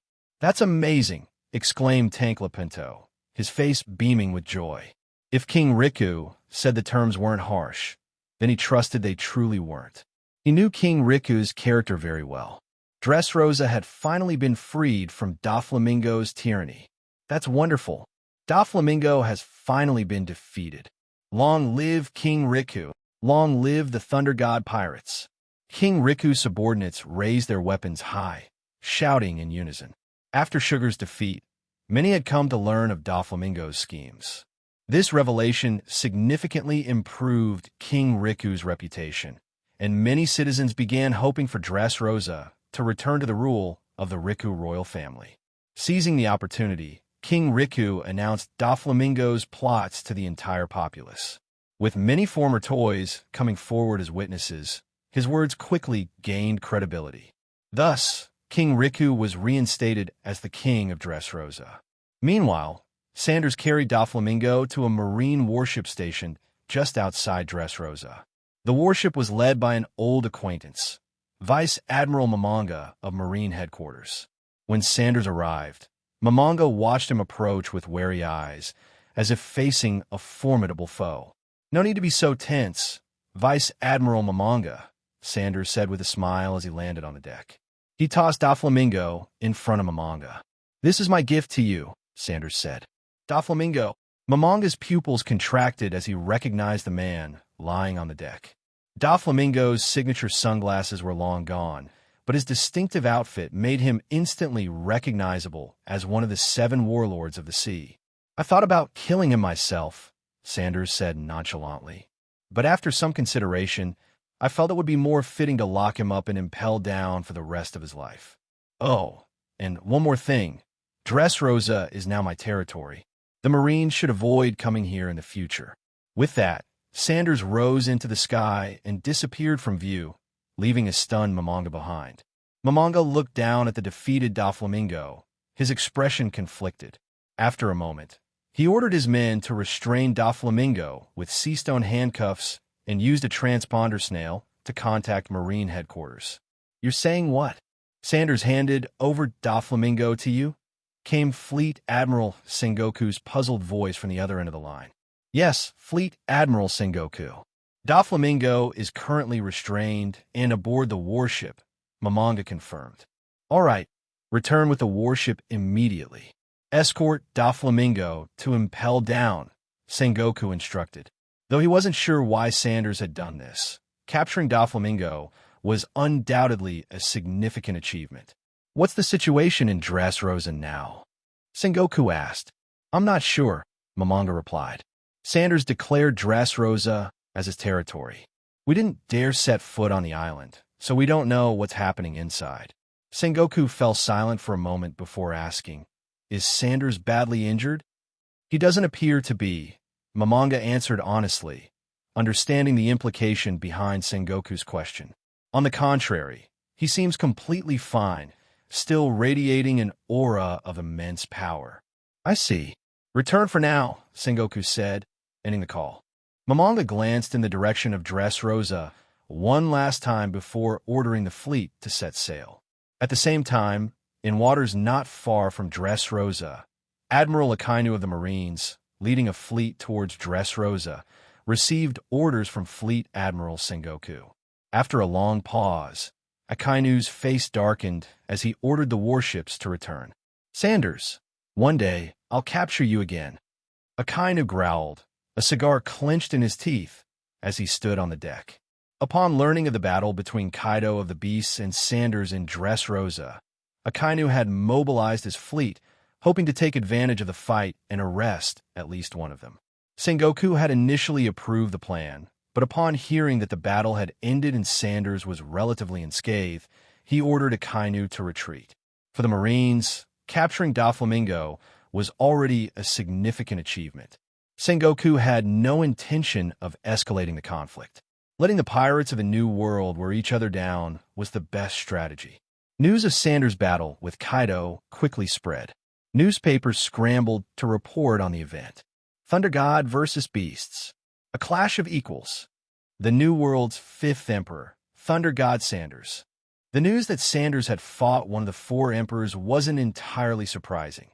Everyone knew that the Thunder God pirates' entry into the New World would inevitably lead to clashes with the four emperors. What did surprise people was how quickly the confrontation occurred. Voices across the seas grew louder, hailing Sanders as the fifth emperor. However, some remained skeptical, arguing that the Thunder God pirates, aside from Sanders and Isho, lacked other notable fighters to solidify such a title. One thing was clear to all, though: Sanders was destined to become an emperor of the sea in the future. As the youngest of the four emperors, red-haired Shanks was still over a decade older than Sanders. Youth was Sanders' greatest advantage. Aboard the Moby Dick, Marco read the news to Whitebeard. "Father, Sanders clashed with Kaido, and the battle ended in a stalemate. No clear victor emerged." "Gulalala, is that so? That Thunder Brat sure has some fight in him, if even Kaido couldn't take him down." Whitebeard laughed heartily. "I never imagined he could hold his own against Kaido at such a young age. And after this clash with Kaido, the title of the fifth emperor is becoming more and more widespread," Marco added, looking at the newspaper with admiration. Despite being older than red-haired Shanks, Marco admitted to himself that he wasn't a match for Kaido. Yet a man nearly 2 decades younger than him had managed to fight Kaido to a draw. The fifth emperor of the sea? Gulalala. That might still be a bit premature, Whitebeard chuckled. Still, the new generation of strong pirates is emerging faster than ever. Looking at him makes me feel old. Father, you're far from old. You'll be sailing these seas for decades to come, Marco said with a smile.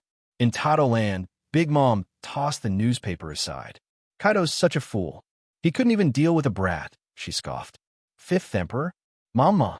He's still far from deserving that title. Back on Onigashima, Kaido had returned to his base. King, the wildfire, looked at the heavily scarred Kaido with concern. Kaido-sama, are you alright? Kaido, his body covered in wounds, sat cross-legged on the ground, guzzling sake in large swigs. Ware. Don't worry, King. It's nothing serious, Kaido laughed. That Sanders brat packs a punch, though. I acknowledge him. Despite the frightening appearance of his injuries, Kaido's formidable resilience would see him recover quickly. When I've healed, I'll find him for another fight. Next time, I'll defeat him. Over the years, Kaido had grown bored of battling the other four emperors. Now, with a new challenger who could stand toe-to-toe with him, Kaido was more excited than ever. In another corner of the New World, aboard a ship sailing through the sea breeze, red-haired Shanks stood on the deck, a newspaper in hand. Shanks, it seems we'll inevitably clash with the Thunder God pirates someday, said Ben Beckman, a cigarette between his lips, speaking calmly. Ha ha ha. If it happens, Shanks laughed. I'd actually like to see what this former Marine prodigy is capable of, especially if he could go toe-to-toe with Kaido. Shanks' laughter echoed across the waves. After returning to the royal palace in Dressrosa, Sanders found the territory still under the occupation of the Thunder God pirates. Nami, along with her crew, was busy tallying the spoils from this journey. Doflamingo, who had dealings in both legitimate and underworld circles, had amassed a staggering amount of wealth over the years, all of which was hidden within the royal palace in Dressrosa. Sanders, I've already discussed this with King Riku, Isho Fujitora, said as he approached Sanders. The majority of Doflamingo's treasure hoard will belong to the Thunder God pirates. A small portion will be left to fund post-battle reconstruction efforts. Do as you see fit, Sanders nodded. He had little personal interest in treasure. Moreover, the coastline had been destroyed during his battle with Kaido, requiring reconstruction. The collateral damage caused by Isho's fight with Doflamingo also necessitated repairs. Leaving some funds for rebuilding was entirely reasonable. By the way, were Doflamingo's subordinates being held? Sanders inquired. They're all locked in the palace dungeon, restrained with sea stone shackles, Isho replied. Request a small area from King Riku to serve as our Thunder God Pirates base here.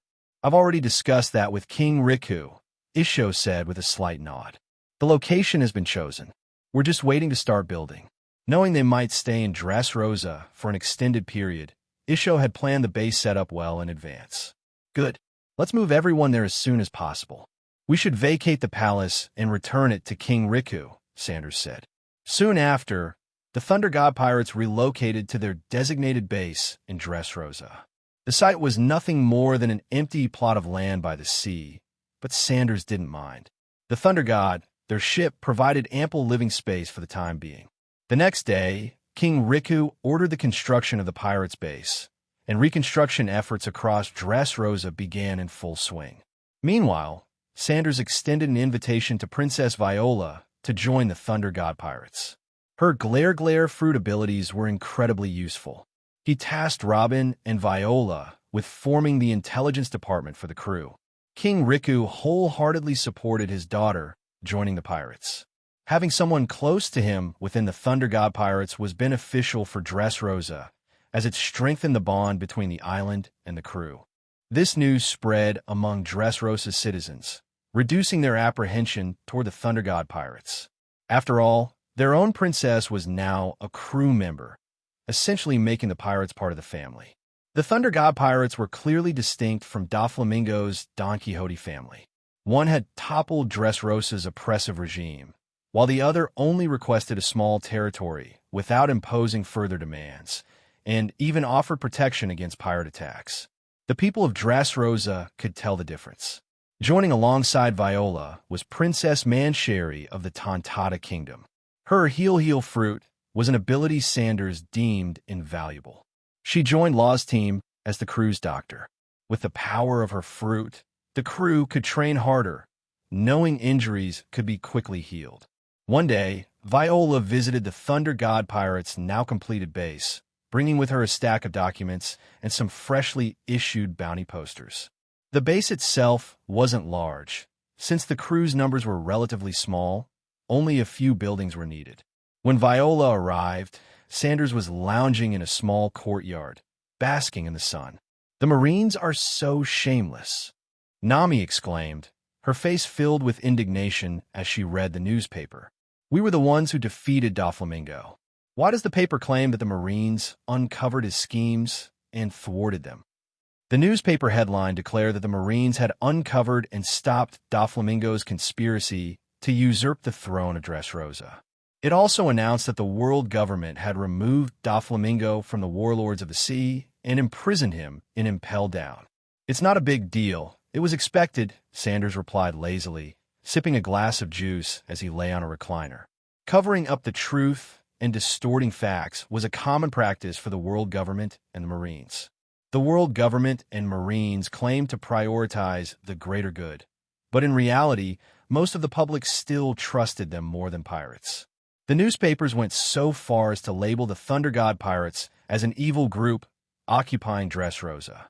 They even claimed the Marines would soon dispatch elite forces to drive the pirates out. In truth, not a single Marine had shown up. "Purchase more newspapers and distribute them to the residents of Dressrosa," Sanders instructed Viola. "My father has already begun doing that. Dressrosa will not forget who its true saviors are," Viola replied with a smile. She, too, harbored disdain for the world government and the Marines. When Dressrosa was suffering under Doflamingo's rule, neither had stepped in. But now that the hard work was done, they were quick to claim credit. Since the Thunder God Pirates were temporarily stationed in Dressrosa, King Riku took every opportunity to strengthen his ties with them. Upon seeing the newspaper, he immediately ordered his subordinates to distribute the true story to the populace.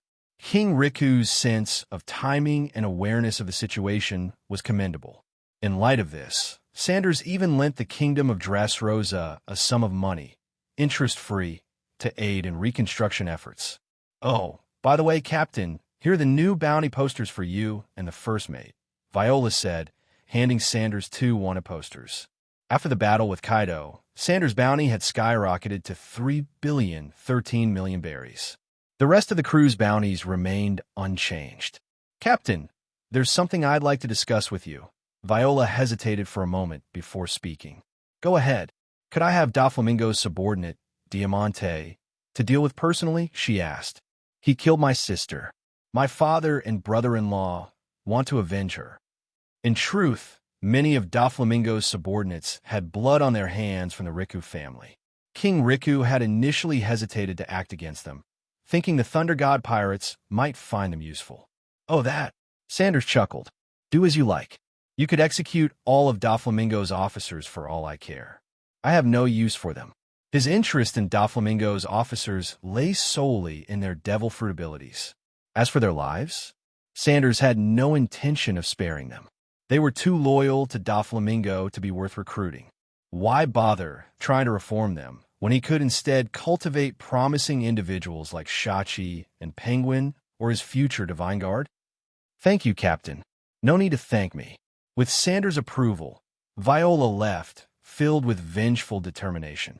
Not long after, King Riku personally executed Diamante. Using his projection ability, Sanders located and retrieved the devil fruits that reappeared following the deaths of Doflamingo's subordinates. Diamante's flag fruit, Monet's snow fruit, Sugar's hobby fruit, Treble's sticky fruit, Pika's stone fruit, Senor Pink's swim fruit. Among Doflamingo's officers, Baby, 5, and Senor Pink were spared. Baby, 5 had an earnest personality that made her relatively easy to recruit. Senor Pink, known for his loyalty and unique character, was also shown mercy, as he had a wife to care for. Having collected a large number of devil fruits, Sanders decided it was time to focus on strengthening his crew. He presented the fruits to the crew and announced, "From now on, whoever trains the hardest and improves the fastest will be rewarded with a devil fruit." This announcement ignited a fierce wave of training among the crew. Everyone pushed themselves harder than ever, eager to prove their worth in the next battle. After a sparring session with Isho, Sanders also claimed the powers of the gravity fruit. He then replaced his current ability, opting for Manchuri's heal fruit as his projected devil fruit for further deriving. The Thunder God Pirate's strength was steadily growing, preparing for the challenges ahead. The crew's primary base, formerly known as Golden Lions Island, had been officially renamed Sky City. Most of the Thunder God Pirates had moved back to this floating sanctuary. Although they had been enjoying their stay in Dressrosa, a paradise with pleasant weather perfect for vacations, their time there had been cut short. News of Sanders' battle with Kaido had spread far and wide. It drew an increasing number of pirates to Dressrosa, all eager to challenge Sanders. The constant interruptions became unbearable. In response, Sanders led the crew back to Sky City, where the challenges of uninvited pirates were left behind. More than half a month had passed since the clash with Kaido, and Sanders' injuries had fully healed. On Sky City's training grounds, the crew's determination burned fiercely. Among them, Law and Wiper trained with the most zeal. After witnessing the overwhelming strength of the New World's forces, both resolved to improve themselves drastically. The others were just as dedicated, pushing themselves harder each day. On the coast of Sky City, Sanders reclined on a lounge chair, basking in the sun. In the nearby ocean, Shirahoshi swam joyfully, enjoying her time in the water. "Baby 5, could you bring me a bottle of ice-cold beer?" Sanders asked casually, his sunglasses shielding his eyes from the bright sun. "Of course." Baby 5, dressed in a maid outfit, cheerfully fetched the beer for him. "Thanks," Sanders said, biting off the cap and drinking deeply. Sitting beside him, Nami plopped down on a lounge chair. She was dressed in a short-sleeved top, her curiosity evident. "Hey, Sanders, why didn't you kill Baby 5 in that eccentric guy?" she asked in a low voice. Sanders had shown no mercy to even Sugar, who looked like a 10-year-old girl. Yet he had spared a maid and a self-proclaimed pervert. "I'm a pirate," Sanders replied calmly. "Isn't doing as I please the most natural thing?" Doflamingo's subordinates were loyal to a fault. Keeping them around would only have caused unnecessary trouble. Sugar, in particular, possessed a terrifyingly broken ability. Her hobby fruit was too dangerous. Among the Thunder God pirates, only Sanders and Isho could resist its effects. Keeping her alive would have invited chaos, so Sanders chose to eliminate her outright. "How's your training coming along?" Sanders asked, turning the subject to Nami. "Law and Wiper are already starting to show some results in their Haki training. They'll master it soon enough," he added. Sanders had high expectations for Nami. He had even given her the powerful Rumble fruit, a top-tier ability. With her natural talent in meteorology, the fruit amplified her potential significantly. With just a bit of training, she could rival the likes of a suite commander or a division captain. With enough effort, Nami could even achieve the level of an emperor's deputy or an admiral. After all, the Rumble fruit alone could easily match a marine vice admiral in power. "Observation Haki's going okay, but I still feel far from mastering armament Haki," Nami admitted with a smile. Sanders wasn't surprised by her progress. Unlike Luffy, Nami lacked a solid foundation in physical combat. Additionally, Nami was still young, and her body was still maturing. Overtraining her physically would do more harm than good. Armament Haki was closely tied to physical strength, so it wasn't surprising she found it challenging. On the other hand, observation Haki relied on sensory perception, and with the Rumble fruit's assistance, Nami found it much easier to develop. "Don't worry about armament Haki for now," Sanders advised. "Focus on mastering the Marine's 6 powers and refining your observation Haki. Once you've done that, you'll be strong enough to face New World pirates." "I'll do my best," Nami replied earnestly. "Good. In a couple of days, I'll send you somewhere to learn." "Learn? Learn what? Can't you and Isho teach me everything I need to know?" Nami assumed the learning involved combat training. "It's to study meteorological science," Sanders explained. "You have incredible talent in this area, But without systematic training, whether it's navigation or other applications, you've been relying solely on raw skill. There's a small nation composed entirely of weather scientists who are well-versed in meteorology. I plan to send you there for further education, he said nonchalantly. The place Sanders referred to was the Small Sky Island from the original story. He was confident that after learning from those seasoned scientists, Nami's expertise in meteorology would improve significantly. This could even enhance her ability to develop her rumble fruit powers further. Meteorology? Nami's eyes lit up with excitement. Compared to combat training, her passion for meteorology was unmatched. Upon hearing that she could study under professional meteorologists, her face lit up with eager anticipation. The Small Sky Island, Weatheria, Sanders answered. When can we go? Nami asked, nearly jumping out of her seat. Tomorrow, Sanders replied after some thought. Spend a day saying goodbye to everyone. I'll take you there in the morning. I have my own training to handle as well. It had been over 2 weeks since the battle with Kaido. His injuries were likely healed by now, and Sanders was eager to find a way to obtain Kaido's indestructible physique and Azure Dragon Fruit. Got it. I'll start packing right away. Nami leapt up from the lounge chair, her joy evident as she rushed off to prepare. After Nami left, Sanders instructed Baby 5 to summon Fukaboshi, the second prince of Fishman Island. Lord Sanders, is there something you need from me? Fukaboshi arrived promptly, showing respect in both his tone and demeanor. His respect stemmed from 2 reasons.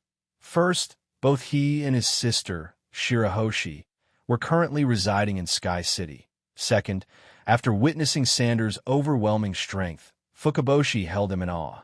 Please sit. How are you and Shirahoshi adjusting to life with the Thunder God Pirates? Sanders asked with a polite smile. It's been fine, Lord Sanders. Shirahoshi has been especially happy here, Fukaboshi replied earnestly. Nearly a month had passed since they left Fishman Island, and Fukaboshi had gradually adapted to life with the crew. During this time, he had come to understand the personalities of the Thunder God Pirates and found that most of his initial worries had dissipated. That's good to hear, Sanders said with a nod. I called you here to discuss the protection of Fishman Island, he continued. Sanders had promised to protect Fishman Island, but hadn't yet formally announced this to the world due to the series of events that had kept him occupied. I need you to select one of your Fishman guards to stand in as a member of my crew. We'll take a photo together, and I'll claim that this Fishman is part of the Thunder God Pirates and a personal friend of mine. Afterward, I'll announce to the world that Fishman Island is under my protection. Anyone who harms its residents will be considered my enemy. Sanders laid out his plan plainly. A simple declaration of protection wasn't enough to ensure Fishman Island's safety. By fabricating the existence of a Fishman crew member, he could strengthen the credibility of his protection claim while simultaneously hiding the presence of Fukaboshi and Shirahoshi aboard his ship.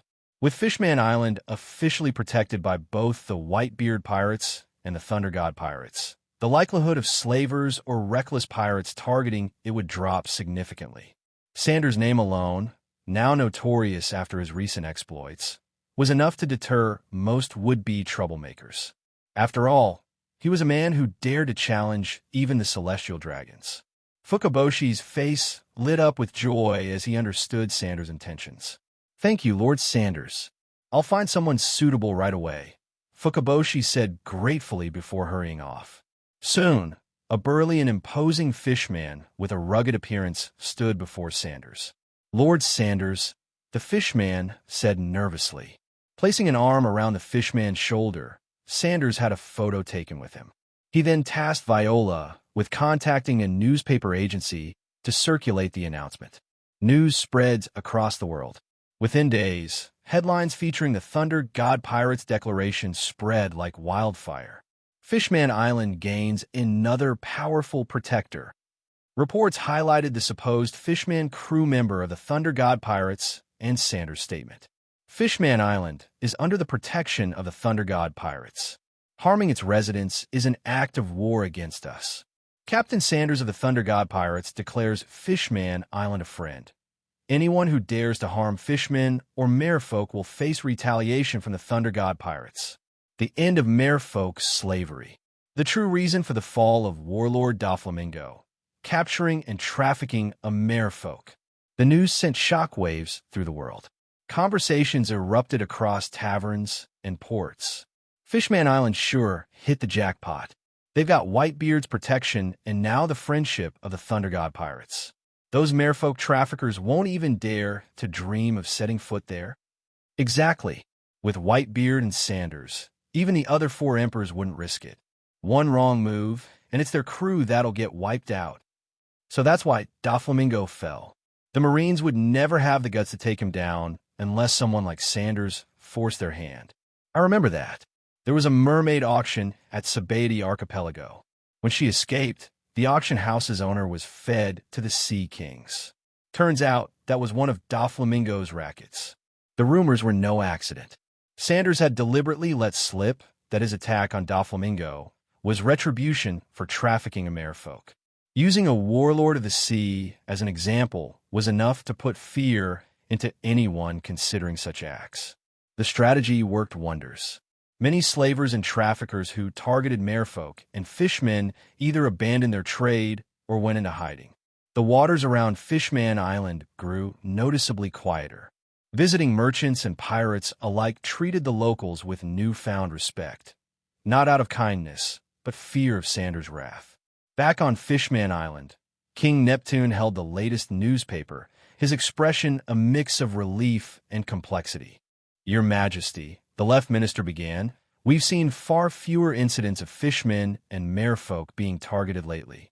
Even the Neptune army has had much less to do." "Indeed," Neptune said, setting down the paper.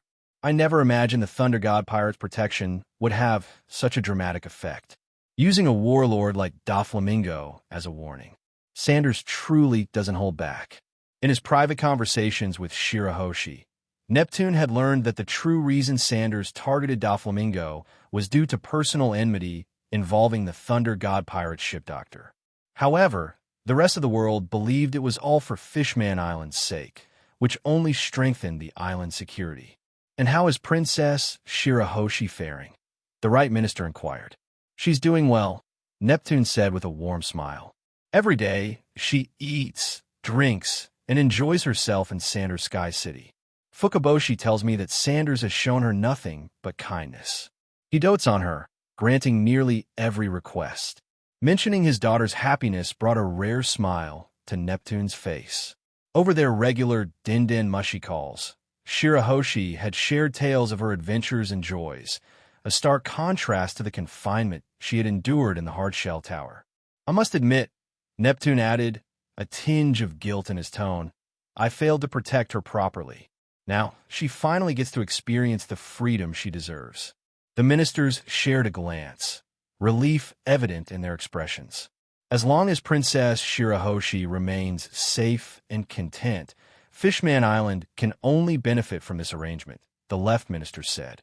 On the deck of the Moby Dick, Marco leaned casually against Jinbe, holding a newspaper. "So, Jinbe, this Fishman Sanders recruited. How strong is he?" "Must be impressive to catch his eye," Marco teased with a grin. Jinbe, despite his ties to Fishman Island and his past as a warlord, had quietly snuck aboard Whitebeard's ship again. Though not a member of the Whitebeard pirates, he shared a strong camaraderie with their crew, often joining them for drinks and celebrations. "He's decent," Jinbe replied with a chuckle, skillfully dodging the question. Marco laughed. "Come on, Jinbe, give us the details. Sanders made a big deal about this guy. Don't tell me he's just for show." Jinbe gave a small smile, carefully guarding the truth. He knew the Fishman crew member was nothing more than a strategic move to protect Fishman Island. But he had no intention of spoiling the image Sanders had crafted. The Thunder God Pirates airship was now a symbol of inevitability. For pirates and traffickers operating near Fishman Island, the thought of Sanders' ship swooping down from the sky was enough to quell their ambitions. Whitebeard's protection had already made the island a formidable target. But now, with Sanders' reputation as a ruthless avenger who dared to defy the celestial dragons, Fishman Island was safer than ever. The world had learned a harsh lesson. To threaten Fishman Island was to invite ruin. Jinbe blinked, his face carefully neutral as he replied to Marco's question about the new Fishman crew member of the Thunder God Pirates. That Fishman, I know him. He's a soldier from Neptune's army. Decent strength on Fishman Island, but in the New World, he wouldn't even make it as a grunt, Jinbe said, his voice calm but his words cautious. He could easily see through Sanders' intentions. The so-called crew member was clearly a smokescreen, a strategic move to justify the Thunder God Pirates' protection of Fishman Island and obscure the truth about Shirahoshi's presence aboard Sanders' ship. More importantly, Sanders had chosen his words carefully when making the declaration. By framing his support as friendship rather than territorial claim, Sanders avoided stepping on Whitebeard's toes. Jinbe appreciated this subtle diplomacy. It ensured the alliance between Fishman Island and Whitebeard's crew remained intact while gaining additional security from Sanders' reputation. Jinbe kept his thoughts to himself, however. He hadn't shared news of Shirahoshi's presence on Sanders' ship with Marco or Whitebeard, not out of mistrust, but to protect Fishman Island. With so many members in Whitebeard's crew, even an unintentional slip could bring trouble if the secret got out. That's great news for Fishman Island, Marco said with a grin. With Sanders watching over it, things should get even better. It's true, Jinbe replied honestly. Even the pirates visiting the island have been much more respectful lately. Inwardly, Jinbe felt a deep sense of gratitude towards Sanders. The Thunder God Pirates' actions had undoubtedly made Fishman Island a safer place. So, Jinbe, Marco said, leaning in slightly, what kind of person is Sanders? I've been hearing his name so much this past year that I'm getting curious. Jinbe paused before replying. He's a kind man. Though Sanders had strong-armed Shirahoshi onto his ship, Jinbe couldn't deny that the pirate was otherwise courteous and calm. He wasn't like the arrogant, self-absorbed young pirates Jinbe had seen rise and fall over the years. Kind, huh? Marco mused. Now I really want to meet him. Marco found it hard to reconcile the idea of a kind Sanders with the stories of a man who had fought Kaido to a draw and defeated Kazan. Most pirates with that kind of strength and reputation were insufferably arrogant. Yet Jinbe painted a different picture. Gururura. Whitebeard's booming laugh interrupted their conversation. Marco, are you planning to test your strength against Sanders? Why not? Marco grinned. Anyone who can stand against Kaido and defeat Aokiji is worth a fight. I'd love to see how I measure up. His confidence wasn't arrogance. It was a reflection of his pride as the 1st Division commander of the Whitebeard Pirates. Marco didn't shy away from a challenge, even if it meant going up against one of the rising stars of the sea. Whitebeard's smile widened. Gururura. If you want to fight Sanders, you'd better train harder. For Kaido to agree to call it a draw and leave without a fight, that means Sanders is no ordinary young pirate. The old pirate had seen countless challengers come and go during his reign as one of the 4 emperors.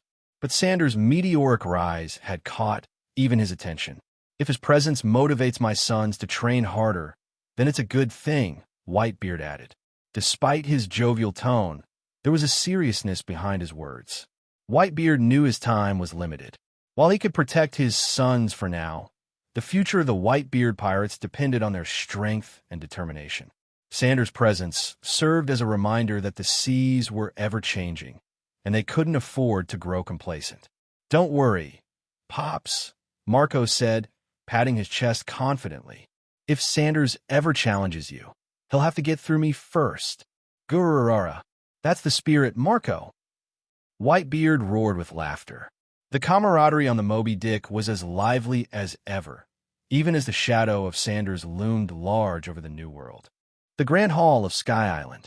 In the Grand Hall of the Sky Island, Sanders gathered the members of the Thunder God Pirates. He announced that he would be leaving for a while and instructed Law and the others to continue training diligently. Sanders and Nami each piloted a flying ship, departing from Sky Island. After several days of travel, Sanders and Nami finally located a small sky island. This is Weatheria.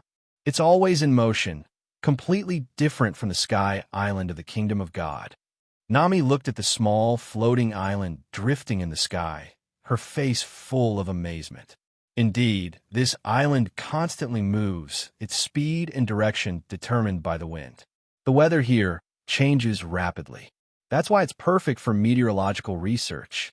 The island's residents are all meteorologists, making it the best place for you to learn, Sanders explained, nodding as he led Nami to land on the island. Once on the small sky island, Nami's curiosity was piqued by everything she saw.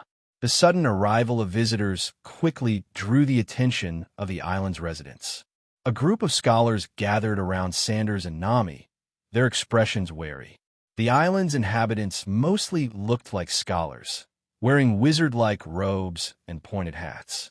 Travelers from afar, what brings you to our island? Asked an elderly man with snow-white hair. His long beard, which split into two fishtail-like sections, hung past his waist. Greetings.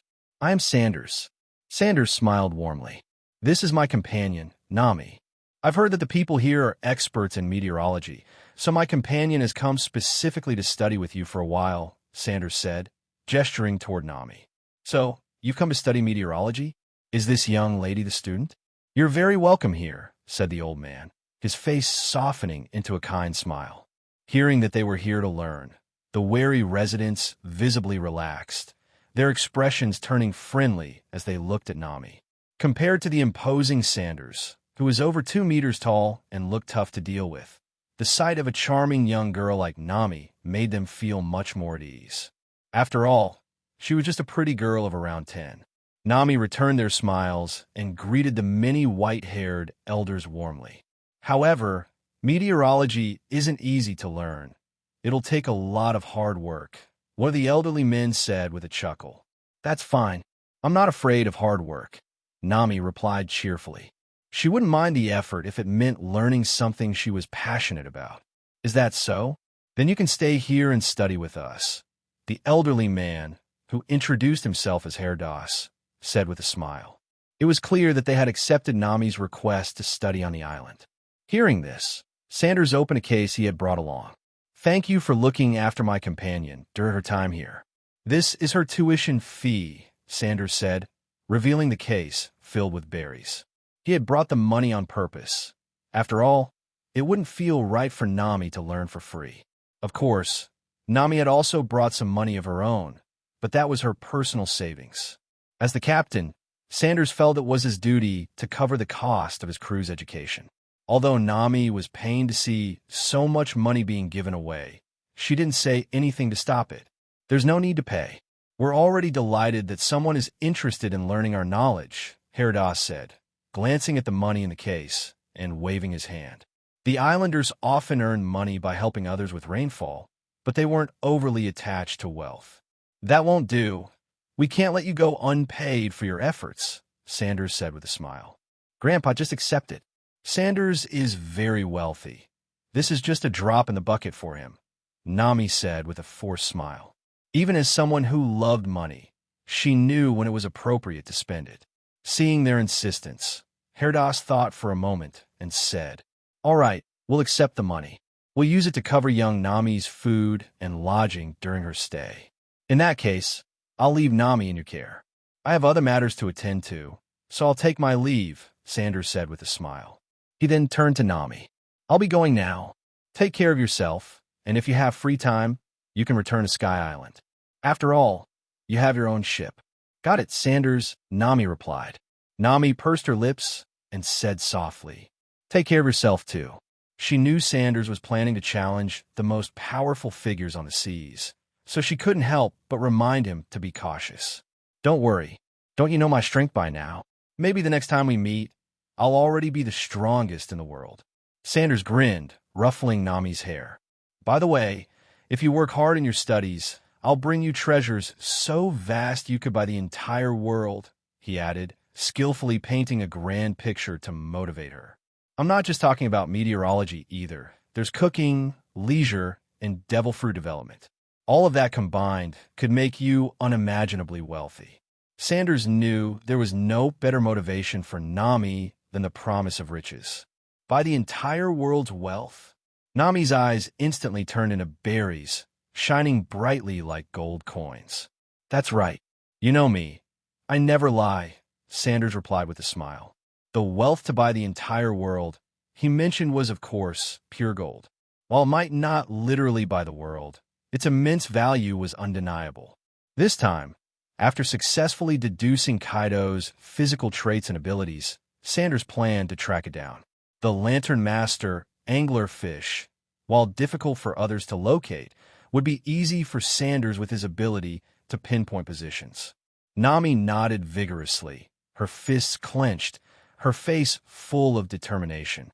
To obtain the wealth to buy the world, she was ready to study hard and train diligently. Herados watched Sanders with a look of astonishment. This young man sure knows how to make bold claims. He thought to himself, wealth to buy the world? Even the world government wouldn't dare to say such a thing. The most puzzling part was that this little girl actually seemed to believe him wholeheartedly. Is she a fool? Herados silently mused. And leaving a young girl on an unfamiliar island, just like that, even though the people of Weatheria wouldn't bully a little girl, wasn't this too irresponsible? After hesitating for a moment, Herados said, Are you sure you don't want to stay on the island for a few days to see if your companion can adapt? At the very least, shouldn't you check out where little Nami will be staying? Sanders paused for a moment before laughing. No need. Nami can take care of herself. Not to mention that the people of Weatheria were naturally kind-hearted, but even if they weren't, Nami had the ability to protect herself. After all, she had the power of the Rumble Rumble fruit, far from just for show. Nami alone could probably defeat everyone on the island if it came down to it. And having endured and survived under Arlong's tyranny, Nami was no naive child. All right, I'm leaving. Take care of yourself, Sanders said. Remember to visit Sky Island often. If I have time, I'll come see you too. With that, Sanders smiled, leaped into the sky, and disappeared from sight in the blink of an eye. Wow, he can fly, one of the island residents exclaimed in surprise. Isn't that obvious? Another replied. How else would he have gotten here? Must be a devil fruit user, but I wonder what kind of ability it is. As the murmurs continued, Nami stared wistfully at Sanders' retreating figure. When she turned back, she found Harita's old face close to hers, full of curiosity. Little Nami, who exactly is that Sanders to you? He doesn't seem reliable at all. He's not even worried about your safety. Sanders is my captain. Nami replied with pride. Captain? You're pirates? Herados asked, shocked. The other residents looked equally surprised. That's right. We're the Thunder God Pirates, and I'm a navigator. My bounty is over 30 million berries. Speaking of the Thunder God Pirates, Nami's face filled with pride. Joining the Thunder God Pirates was the best thing that had ever happened to her. Sanders not only freed her from Arlong's tyranny, but also gave her the power of the Rumble Rumble fruit. Adventuring with her companions had been an endless source of joy for Nami. The exciting events of the past few months had outnumbered those of many prior years combined. Over 30 million? Then Sanders must be worth billions, a resident exclaimed in astonishment. Not just billions, Nami replied proudly. Sanders' bounty is 3 billion berries. 3 billion? The powerful pirate with a 3 billion berry bounty. And he seems so friendly. Of course, Nami added with a smile. It's not that Sanders doesn't care about my safety. He knows I can take care of myself. I'm pretty strong, too. Then, with a grin, she concluded, He's a very reliable captain. As she spoke, sparks of electricity began to dance in her hands. Is that lightning? Yes, I'm a Logia-type Rumble Rumble fruit user, Nami said openly. Showing her abilities just enough was a practical move. It would prevent unnecessary trouble. Rumble Rumble fruit. The crowd of Weatheria's meteorologists all lit up with fascination. Meteorology and the Rumble Rumble fruit? The possibilities were endless. Upon learning about Nami's devil fruit abilities, the scholars eagerly surrounded her. Their curiosity piqued. Some of them were already imagining the potential sparks between meteorology and the Rumble Rumble fruit. Meanwhile, Sanders had left the small sky island and was sailing full speed toward Kaido's territory. After over 10 days of continuous travel, he finally arrived at Onigashima, the base of the Beast Pirates. Hiding his ship, Sanders ascended into the skies above the island. As he activated his powers, the once clear skies turned ominously dark, filled with thunderclouds and streaks of lightning. The pirates on Onigashima looked up in confusion, baffled by the sudden weather change. What's going on? It was fine just a moment ago. Wait, is that a person? One sharp-eyed pirate pointed upward, spotting a figure floating in the stormy sky. A person? Is it another fool here to challenge Captain Kaido? Guess he'll either get killed or end up as a laborer, one pirate said dismissively. Yeah, anyone who comes here to challenge the four emperors has to be insane. Most don't even make it to Kaido. They're taken out long before that, another added. No, this guy is different. A pirate with a telescope stammered. Different? How? He looks like Sanders. What? Sanders? The Sanders? It's Thunder God Sanders. Sound the alarm. Sanders has invaded Onigashima. Upon confirming the identity of the intruder, panic spread among the pirates. They scrambled to alert their superiors. At the same time, Sanders' booming voice rolled across the island like thunder, shaking the air and the ears of everyone present. Kaido, come out and fight me. The deep, thunderous voice echoed throughout Onigashima, drawing even more pirates out of their quarters. In the central hall of the island, Kaido stirred from his drunken stupor, his bleary eyes blinking open. Huh, someone's calling me, he slurred, still groggy. Who dares interrupt my nap? He growled, anger surging as his overwhelming aura began to seep out. Just then, King entered the hall, his face calm behind his mask. Oh, it's you, King. Were you the one calling me? Kaido asked, his irritation fading somewhat. Kaido-san, King said evenly, Sanders is here. He says he's here to fight you. Sanders? Kaido's eyes lit up, a mixture of surprise and delight crossing his face. He recovered that fast, Kaido muttered, genuinely impressed. He vividly remembered their previous battle.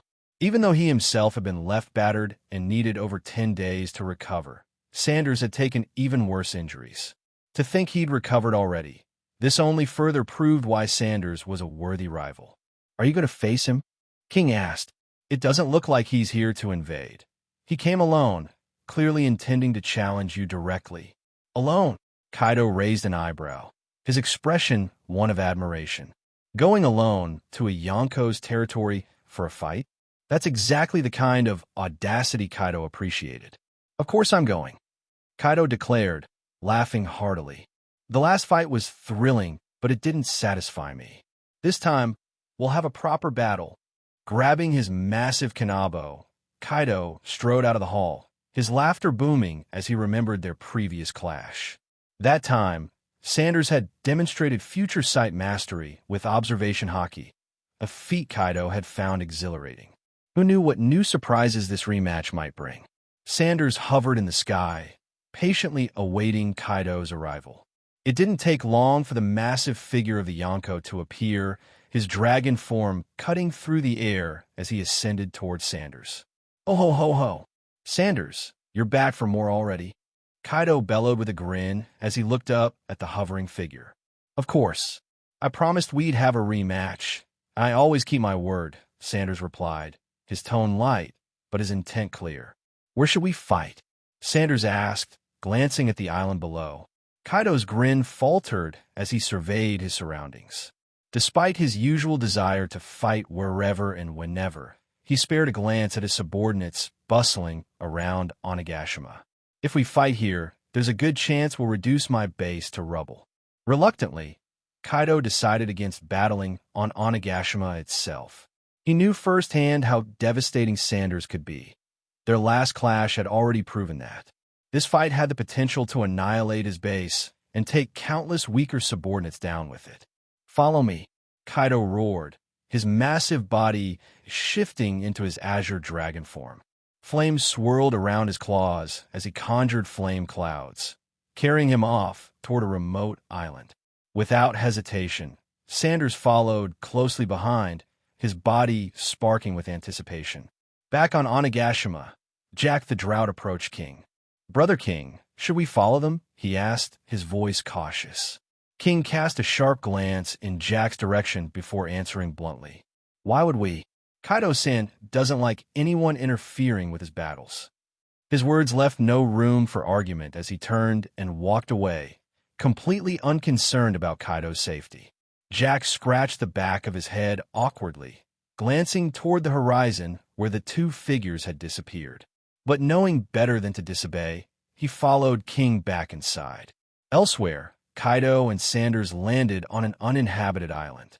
Kaido reverted to his human-dragon hybrid form, towering over Sanders as he stood on the rocky terrain.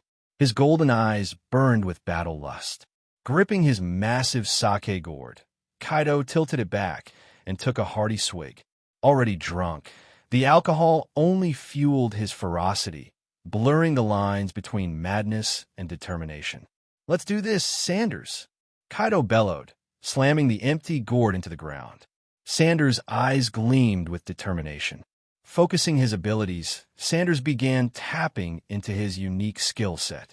First, he activated his derivation technique, replicating Kaido's indomitable traits. His body adapted, simulating Kaido's adamant physique, granting him a near-unbreakable defense. Next, he tuned into the fish fruit model, Azure Dragon, copying Kaido's mythical Zoan powers.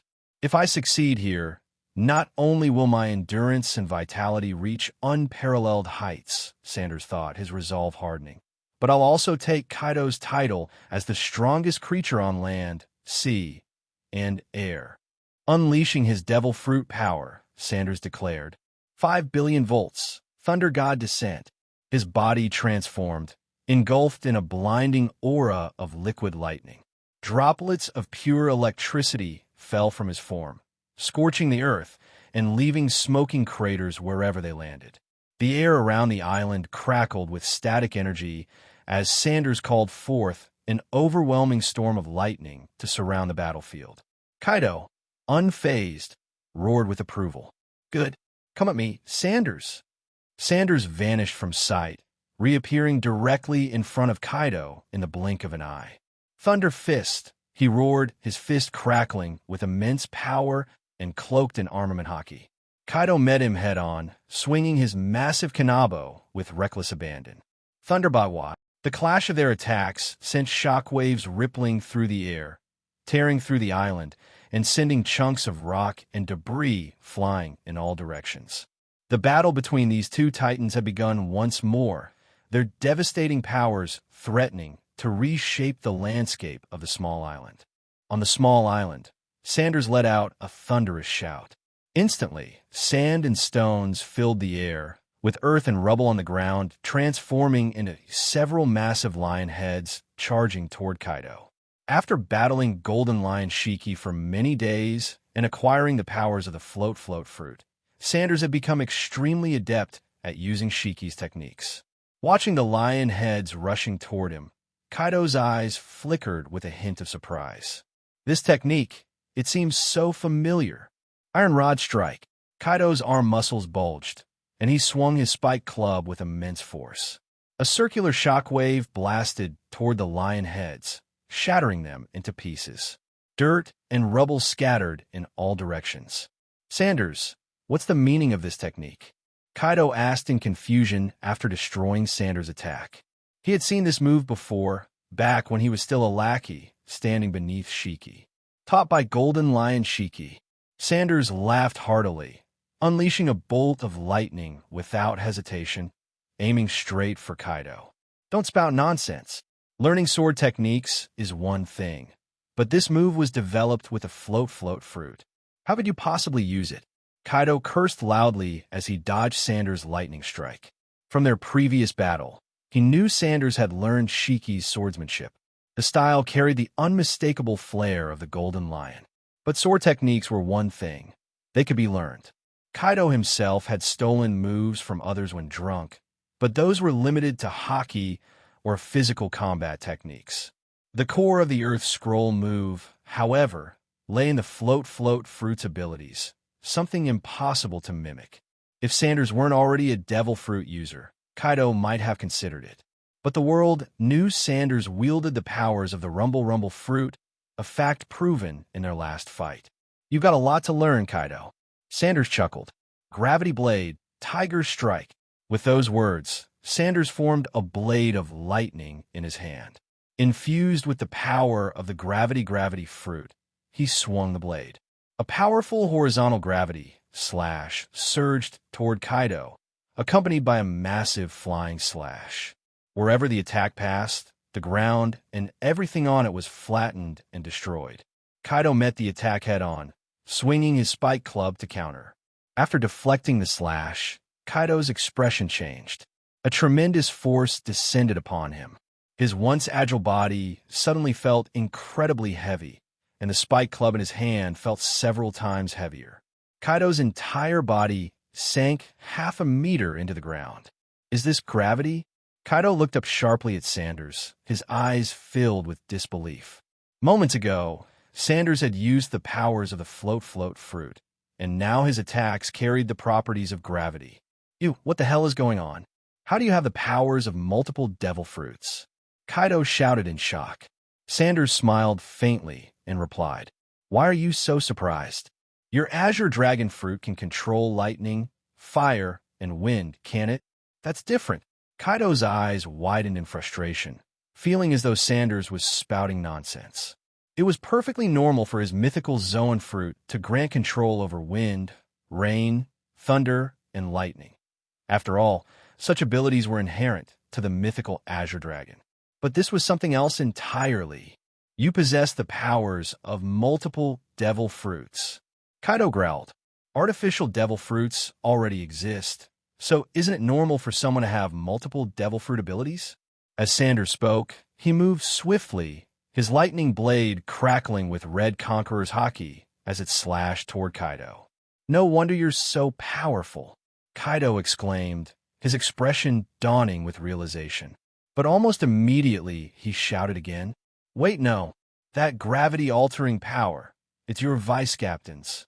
Why do you have it? Is it also an artificial devil fruit? Don't tell me. You have ties with the world government?"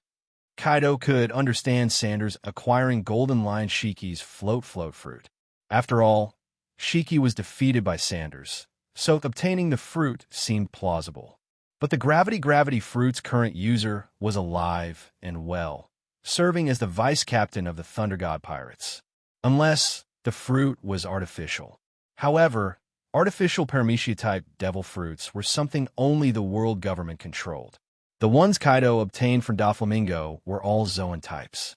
If Sanders wanted an artificial gravity fruit, the only source would be the world government.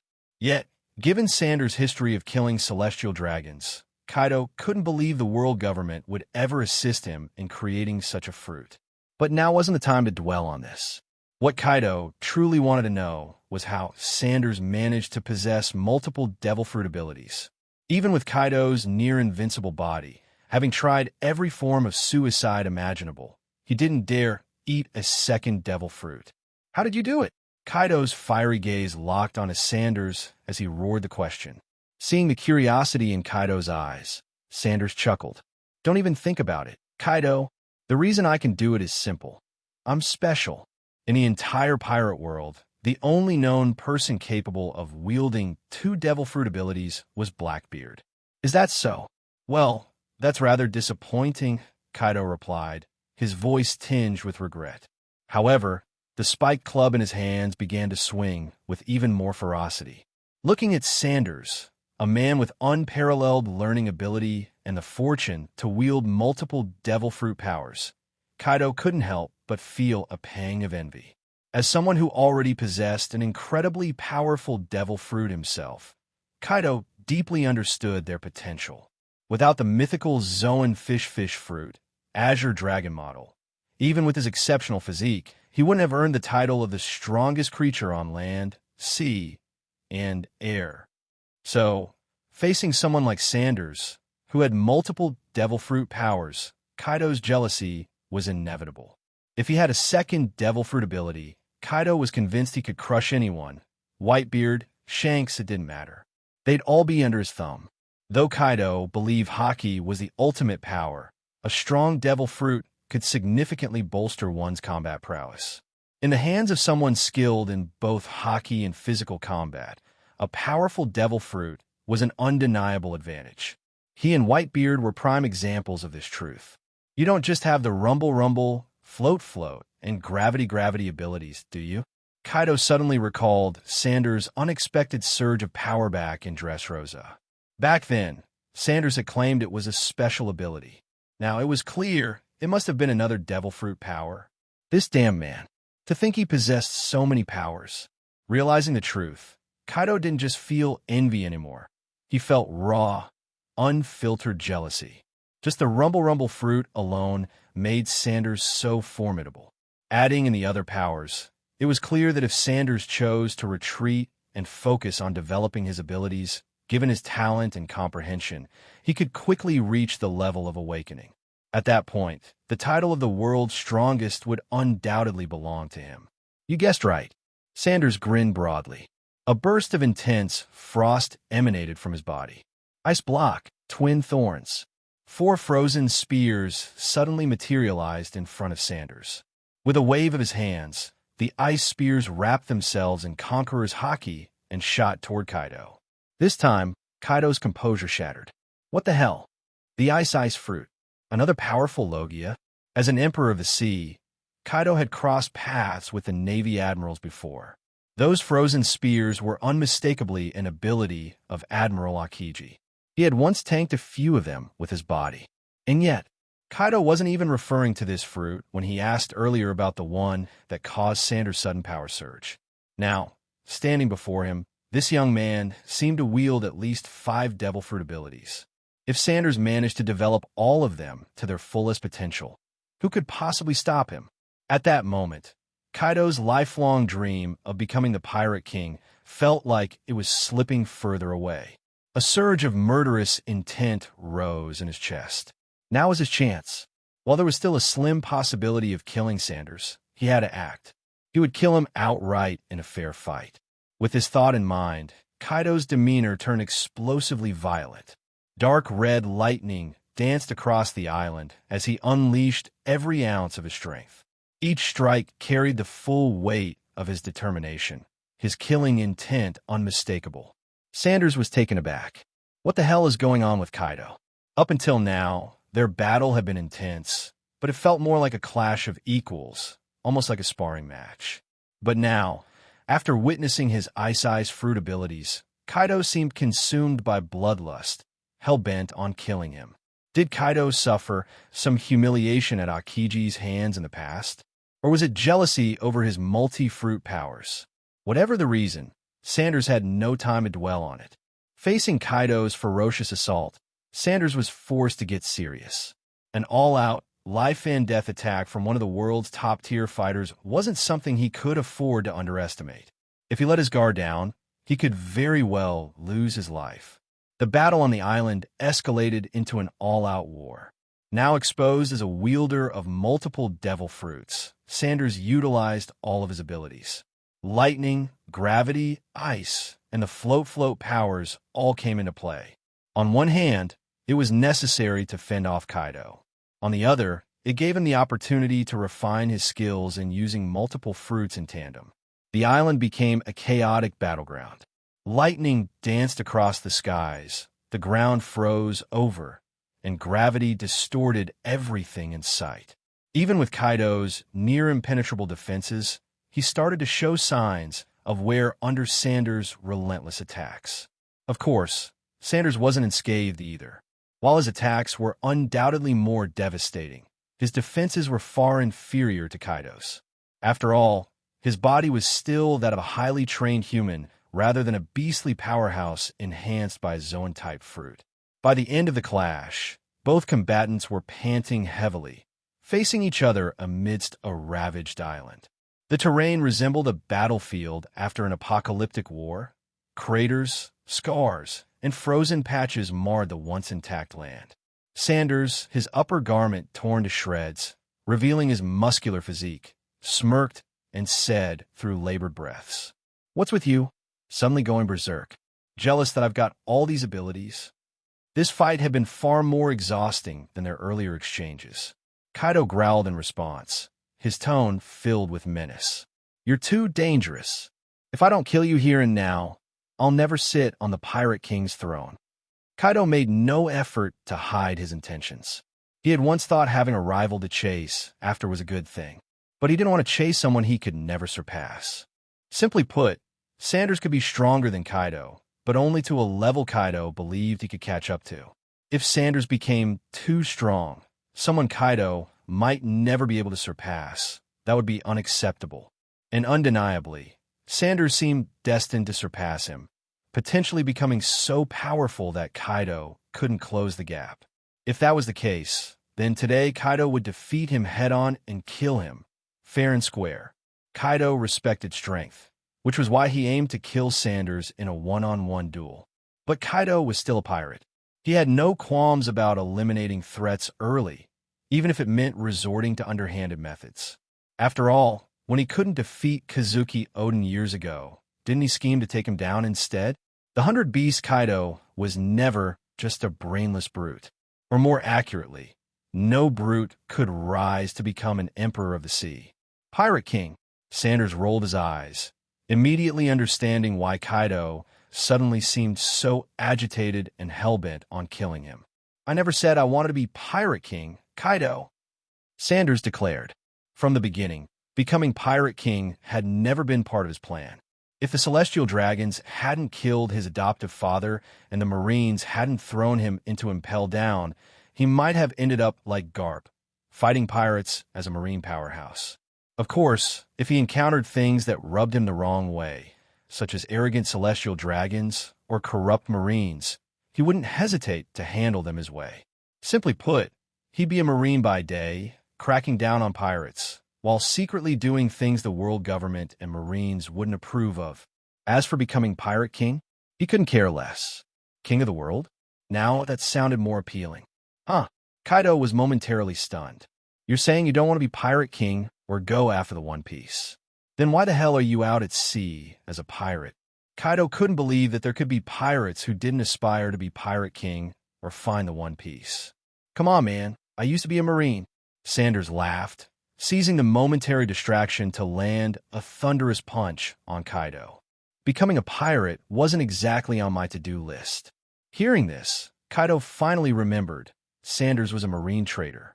He had downed a lot of alcohol and been shocked by Sanders' multiple devil fruit powers, which had muddled his focus earlier. I'm only interested in making life difficult for the world government. If you're determined to become Pirate King, I could even help you, as long as you're willing to be my subordinate. Sanders grinned. Bastard. I'm Kaido. Kaido roared in fury. Me, your subordinate? What a joke. Kaido swung his spiked club, unleashing a powerful great conqueror, Thunder Bagua, aimed directly at Sanders. This time, however, Kaido's attack lacked the killing intent it had carried earlier. If Sanders truly had no interest in the One Piece or becoming Pirate King, perhaps there was room for cooperation. Sanders was already a top-tier combatant, and in the future, he might become the single strongest fighter in the world. From Kaido's perspective, if Sanders acquired a mythical Zoan-type devil fruit and fully developed its power, it would shore up his current defensive weakness. At that point, who in the world could defeat him?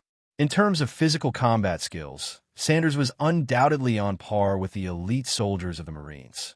His armament Haki might not be as refined as Kaido's, but his sheer stamina was monstrous. His observation Haki had reached the level of seeing into the future. He had even mastered advanced techniques of Conqueror's Haki. As for his devil fruit powers, there was no need to even mention those. In a few years, Sanders alone might surpass the combined strength of the 4 emperors and the admirals. Kaido's mind raced, visualizing the 4 emperors and the admirals. Comparing them, he realized there might be no one who could reliably defeat Sanders. Not even Whitebeard, especially now, with Whitebeard aged and riddled with injuries. In his prime? Perhaps. That golden-haired, crescent-mustached Whitebeard had once dominated the seas with unrivaled ferocity. If Whitebeard hadn't been so focused on building a family, it might have been difficult to say whether he or Roger would have become Pirate King. While exchanging blows with Sanders, a thought struck Kaido like lightning, clearing his mind. He knew Sanders' weakness, his lack of defensive durability, and his need for a Zoan-type fruit to compensate. As someone with multiple devil fruit abilities, Sanders was surely aware of this flaw himself. Then why had Sanders come after him? Recalling Sanders' mastery of the gravity fruit and the ice fruit, Kaido suddenly felt he had uncovered Sanders' true purpose. "You're after my devil fruit powers, aren't you?" Kaido roared, smashing his club towards Sanders again. Sanders froze briefly, surprised by how quickly Kaido had pieced things together. As expected of an emperor of the sea, even Kaido, often dismissed as a reckless brute, had extraordinary insight. With just a few clues, he had deduced Sanders' goal. However, what Sanders wanted wasn't just Kaido's devil fruit powers. He also wanted Kaido's invincible, indestructible, and nearly indomitable physique. Seeing Sanders remain silent, Kaido knew he had guessed correctly. Sanders came to fight him with the clear intention of obtaining his Azure Dragon Fruit ability.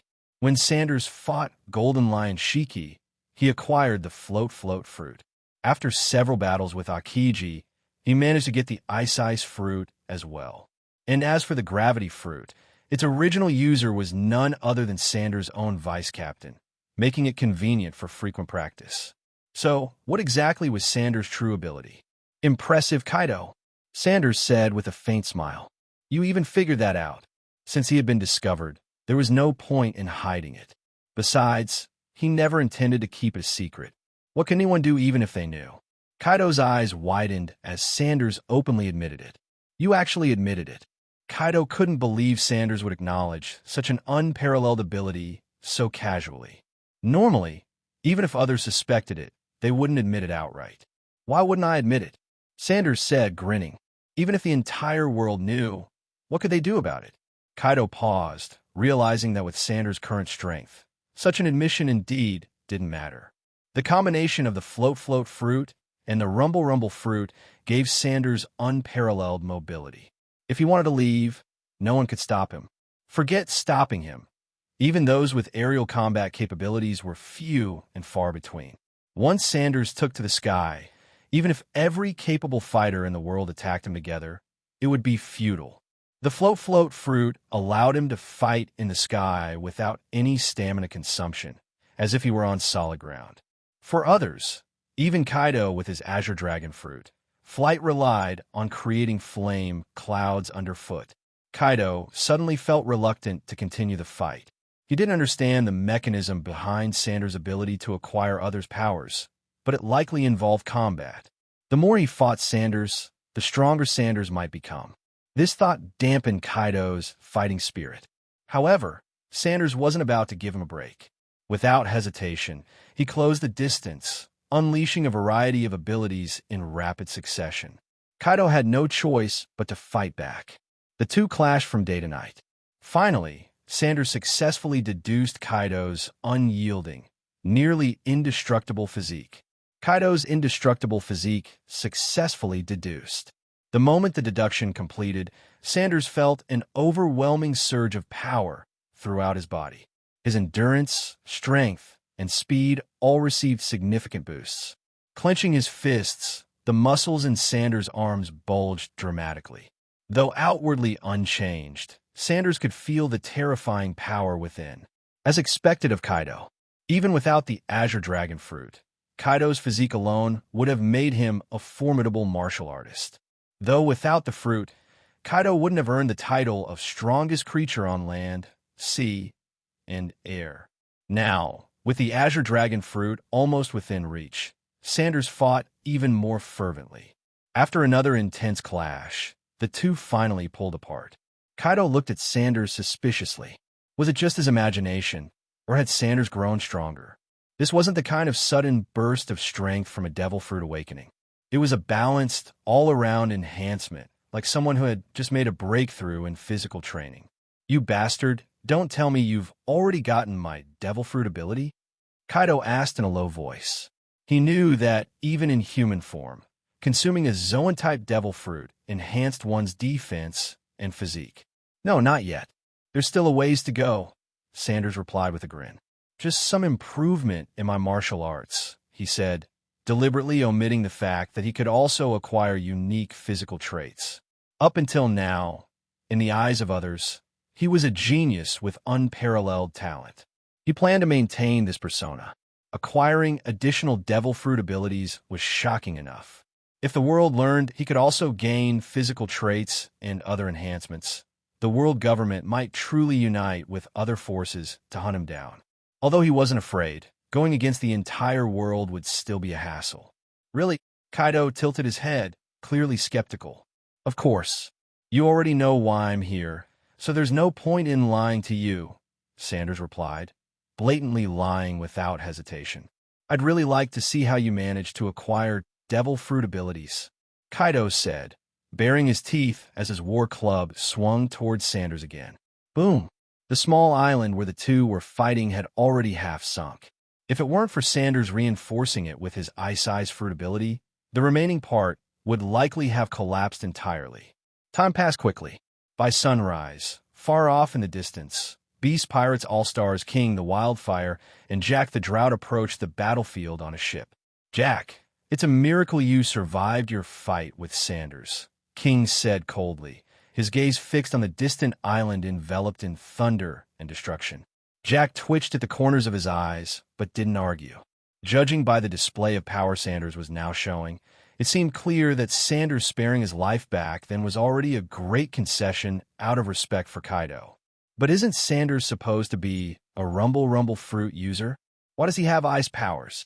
Jack asked after noticing the icy terrain of the battlefield and floating ice chunks in the surrounding waters. As Kaido's subordinate, Jack was well acquainted with his abilities and was certain that ice wasn't among them. King's gaze sharpened, a thoughtful glint appearing in his eyes. At that moment, a burst of joyous laughter reached Kaido's ears. Kaido, I really must thank you, Sanders exclaimed with a grin on the island. Kaido's relentless teaching truly lived up to expectations. Previously, Kaido had taught Sanders how to foresee the future using observation Haki. Now, Kaido had given him a unique physical trait and the power of a mythical Zoan fruit. Just like Golden Lion Shiki, who had been equally generous during their battle, gifting Sanders the float fruit, advanced swordsmanship, and the mastery of Conqueror's Haki coding. Similarly, Kaido had granted him 3 new powers. You obtained it? Kaido narrowed his eyes, curiosity flashing in his expression. He quickly checked himself, confirming his devil fruit ability was still intact, and his only injuries were from the ongoing battle. There were no other anomalies. How exactly had Sanders done it? Ha, I know you're curious, so let me show you. Sanders chuckled mischievously. He activated the Azure Dragon powers he had just acquired. A deep, guttural roar emerged from Sanders' mouth as his body began to morph. Shimmering, icy scales covered his entire frame, his hands and feet transforming into razor-sharp dragon claws. A massive dragon tail extended behind him, and his body grew longer and longer until he fully transformed into a dragon nearly identical to Kaido's Azure Dragon form. The only difference? Kaido had 4 horns, while Sanders only had 2 on his forehead. You really obtained it, Kaido said, his tone filled with disbelief. Although he had guessed Sanders' goal, and even heard him admit it, seeing Sanders use his own devil fruit powers was far more shocking. Aside from the absence of Kaido's dual set of horns, Sanders' dragon form was identical to his own, down to the color of the scales. Jack and King watched the scene unfold from afar, their expressions a mix of shock and disbelief. Jack's eyes widened as he stared at the giant dragon that Sanders had transformed into. He rubbed his eyes in disbelief and turned to ask King, Big Brother King, I think my eyes are playing tricks on me. That dragon, it's Sanders. King, keeping his composure, replied lightly, Your eyes aren't playing tricks. I see the same thing as you. The truth hit Jack like a thunderbolt. If King, known for his sharp observation, saw the same thing, it wasn't a mistake. Instead, it was Sanders who had defied all reason. Bullshit. How can Sanders have the same ability as Boss Kaido? He's supposed to be a rumble fruit user. Jack shouted, his voice trembling with disbelief. His mind was racing. If Sanders could use the same powers as their captain, it was beyond comprehension. Maybe Sanders always had a mythical Zoan ability like Boss Kaido's? Something like a Thunder Dragon. Jack speculated, grasping at straws. Devil fruits came in all kinds of strange varieties. A thunder dragon mythical Zoan didn't sound entirely impossible, at least compared to the absurd alternative. Behind his mask, King's lips twitched. He wanted to agree with Jack's theory, but there was no way that what they were seeing was a thunder dragon. The form Sanders had taken was identical to Kaido's azure dragon, down to the color of the scales. King glanced at the battlefield, noting the chunks of ice scattered on the island and in the sea. He remembered rumors about the Thunder God pirates obtaining the float fruit. As realization dawned, King's eyes filled with shock. Sanders could possess multiple devil fruit abilities. And it wasn't by eating another fruit. Kaido, the original holder of the Azure Dragon power, was standing right there. The float fruit could theoretically be explained by consumption, but how could he now have the Azure Dragon form? This wasn't just unprecedented, it was terrifying. Back on the island, Sanders, now in his dragon form, seemed just as curious as the spectators. This was his first time transforming into a dragon, and the sensation was strange yet exhilarating. With a thought, Sanders opened his massive jaws, and a fiery energy began to build. Blast breath. A scorching torrent of energy erupted from Sanders' mouth, aiming directly at Kaido. Kaido's expression turned peculiar as he dodged the attack with ease. The area where he had been standing was obliterated, leaving a gaping crater where the ground had been vaporized. "You're using my own moves against me now," Kaido muttered, his tone tinged with something between annoyance and disbelief. The experience of facing an opponent who wielded his exact abilities was bizarre, to say the least. "Kaido, come on, transform into a dragon, and let's have some fun." Sanders laughed heartily, clearly enjoying himself. Despite having only just acquired the Azure Dragon power, Sanders was eager to spar, knowing Kaido's expertise could help him master the form. "Damn it, Sanders!" Kaido roared, veins bulging on his forehead. "You dare treat me as your sparring partner? Do you think I'm just some random guy to practice with? I'm Kaido, damn it." His voice thundered across the battlefield. Kaido wasn't stupid. He knew exactly what Sanders was doing. The pirate had already proven his ability to quickly learn from others, mastering the techniques of the likes of Golden Lion Shiki and even Kaido himself. "Don't get so worked up, Kaido," Sanders said with a grin, his massive dragon tail swaying behind him. "You're the best teacher anyone could ask for. Why not help me refine this power a bit?" Kaido growled, gripping his kanabo tightly. "Damn you, Sanders. We're not enemies, you know. Who knows, we might even cooperate in the future," Sanders said, his massive dragon body coiled in the sky. Unlike Kaido, he didn't rely on flame clouds to stay aloft, but instead used the power of the float fruit. "Since I can already fly, why bother summoning flame clouds?" he chuckled. Among flight abilities, the float fruit was by far the most convenient and effortless. While Kaido needed flame clouds and Marco had to flap his wings, Sanders simply floated with a thought. In aerial combat, having all limbs free gave him a clear advantage over others. "Cooperate." Kaido's eyes gleamed with interest. Sanders wasn't someone he could kill, nor could he uncover the secrets behind his powers. If he could work with Sanders instead, it could bring great benefits. After all, Sanders had likely surpassed Whitebeard in strength by now, especially since he had covered his last major weakness, defense. "Of course, we can cooperate. In a few years, I plan to spark a war unlike anything the world has ever seen," Sanders said with a confident smirk. He knew Kaido had always dreamed of starting the greatest war in the world. Kaido believed true equality and freedom could only be achieved by dragging the so-called nobles, those who lived in luxury and decadence, onto the battlefield. Only war could determine the true value of humanity. "Who do you plan to fight? Whitebeard? The Marines?" Kaido's eyes lit up with excitement at the mention of an unprecedented war. He had long wanted such a thing, but had never found the right opportunity. "The world government, of course," Sanders declared firmly. "Did you forget? I have a long-standing grudge against the celestial dragons." Kaido suddenly remembered. Sanders' foster father had been killed by the celestial dragons. "Oh ho ho. So your target is the celestial dragon's holy land." Kaido laughed heartily. Doesn't that sound thrilling? Sanders grinned.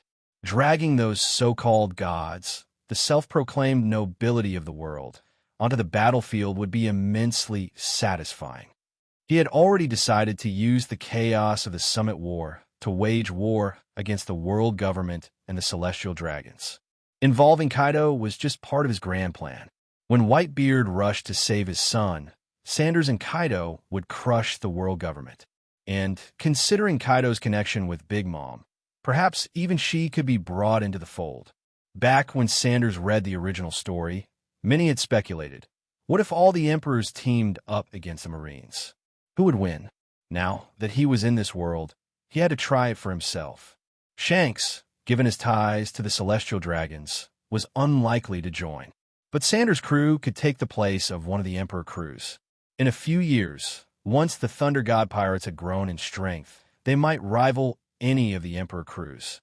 By then, the Sea King power of Shirahoshi would also be under his control. If he could harness the might of the Sea Kings, his forces would become unimaginably terrifying. Oh ho ho! Storming Mercilessly to slaughter those celestial dragons? I like it. Kaido's laughter was wild and uninhibited. Years ago, someone had taken him to Mercilessly, but back then, he had been a mere underling, not qualified to participate in high-level battles. Now, standing at the pinnacle of the world, the idea of attacking Mercilessly and starting a war that would shake the world to its core thrilled him to no end. Sanders, why don't we do it right now? Kaido said eagerly, his excitement barely contained. The mere thought of storming the Holy Land made his blood boil. Sanders rolled his massive dragon eyes. Do you think the world government only has the Marines as their force? Sure, the two of us might escape after fighting the Marines' top brass. But if we also face the world government's hidden powers and the celestial dragon's forces, it'd be suicide. While he and Kaido were undoubtedly strong, their combined strength wasn't enough. They might handle the Marines' high-level combatants and live to tell the tale, but the world government had many hidden forces. There was the former fleet admiral, the 5 elders capable of transforming into demons, the Holy Knights, and the enigmatic Sama. If all these forces joined hands with the Marines, even Sanders, with his multiple devil fruit powers, would meet his end. Besides, he was still young, and many of his devil fruit abilities were far from fully developed. This wasn't the time to act. Kaido, hearing this, calmed down. He realized that, as powerful as they were, just the two of them weren't enough. So, when do you plan to act? Kaido asked. In a few years. My crew hasn't fully matured yet, and I'll need time to plan everything out, Sanders replied. Kaido didn't press further. Instead, he transformed into his dragon form and hovered in the air, facing Sanders. The sight of Kaido, who looked almost identical to himself, made Sanders smirk. With a thought, he channeled the power of the Thunder fruit throughout his massive dragon body, transforming into a thunder dragon. The two dragons clashed midair. Lightning, fire, and wind blades tore through the sky, darkening the heavens and shaking the earth below. On a distant ship, Jack stared slack-jawed at the spectacle. When Sanders transformed into the Thunder Dragon, Jack couldn't help but shout to King. I told you, he's a Thunder Dragon. I told you, Sanders is a Thunder Dragon. Jack shouted at King from the ship's railing, his voice full of conviction.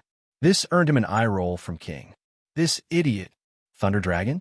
That's just the power of the Rumble fruit. King thought to himself. And anyway, devil fruits can be artificially replicated. It's not impossible for identical abilities to exist at the same time. Moments ago, King had witnessed Sanders floating in the air without the use of flame clouds. Without a doubt, this was the work of the float fruit. Though it was just a theory, King was now certain Sanders had the powers of multiple devil fruits. But the sheer terror of this realization left him shaken. How can anyone face a monster this powerful? At that moment, the lightning crackling around Sanders' Thunder Dragon form faded. It was replaced by a shimmering white frost, as his dragon form transformed into a massive frost dragon. Roar! A frigid, column-like blast of icy breath erupted from Sanders' mouth, freezing Kaido's azure dragon form solid in an instant. However, It only took Kaido a moment to break free from the ice. He retaliated with a searing blast of heat breath, and the two dragons resumed their fierce battle, trading devastating attacks. Not a thunder dragon anymore. Now he's a frost dragon. King glanced at the stunned Jack, a faint smirk of mockery playing on his lips. It took Jack a moment to snap out of his daze, still reeling from the sight of Sanders' transformation into the frost dragon. "King, what's going on?" Jack exclaimed, his voice filled with confusion and frustration. "What else could it be?" "Sanders has multiple devil fruit abilities," King replied. Unlike Jack, who was completely shaken, King maintained his composure. However, the trembling in his pupils betrayed the turmoil in his heart. Multiple devil fruits.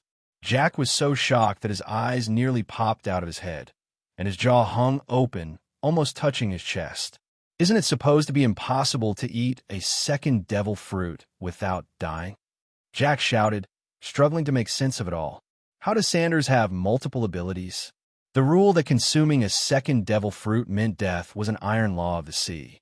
The rumble fruit, freezing powers, the float fruit, the azure dragon fruit. Sanders has at least 4 devil fruit abilities. Jack couldn't stop himself from blurting out his thoughts. How was he even alive with so many powers? And with abilities like these, who could possibly be his match? Fueled by loyalty to Kaido, Jack grabbed his scythe and prepared to order their ship closer to the island. "We need to help Boss Kaido," he declared. "Shut up, you fool." King's voice was cold as he stopped Jack from acting. Kaido-sama would never allow anyone to interfere in his battles. Besides, just because someone has multiple abilities doesn't mean they'll win. You need to trust Kaido-sama. King's words carried a weight of experience. Having more powers didn't necessarily translate to victory. After all, many of the world's strongest figures didn't even rely on devil fruits. Some stood at the top purely through physical might, skill, or willpower. Moreover, devil fruit abilities consumed stamina. "So what do we do? Just sit here and watch?" Jack asked, still anxious. The sheer variety and power of Sanders' abilities were too terrifying to ignore. "We wait. Kaido-sama won't be defeated so easily," King said calmly. On the island, the battle between Kaido and Sanders raged on. As they fought, Sanders grew increasingly adept at utilizing the Azure Dragonfruit's abilities. The techniques he had initially struggled with were becoming more fluid and natural. Kaido couldn't help but notice this development as they clashed. "Even if you didn't have multiple devil fruit abilities," Kaido said, his voice tinged with admiration, "with your talent for learning and comprehension, you'd still become a force to be reckoned with on the seas."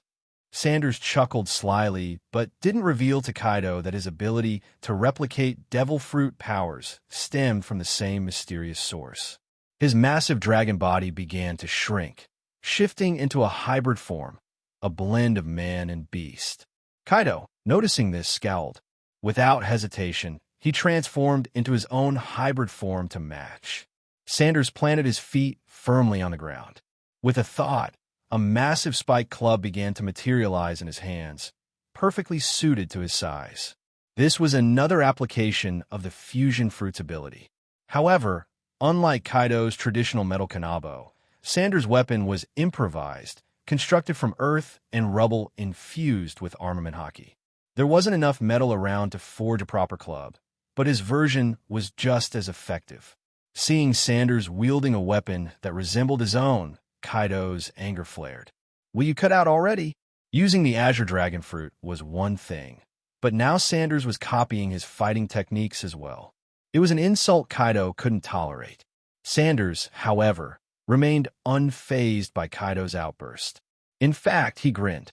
The angrier Kaido got, the harder he would fight, which was precisely what Sanders wanted. From a distance, King and Jack observed the escalating clash. The two hybrid dragon men now stood locked in combat, each wielding a spiked club and trading devastating blows across the island. Not long after, Sanders executed a familiar attack. Thunderbagwa. The difference? The lightning coursing through Sanders' club was brighter, more intense, and far more destructive than Kaido's. The fight dragged on, and to an outside observer, It might have looked like two versions of the same person locked in a duel. Eventually, Sanders took stock of his stamina and called out, "All right, enough. I'm done."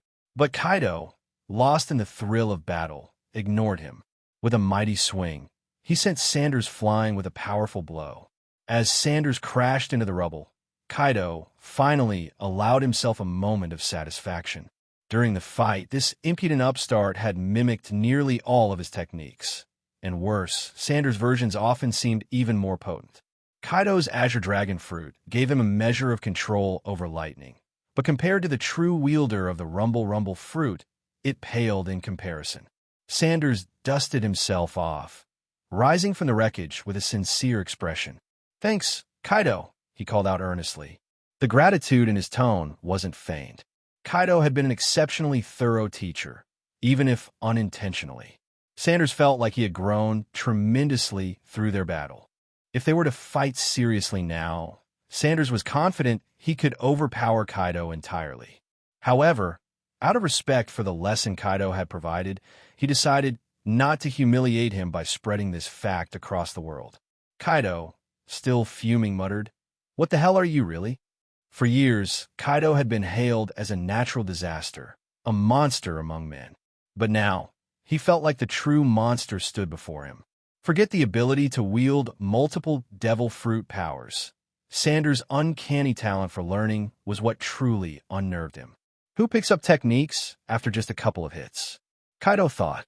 His own techniques were the product of countless battles and refinements.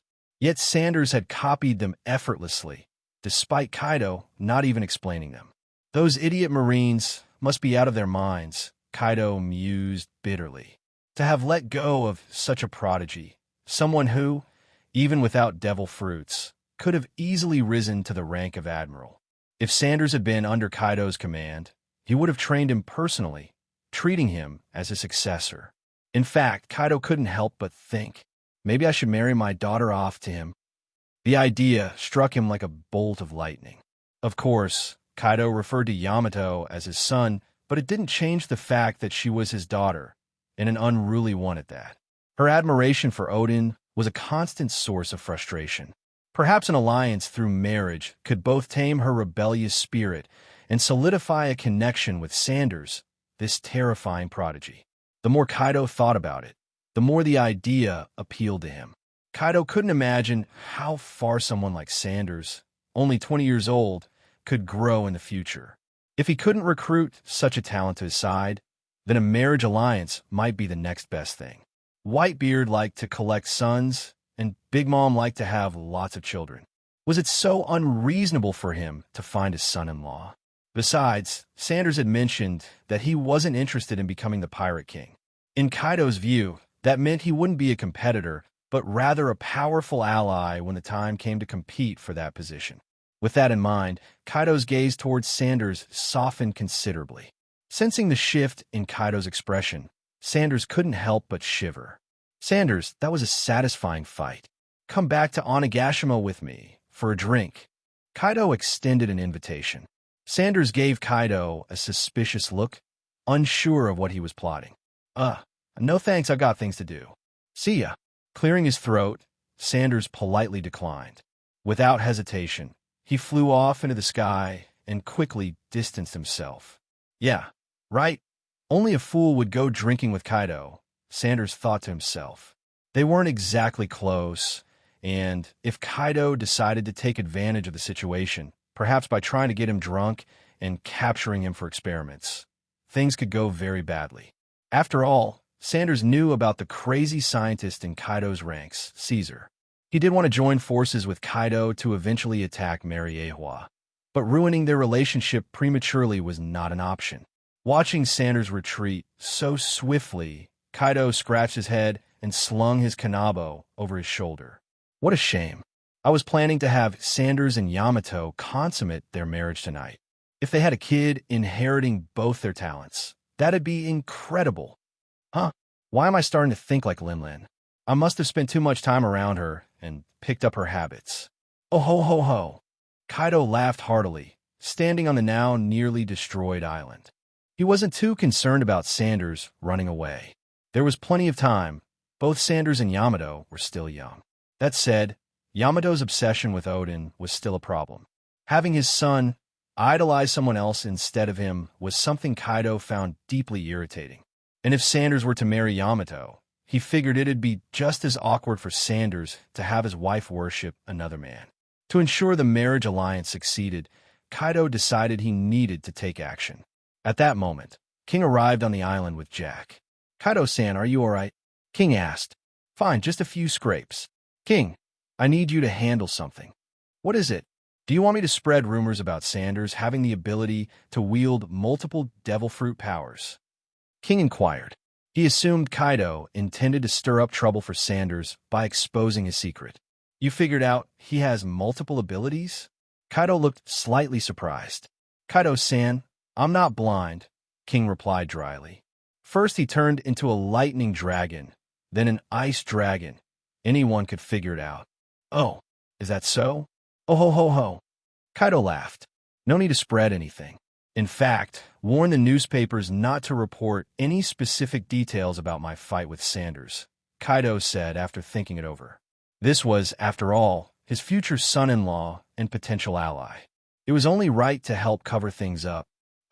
Jack looked at Kaido in confusion. "We'll be working together in the future." "Oh, and King," Kaido added, "figure out a way to make my son idolize Sanders instead. Yamato's obsession with Odin is revolting. No matter how he had defeated Odin, the fact that his own child didn't respect him was a sore spot for Kaido. Odin would forever remain Kaido's defeated opponent, yet his son idolized that same loser. The thought irritated Kaido to no end. He was a pirate. Resorting to schemes was second nature to him. But this particular defeated opponent was just too stupid. Odin was so dumb that Kaido once believed the Kazuki Odin he killed was actually Odin's twin brother, convinced the real Odin had perished somewhere on the seas. Sure, being that ignorant before venturing out to sea was excusable. But even after traveling with both the Whitebeard pirates and Roger pirates, Odin's idiocy remained astounding. That was harder to forgive. If Yamato idolized Sanders instead, it would be a different story. For one, Sanders had proven his strength and earned Kaido's respect. Plus, he was Kaido's potential future son-in-law. Kaido wouldn't mind if Yamato idolized Sanders. King and Jack both stared at Kaido in surprise. Jack couldn't understand why the topic had suddenly shifted to Yamato. King, on the other hand, quickly deduced Kaido's intentions for a marriage alliance. And he agreed. Forming an alliance with a young, powerful individual like Sanders was far better than fighting pointless battles across the seas. Besides, while Yamato was undoubtedly strong, her presence brought no real benefits to the Beast Pirates. In fact, if someone came to challenge Kaido, Yamato might even step in to help the challenger. Under those circumstances, it might actually be better to marry her off. However, convincing Yamato to switch her idol from Odin to Sanders would be difficult. Her admiration for Odin ran deep, down to her very bones. This would require careful planning. Still, shifting Yamato's admiration towards Sanders would be far easier than reconciling her relationship with Kaido himself. The two were like oil and water, constantly clashing. Sanders, on the other hand, was a different story. Even setting aside the fact that he wasn't part of their crew, Sanders had done plenty to earn admiration. He had escaped Impel Down, killed celestial dragons, fought admirals in Yonko, and was still so young. Based on the intelligence King had gathered, Sanders was admired by countless people across the seas, especially those who had suffered under the tyranny of the celestial dragons. Thus, in the days that followed on Onigashima, Yamato began hearing a lot about Sanders. People exaggerated his feats, how powerful he was, how bold he was to kill celestial dragons, how he defeated marine admirals, and even how Kaido himself couldn't do anything to him. At the same time, they took every opportunity to mock Kazuki Odin. They ridiculed his stupidity, claiming that even after traveling the seas, he hadn't grown wiser, and how Kaido had outsmarted him effortlessly. As a result, Sanders' name echoed in Yamato's ears more frequently than ever before. Though it didn't do much to diminish her admiration for Odin, It did pique her curiosity about this man who could not only fight her father, but even push him back. Meanwhile, Sanders, blissfully unaware that he had almost been married off to Yamato that day, boarded his ship and promptly left the waters near Wano. His next move was clear: recover from his injuries while continuing his search for the mysterious Bonbori. The news of the renewed battle between Sanders and Kaido did not cause much of a stir across the seas. Firstly, the island where they fought was quite remote, not far from the Beast Pirates on Onigashima, with few travelers passing through the area. Secondly, this was thanks to the special efforts of the Beast Pirates. With explicit instructions from one of the four emperors, few newspapers dared to go against their wishes. As a result, the papers only briefly reported the battle between Sanders and Kaido, stating that the fight sank an island, and the two parted after a stalemate. Beyond those particularly invested in either of them, many people remained unaware of the clash altogether. On Sky Island, in the meantime, the Thunder God Pirates were closely monitoring Sanders' situation. On Sky Island, Viola brought back newspapers she had purchased from Dressrosa. After joining the Thunder God Pirates and becoming a member of their intelligence team, Viola often traveled back and forth between Dressrosa and Sky Island.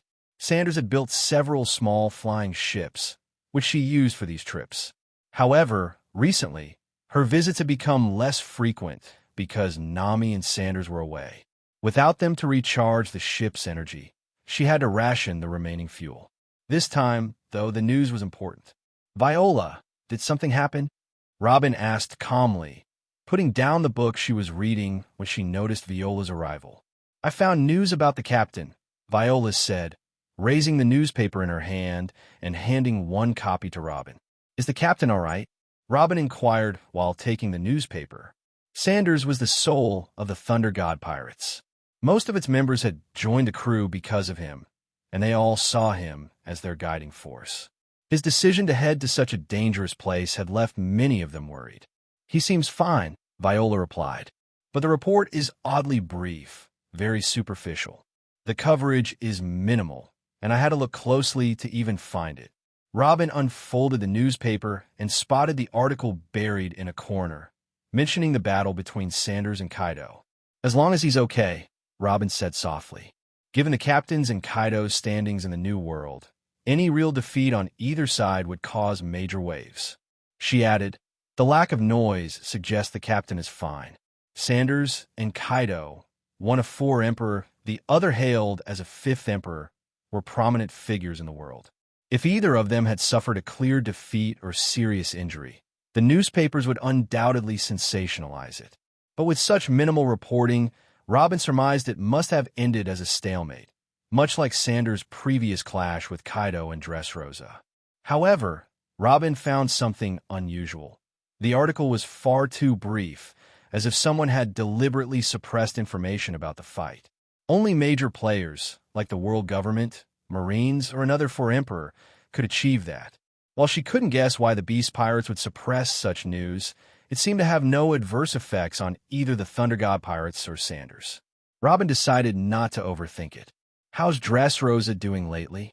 Robin shifted the conversation. A smile spread across Viola's face. "Things are going well. Everyone is hopeful about the future. The damaged buildings have been rebuilt, and everything is returning to normal. This is all thanks to you for defeating Doflamingo," she added sincerely. "We're friends, aren't we?" Robin replied with a light laugh.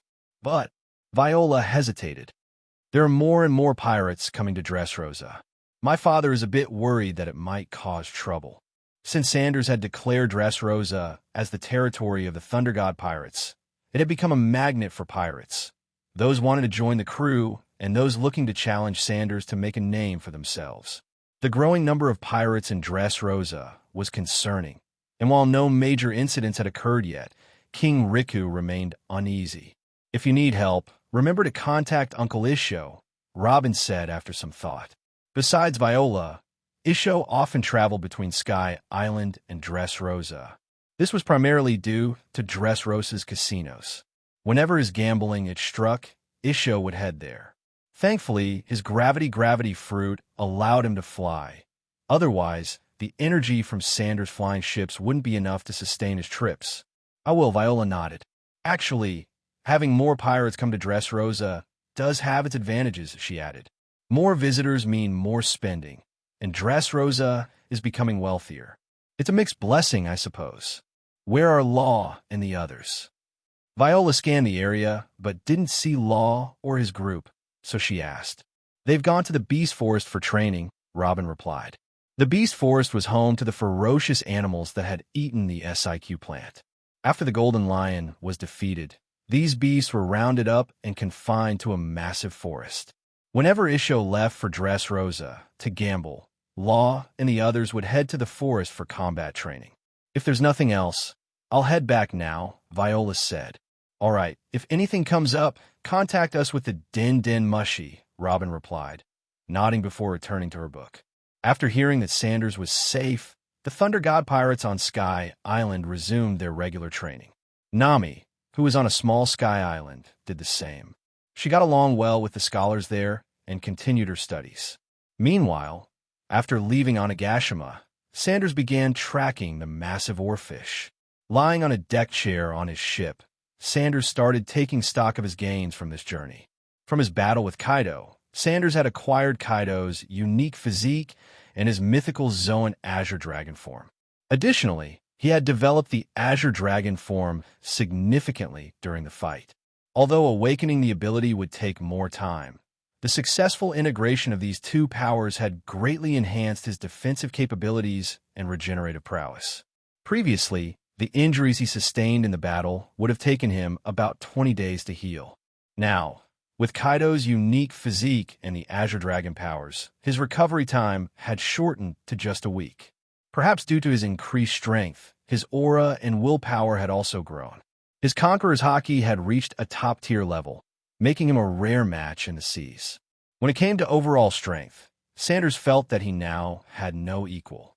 Whether it was the four emperors or the admirals, he believed none could defeat him. After drifting at sea for more than half a month, Sanders finally arrived at the location of the massive oarfish he had been tracking. In a certain sea area of the New World, a small boat, roughly 10 meters long, sailed over the calm sea. Even without raising its sails, the boat sped along at an astonishing pace. What was surprising was that it didn't follow a single direction, sometimes heading south, other times north, as though searching for something. On the deck, Sanders sat leisurely on a chair with a bottle of beer in hand. A chill of frost emanated from his palm, instantly chilling the beer. Taking a sip, a faint trace of helplessness appeared on his face. He had been chasing the Bonbori across the sea for several days now, always following it. Yet, the creature had not surfaced even once.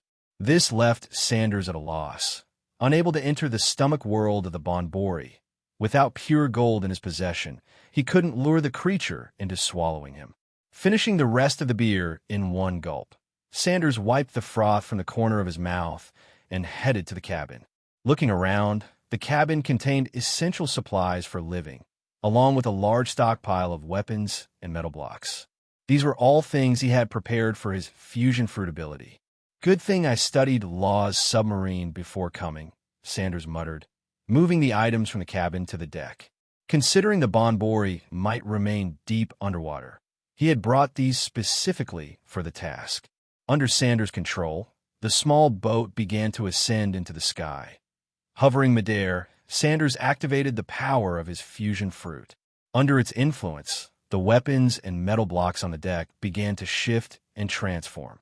Even the boat itself began to morph. Before long, a 10-meter-long submarine appeared before Sanders. Climbing into the submarine, he carefully placed it back onto the sea's surface. With a thought, the submarine began its descent, heading toward the Bonbori's location. After diving several hundred meters below the surface, Sanders finally spotted the colossal body of the Bonbori. It was an enormous, somewhat ugly fish with a head adorned by a glowing, lantern-like appendage that emitted a yellow light, visible even from a distance. At this moment, the giant anglerfish's massive eyes were closed, as though it was resting. Sanders carefully maneuvered the submarine closer. How am I supposed to get in?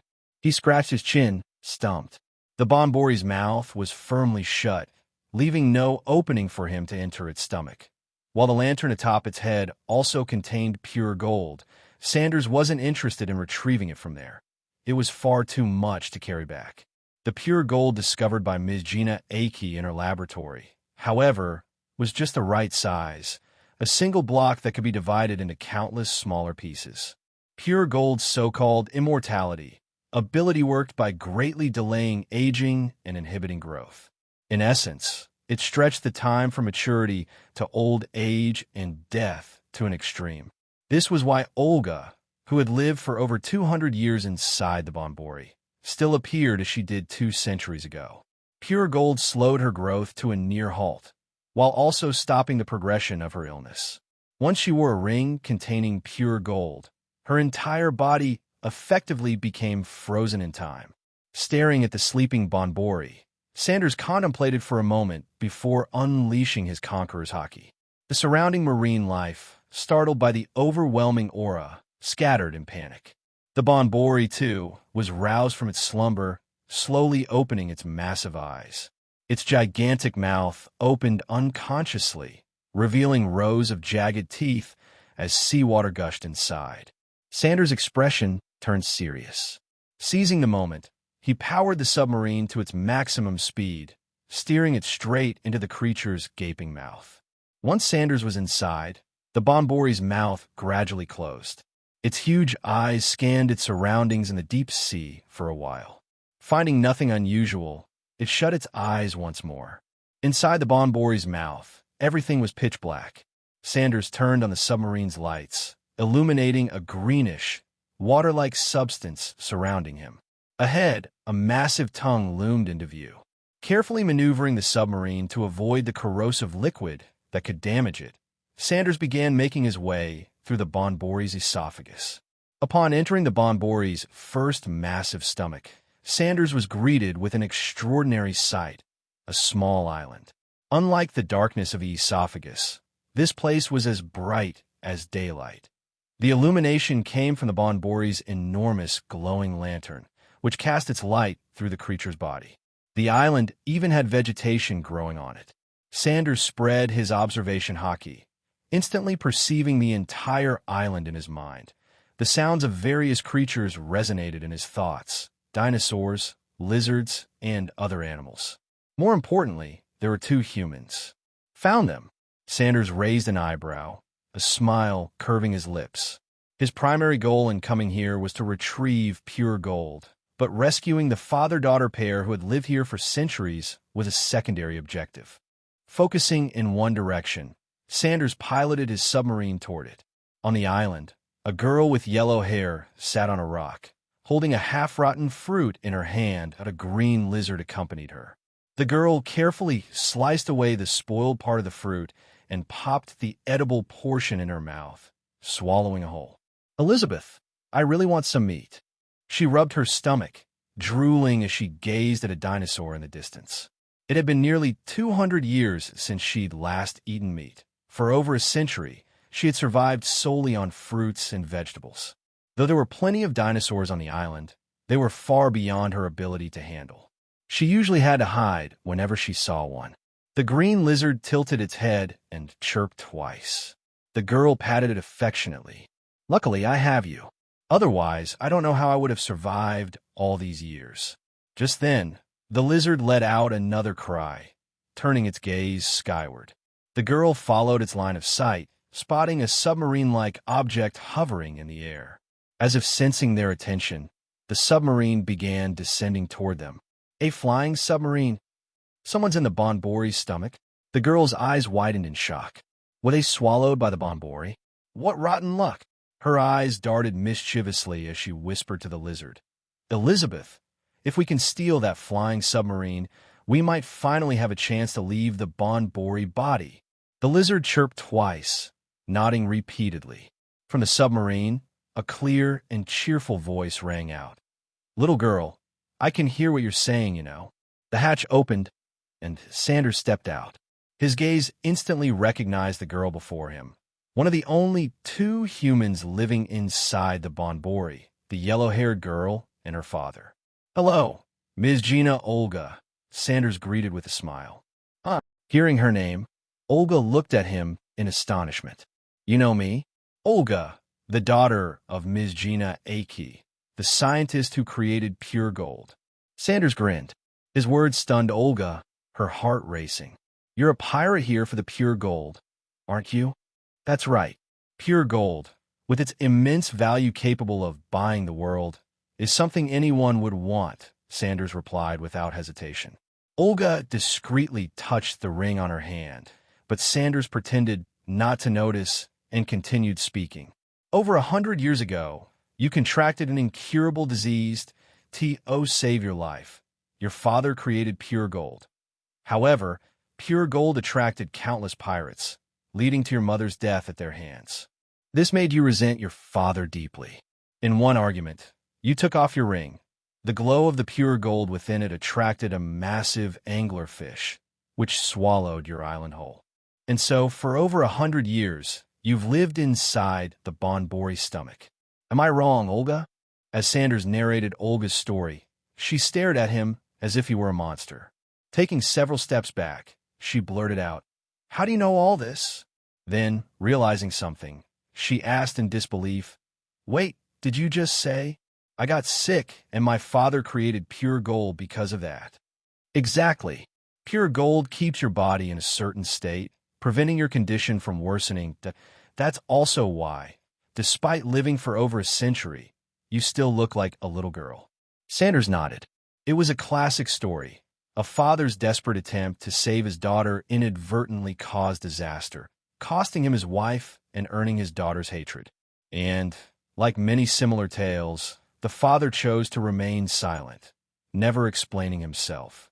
Thus, the daughter harbored resentment for over a century. No, it can't be. Olga collapsed to the ground, her eyes brimming with tears. Memories of her confrontations with her father flooded her mind. Although those memories had become extremely blurry due to the passage of time, at this moment, Olga seemed to feel the inner grievance and guilt of her father. She had hated her father for over 100 years. Now, she realized everything her father did was for her. Over 100 years had passed. Her father had long been dissolved by the gastric juices of the anglerfish lord, leaving not even a trace behind. She no longer had a chance to apologize to him. The green lizard looked at the grieving Olga, rubbing its head against her. Sanders' voice sounded again. No time to grieve now. It's time to find your father. Hearing this, Olga suddenly looked at Sanders. Find my father? Are you saying my father is still alive? If you can live for over 100 years, why wouldn't your father, the man who researched pure gold, still be alive? Is he outside? Did he send you to find me? Olga asked as she wiped the tears from her face. This man knew about events from over a century ago, and that her father had created pure gold to save her. The only explanation was that her father had escaped from the anglerfish lord's body and told this man everything. No, Sanders shook his head. I learned about this from elsewhere. Your father is right here on this island. On this island? Olga's eyes widened in shock. She hadn't expected that her father was living on the same island as her. But why hadn't they encountered each other in over 100 years? Although she frequently visited the other stomachs of the anglerfish lord, she spent the most time in the first stomach. The anglerfish lord had 3 stomachs. This one, the first stomach, housed an island with dinosaurs. Her father's lab containing pure gold was in the 3rd stomach. Come with me. I'll take you to him, Sanders said, heading toward the submarine. Olga hesitated for a moment before deciding to follow.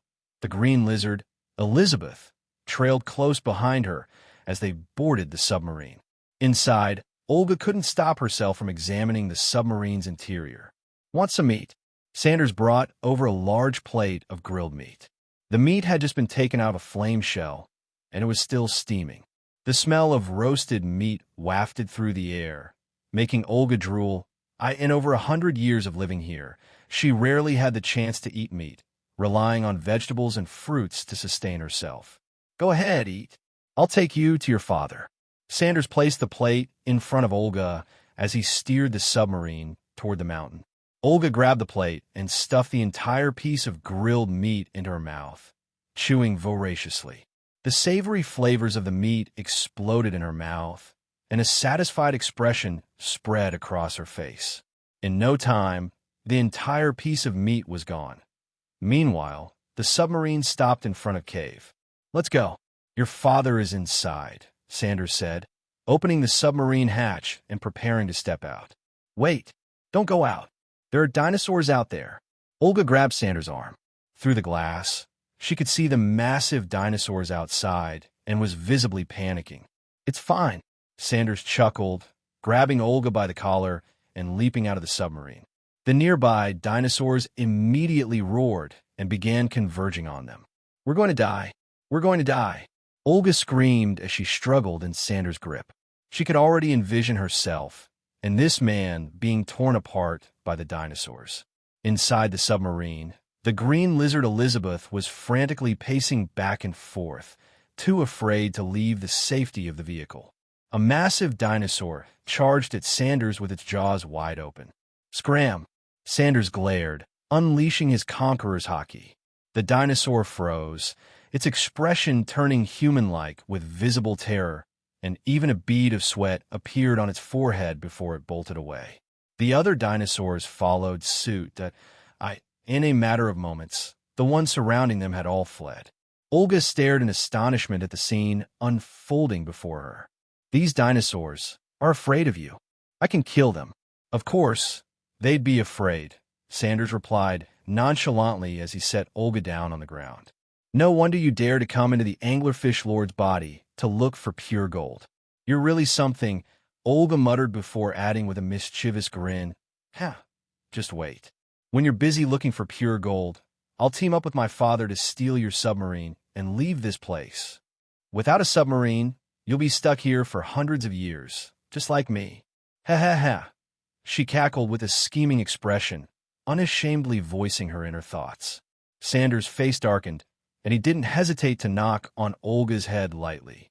"I can hear you, Olga." "What a nasty personality," he muttered under his breath before pointing toward a dinosaur den. "Your father is in there." With that, he strode toward the cave. Olga glanced around curiously as she followed, finally understanding why she and her father hadn't crossed paths for over a century. This place was the dinosaurs' territory. Dinosaur nests were scattered everywhere. In the past, Olga had always avoided this area for fear of becoming a dinosaur's snack. Similarly, her father must have been trapped here due to the constant presence of dinosaurs, unable to leave. The dinosaur herd served as a barrier, keeping them apart for all these years. Inside the den, Olga saw a group of juvenile dinosaurs gnawing on meat. Among them was one clearly larger than the others. This peculiar figure had a round head, golden hair, and wore a dinosaur costume from the waist down. At that moment, he was eating meat just like the young dinosaurs around him. "That's my father," Olga whispered to herself, her eyes fixed on the middle-aged man who looked quite different from the one in her memories. Roar!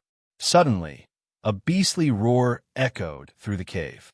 The loud noise startled the middle-aged man mid-meal.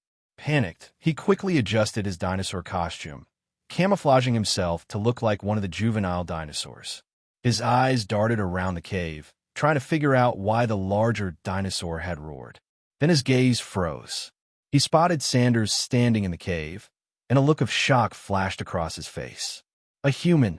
Did they get swallowed by the anglerfish lord too? His pupils trembled, but then he noticed the figure standing beside the tall man. "Is that Olga? She's still alive." The middle-aged man's gaze locked onto his daughter, the girl he thought he'd lost forever. His daughter was alive, standing right in front of him. Meskina Acer, dressed in his dinosaur costume, stood frozen, staring at Olga in the distance. His eyes filled with tears, blurring his vision. She looked exactly the same as she did over 100 years ago, her appearance untouched by time. He had long assumed his daughter was dead. After all, the anglerfish lord's stomach was fraught with danger. From the savage dinosaurs to the corrosive gastric fluids of the stomach sea, everything inside was lethal. But now, Olga was alive. At that moment, the large dinosaur in the nest began charging towards Sanders and Olga. Seeing the dinosaur heading straight for his daughter, Miskina, he couldn't hold back any longer. He tore off his disguise, revealing his now slightly overweight body. "Danger! Olga, get out of here!" he shouted desperately, running toward her. "Father!" Olga stood rooted in place, watching her father scream and run toward her with a face full of worry.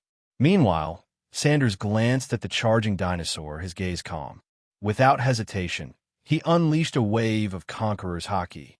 The dinosaur froze mid-charge, its eyes rolling back as it collapsed unconscious to the ground. Miskina Aesir stopped in his tracks, his expression frozen with shock. What just happened? His mind was a whirlwind of confusion, though he felt a wave of relief. At least Olga was safe, for now. He turned his gaze toward his daughter. His eyes, filled with love and longing, locked onto her. It had been over a century. He had finally reunited with his daughter. Olga! Tears streamed down Miskina's dust-covered face, carving 2 clean trails on his grimy cheeks. His voice choked as he called her name. "Father!"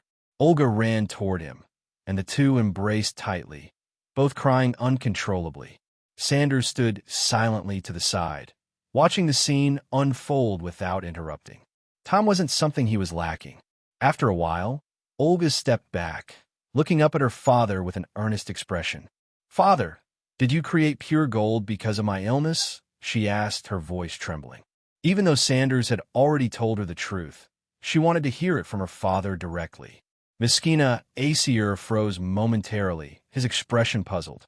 How did you know that?" Hearing his question, Olga's eyes reddened, and tears began streaming down her face again. "He told me," she said, pointing towards Sanders. Miskina Aesir turned his gaze to Sanders, his face filled with doubt. The fact that he had researched pure gold to cure his daughter was a secret known only to a few. Moreover, nearly 2 centuries had passed since then. There shouldn't have been anyone left who knew about it. Sanders stepped forward, speaking in a calm tone. "Let me introduce myself. My name is Sanders. I'm a pirate, and I came here to find pure gold." "Pirate!" Miskina Aesir's expression changed instantly. He quickly shielded Olga behind him, his gaze wary as he faced Sanders. "There's no need to be so tense. I mean you no harm," Sanders said evenly. "I'm only here for the pure gold. Once I retrieve the pure gold stored in your lab, I can take both of you out of here." To him, reuniting the father and daughter was merely incidental, a simple favor on his part. "How do you know there's pure gold in my lab?" Miskina Aesir asked, his mind filled with questions. How did this pirate know about events from nearly 2 centuries ago? How did he know that there was still pure gold in his lab? "That's not something you need to concern yourself with," Sanders replied casually. "What I want you to understand is that even without your help, I can still retrieve the pure gold from the 3rd stomach of the anglerfish lord. Whether it's reuniting you with your daughter or resolving the estrangement between you two, these are merely byproducts of my journey. If you two don't want to leave, I could just go retrieve the pure gold and leave now," Sanders said calmly. Miskina Aesir glanced at his daughter and asked, "You can take us out of here? If I can come in, I can naturally leave as well," Sanders replied. "Father, he has a flying submarine." "It's amazing," Olga said softly. "Then thank you very much. If we can leave, it would be great," Miskina Aesir said gratefully, his expression relieved. This man clearly knew so much and was even willing to take them out. It didn't seem like he had any ill intentions. Besides, the giant dinosaur lying on the ground made it clear. Even if he did have bad intentions, they wouldn't stand a chance against him. "Then let's go." Sanders nodded and turned to leave the dinosaur's nest. Miskina Aesir held Olga's hand as they followed closely behind. When they reached the submarine, Sanders looked at the two and said, "You're more familiar with this place, so lead the way. Don't get any funny ideas. I'm only here for the pure gold." As he spoke, he pointed to a large tree nearby. Crack! The thick tree fell instantly, split cleanly by a bolt of lightning. The thunderous noise startled the father and daughter, and they turned their gaze to the fallen tree, their eyes wide with shock. What kind of power is this? He can summon lightning. If such a force hit them, they wouldn't even stand a chance of survival. "Let's go." "Lead the way to the 3rd stomach," Sanders ordered as he leapt aboard the submarine, revealing just a hint of his power. Olga and Miskina Acer exchanged a glance and quickly boarded the submarine as well. With Olga and Miskina Acer guiding him, Sanders quickly reached the third stomach. This area had once been the location of the alchemy island that Bonbori had swallowed, which was also where Miskina's laboratory was located. As Sanders was about to step inside, Miskina Acer stopped him. "Mr. Sanders, I set up some traps here to prevent anyone from stealing my research. Let me lead the way," Miskina Acer said cautiously. He didn't want the traps to upset this powerful pirate, especially since the man had powers like summoning lightning and incapacitating dinosaurs instantly. Just entering the lamprey's stomach unscathed was already an indication of his strength. "All right," Sanders agreed with a nod. In reality, those so-called traps probably wouldn't even scratch him. They'd be like a tickle at most. With Miskina Acer leading the way, they soon arrived at the laboratory. The lab was filled with experimental equipment, though most were now covered in dust. On a table, a piece of pure gold, larger than a goose egg, rested in a container. "Mr. Sanders, this is the pure gold from the lab," Miskina Acer said as he handed over the container.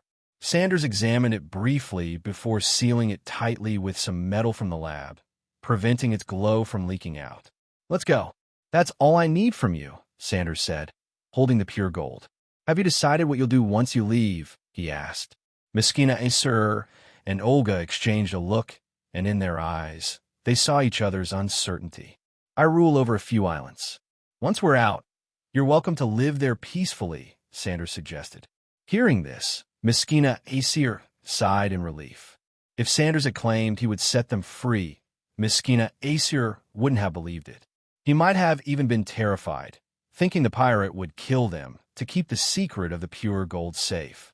After all, not only did they know the secret, but Miskina Acer himself was capable of recreating pure gold. The value of pure gold was beyond imagination. Anyone else wouldn't let them go so easily. "Thank you, Mr. Sanders.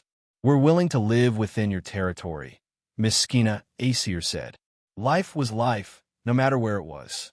As long as they could leave and live a peaceful life, working for Sanders didn't seem like a bad deal.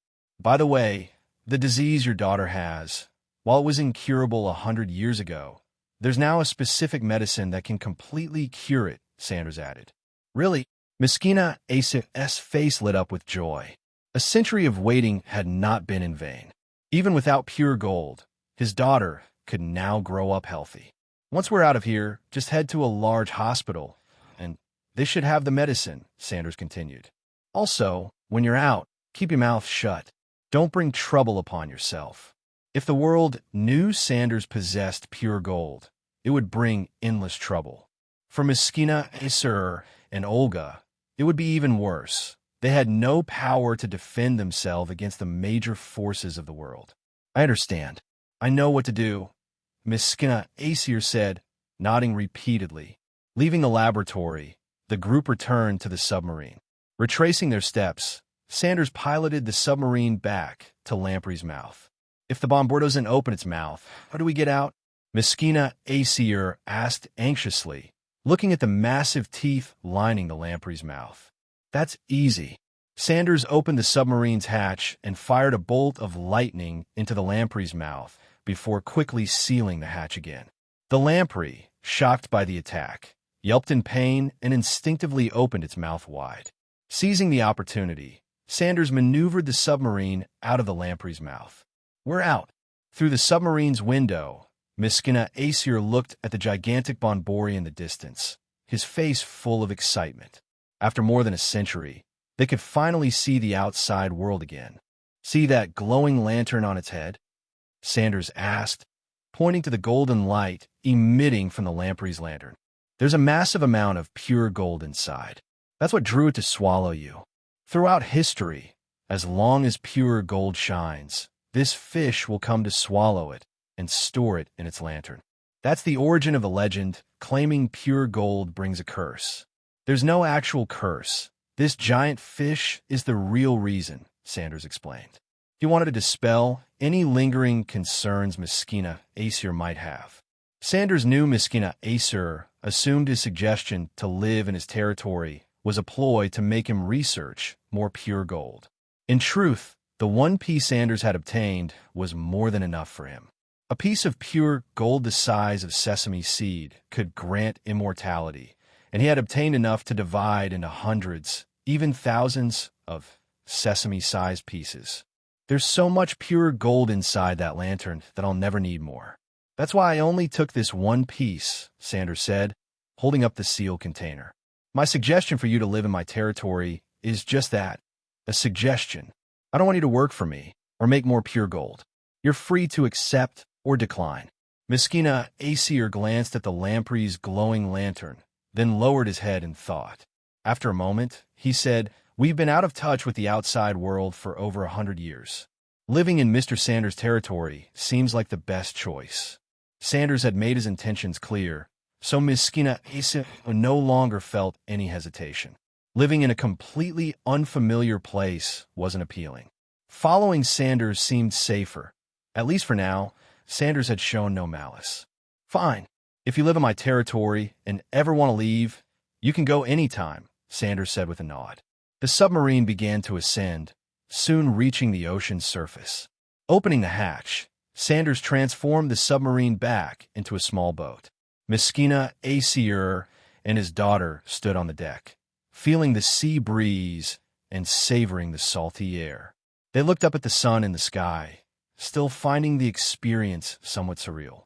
In just half a day, they had escaped from within Lantern Lord's body, a feat unimaginable during the past 100 years.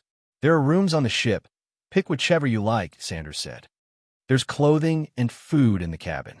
Help yourselves, but make sure to remove any traces of alchemy from yourselves so you don't draw unnecessary trouble." He pointed at Olga's outfit, adorned with alchemical patterns. "I understand. Thank you, Mr. Sanders." Miskina Aesir responded gratefully. "It's no big deal," Sanders replied with a wave of his hand as he headed to his own room. Once inside, Sanders locked the room completely and retrieved the container holding the pure gold. Its dazzling glow filled the entire room. Carefully, Sanders cut off a grain-sized piece of the pure gold.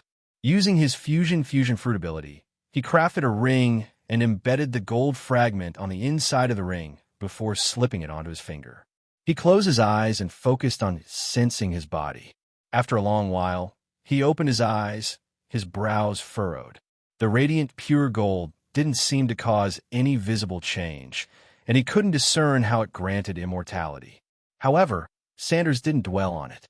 As long as it worked, the mechanism didn't matter. Confirming its authenticity was enough. He proceeded to craft several more rings, sealing the remaining chunk of pure gold and metal and storing both it and the rings in a secure container. With everything settled, Sanders finally exited his room. By this time, Miskina Aesir and Olga had finished freshening up and had changed into clean clothes. Olga's clothes, clearly hastily tailored, didn't fit well. When Sanders appeared, Miskina Aesir approached him. "Mr. Sanders, I've burned Olga's clothes. Aside from the patterns on her ring, there's nothing left that could link us to alchemy." Sanders nodded and gestured for Olga to extend her hand. With a touch, the alchemical script on her ring transformed into the standard language of the pirate world, spelling out Olga's name. "All done. From now on, don't take off the ring," Sanders said softly. Then, he handed Miskina Aesir a small box. "Here's your ring. Like your daughter's, it's embedded with pure gold." Sanders had no intention of reclaiming Olga's ring. Such a small piece wasn't worth his notice. However, without a ring, Miskina Aesir would inevitably age and die within a few decades, while Olga would remain unchanged. "Whether you want immortality or choose to age naturally is up to you," Sanders continued. "If you ever decide you don't want immortality, just toss the ring into the sea. Lantern Lord will naturally retrieve it." Miskina Aesir hesitated briefly before accepting the box. Though he had already lived for over 2 centuries, he wanted to keep living. For nearly 200 years, his life had been one of solitude. Now, with his daughter alive and their estrangement resolved, he wished to enjoy the days ahead with her. As Sanders had said, If there ever came a time when he no longer desired immortality, he could simply discard the ring into the sea. With Lantern Lord around, there was no need to worry about others dying in battles over the pure gold. Having accomplished his goal, Sanders began piloting the ship back to his base. This venture had been incredibly rewarding. Not only had his strength increased, but he had also obtained the legendary pure gold, capable of granting immortality. The next step was to use this pure gold to recruit the subordinates he wanted. For instance, Bartholomew Kuma. For the sake of his daughter, Kuma was willing to become a mindless, experimental subject. Recruiting him as a subordinate should be relatively easy. After all, Sanders not only had pure gold, which could halt Bonnie's illness, but also possessed the abilities of the healing fruit and the operation fruit. When it came to curing ailments, who could surpass the Thunder Pirates? Sanders, accompanied by Miskina Aesir and his daughter Olga, navigated back to the fabled Sky City. On the journey, Sanders shared details about his current territories, the Nation of Gods, Sky City, and Dressrosa. Considering the danger of the secrets they held, Miskina Aesir chose to reside temporarily in one of Sky City's villages. For someone who had been cut off from the outside world for nearly 190 years, this seemed like the safest option. Sky City, floating high in the heavens, felt like a sanctuary compared to the Nation of Gods. "This is your Sky City, Mr. Sanders?" Looking at the majestic islands hovering in the skies, Miskina couldn't hide his awe. Olga, too, stood slack-jawed, marveling at the view. Sky City floats using a devil fruit ability, but if you want to see something truly breathtaking, it has to be the actual Sky Islands. Sanders smiled as he gazed at the islands. Up there, the clouds form seas you can sail on.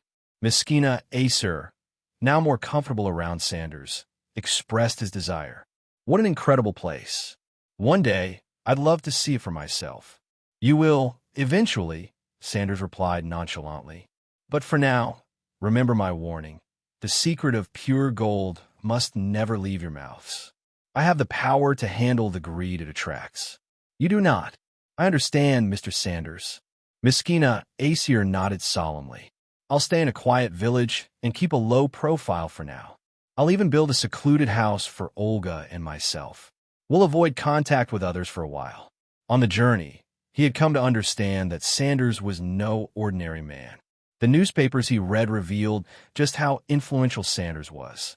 His repeated warnings were clearly for their benefit. Still, Miskina Aesir worried about Olga's brash and outspoken nature, a personality trait shaped by over a century of isolation. He feared her inability to keep secrets, and knew living under Sanders' protection in Sky City was the safest option. "Good. Remember that." Sanders gave a small nod and docked the ship at the island's port. This port, specifically designed for Sky City's fleet of floating ships, was under strict guard. Several dozen flying vessels, large and small, were docked there. These were powered by stored electricity, allowing Sky City's inhabitants to traverse between the heavens and the earth without Sanders or Nami. As Sanders disembarked, holding two small boxes, one containing the large piece of pure gold and the other the rings embedded with it, a guard hurried over. "Captain, you're back." "I am. How's the power situation on the ships?" The guard saluted and reported. "Most ships still have enough power. Since you and Miss Nami were away, we've refrained from making unnecessary trips." "Good." Sanders nodded. "Let everyone know that now I'm back. They can use the ships freely." Leaving the port behind, Sanders led Miskina Aesir and Olga to the Grand Palace of Sky City. Along the way, they encountered members of the Thunder God Pirates and local residents, many of whom worked in the massive palace. This palace, left behind by Shiki the Golden Lion, required an extensive staff just for maintenance. "Captain, you're back." Wappa, the captain of the Divine Guard, sprinted over to Sanders, his enthusiasm evident. "I am. Looks like you've been training hard while I was gone," Sanders said with a grin, noticing Wappa's increasingly muscular frame. "Not just me, Captain. Everyone has been training hard," Wiper replied with enthusiasm. "What about Isho, the vice captain?" "He's off enjoying himself in Dressrosa." All right, pass this along. Have Law come to see me, and find a quiet spot near the village to build a small house for our new guests. Yes, Captain. I'll handle it right away, Wiper responded before turning to leave. After Wiper left, Sanders turned to Miskina Aesir. Law is the ship's doctor. He'll help treat your daughter's condition. Your house will be built soon. For now, I'll provide you with basic supplies and some funds. Once you're settled, you'll need to support yourselves. Thank you so much, Mr. Sanders. We're already more than grateful. Miskina Aesir bowed sincerely. He was well aware that Sanders had no obligation to care for them. Not only had Sanders saved them from the Lantern Giant's belly, but he was also providing a place to live and starting resources. It was far more kindness than they could have expected. Not long after, Trafalgar Law appeared, striding quickly towards Sanders. Captain, you called for me? Yes. Do you have a special medicine for emperor fever in stock? I do. The Sky City medical stores are well stocked. Is someone sick? It's not me, Sanders replied with a faint smile. It's this little girl. He gestured toward Olga. These are my friends, Miskina Aesir and Olga. They'll be staying in the village for a while, Sanders introduced them. Hello, I'm Trafalgar Law, ship's doctor for the Thunder God Pirates. Just call me Law. After a brief nod toward the father and daughter, Law turned to Sanders. Take them for treatment and find a temporary place for them to stay until their house is finished, Sanders instructed. Understood. Law replied before leading the pair away. With that task complete, Sanders made his way to Nico Robin's quarters. After knocking on her door, a calm, feminine voice called out from inside. Come in. Opening the door, Sanders found Robin lounging on a chair by the balcony, a book in her hands.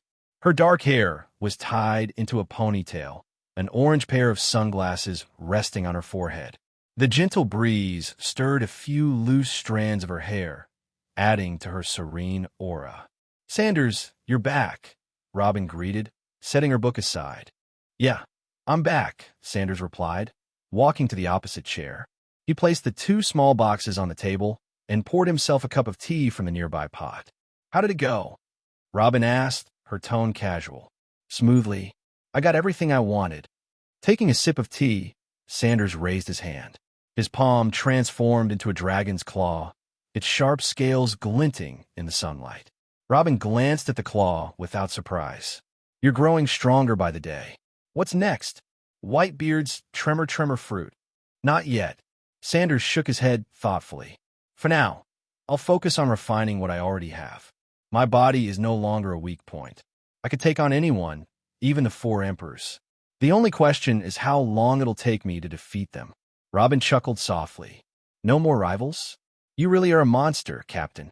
Her words carried no doubt. Robin knew well that, even before acquiring Kaido's mythical zone ability, Sanders had been on par with the four emperors. Now, with his vastly enhanced physical abilities, his supremacy was unquestionable. Anything happen while I was gone? Sanders asked. Nothing major, Robin replied. Though some of the crew are restless. After your battle with Kaido, your absence for so long made them nervous. Now that you're back, everything feels normal again, Robin said with a soft smile. Sanders was the heart of the Thunder God Pirates. Every crew member had joined because of him, but they hadn't been together long enough to build strong bonds with each other. Sanders' month-long disappearance had left everyone uneasy. Robin, Sanders began, his tone calm.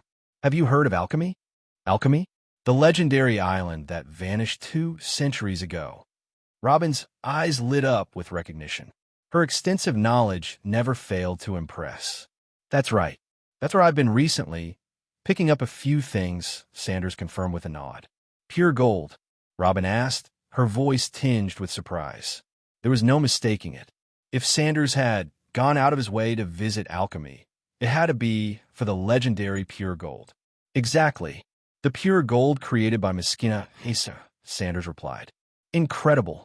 So the legend is true, Robin murmured, her gaze drifting toward the small box Sanders had brought with him. Pure gold, legendary for its rumored ability to halt aging and extend life indefinitely, was something she'd only read about in myths and fables. So, it's true that it can delay aging? A form of pseudo-immortality. Robin's disbelief showed in her widened eyes as she stared at the box. Sanders smiled knowingly. He recalled how, during Trafalgar Law's recruitment, he had mentioned knowing many ways to achieve immortality. It hadn't been an exaggeration. "Close the balcony doors," Sanders instructed. "Pure gold is best examined in a sealed space." Once Robin had done so, Sanders drew the curtains, plunging the room into darkness. "Why does it need to stay out of the light? Is there some kind of taboo?" Robin asked curiously. "There's a legendary curse associated with pure gold," Sanders began, his voice low and steady. "It's said that anyone who possesses it is doomed to misfortune." Robin arched an eyebrow. "A curse? Do you believe it?" "Not exactly," Sanders replied with a chuckle. "The truth is more practical. There's a specific fish, a giant anglerfish, that's irresistibly attracted to the glow of pure gold. Every time pure gold is exposed to light, it draws this creature toward it, and this fish swallows it whole." "Exactly. That's the so-called curse. Alchemy itself vanished because it was swallowed by this anglerfish," Sanders explained. Robin's expression shifted from curiosity to realization. "So that's the true story behind the legend. Alchemy's disappearance wasn't supernatural. It was just a meal for a fish." "Smart, as always," Sanders praised her with a snap of his fingers. He then opened the box, revealing the pure gold inside. A blinding light illuminated the room, even through the protective container. "Even though we're 10,000 meters in the air, it's better to be cautious," Sanders remarked. "The anglerfish can't reach us up here, but if it senses pure gold in the seas below, it might linger around Dressrosa and cause trouble." Robin leaned closer, her fingers brushing the gleaming material. "So this is pure gold. Does it really grant immortality?" "Absolutely. Exposure to its glow over long periods has proven it. The results have been verified," Sanders explained. "Verified? How?" Robin inquired, her brow furrowed. "Miskina Aesir developed pure gold to save his terminally ill daughter, Olga. Both of them are still alive today," Sanders said with a grin. "Still alive?" Robin's usual calm demeanor faltered. She was genuinely astonished. Miskina Aesir had lived nearly 2 centuries ago. If he were alive today, he would be over 240 years old, approaching the lifespan of a giant. "Not only that," Sanders continued, "Olga still looks the same as she did at 6 years old. In nearly 200 years, she hasn't aged a day." Robin sat back, overwhelmed by the implications. Pure gold wasn't just a myth. It was tangible proof of a kind of eternal youth. For the first time in a long while, she was left speechless. "A little girl who's lived for over 2 centuries?" Robin whispered, her astonishment evident. "It seems pure gold truly can grant a long life." "The father and daughter are currently staying in the palace," Sanders explained. "If you'd like to learn about events from 2 centuries ago, you can talk with them." Robin's eyes lit up. As an archaeologist, her greatest desire was to uncover the mysteries of the Void Century. Though this didn't directly relate, speaking with people from 200 years ago was still an incredible opportunity. Her excitement was palpable, the gleam in her eyes reflecting the glow of pure gold. Sanders chuckled at her eager expression. "No need to rush," Sanders reassured her. "They'll be staying in Sky Island for a long time, so you'll have plenty of opportunities to talk with them. For now, though, there's something I want to ask you." Robin looked at him curiously. Sanders' expression grew serious as he pulled out another small box. "Nico, Robin, would you like to have a long life?" he asked solemnly, extending the box toward her. Robin hesitated, her gaze fixed on the mysterious box. Before she could respond, Sanders placed it in her hands. "Whether you want it or not, it's entirely up to you," Sanders said with a playful smirk. Robin opened the box to find a simple yet elegant ring inside. On the inner side of the band was a tiny fragment of pure gold, glinting faintly. She immediately understood the implications. By wearing this ring, she could attain a prolonged life, possibly even eternal youth. It was a temptation that few could resist, especially the promise of staying forever young. After a moment of silence, Robin let out a soft chuckle. "Sanders," she began with a teasing tone, Do you know what it means to give a woman a ring? Sanders raised an eyebrow and smirked. Of course. Well, Captain, Robin said, closing the box and tucking it into her coat pocket. I'll think about it. Sanders' smile widened, pleased by her reaction. However, her next words wiped the grin off his face. Captain, you really shouldn't go around giving rings to every woman you meet, she remarked with mock sternness. Cough, cough. Nothing like that. I'm still a young man, you know, Sanders stammered, scratching his head. Oh, that's not what it looked like when you were chatting with that bartender on Sabaody Archipelago for hours, Robin teased, clearly referring to Shaki. Sanders coughed again, trying to defend himself. That was unavoidable. I'm too strong. I might accidentally hurt someone who doesn't understand my strength. Robin raised an eyebrow, her expression filled with disbelief. Realizing he was digging himself into a hole, Sanders quickly gathered the pure gold and dashed out of the room with a sheepish laugh. As the door closed behind him, Robin couldn't hold back her laughter anymore. She touched her slightly flushed cheeks and muttered, "What a greedy man, Sanders." Her expression softened as she took out the ring from her pocket. Her devil fruit powers activated, and additional arms sprouted from her body, each one holding the ring, turning it over in inspection. I am, after all, the user of the flower fruit, she mused aloud with a sly smile. She slipped the ring on her finger, then reconsidered and moved it to another finger. Satisfied, she tucked it away discreetly. Meanwhile, Sanders was humming a tune as he strolled into the main hall, only to find Law, Baby 5, and the others gathered around, deep in discussion. What's going on? Sanders asked, curiosity piqued as he walked over. Peckham's turned to look at him and blurted out, Captain, you're back so soon? Hello, everyone. As we wrap up this video, I want to share a quick note. I have a Patreon account. If you'd like to support me and enjoy on-demand audiobooks, you can become a Patreon member. Alternatively, you can check out my Google Drive link, which has 500-plus novel audiobooks available through my Ko-fi or Patreon shop. I appreciate your support.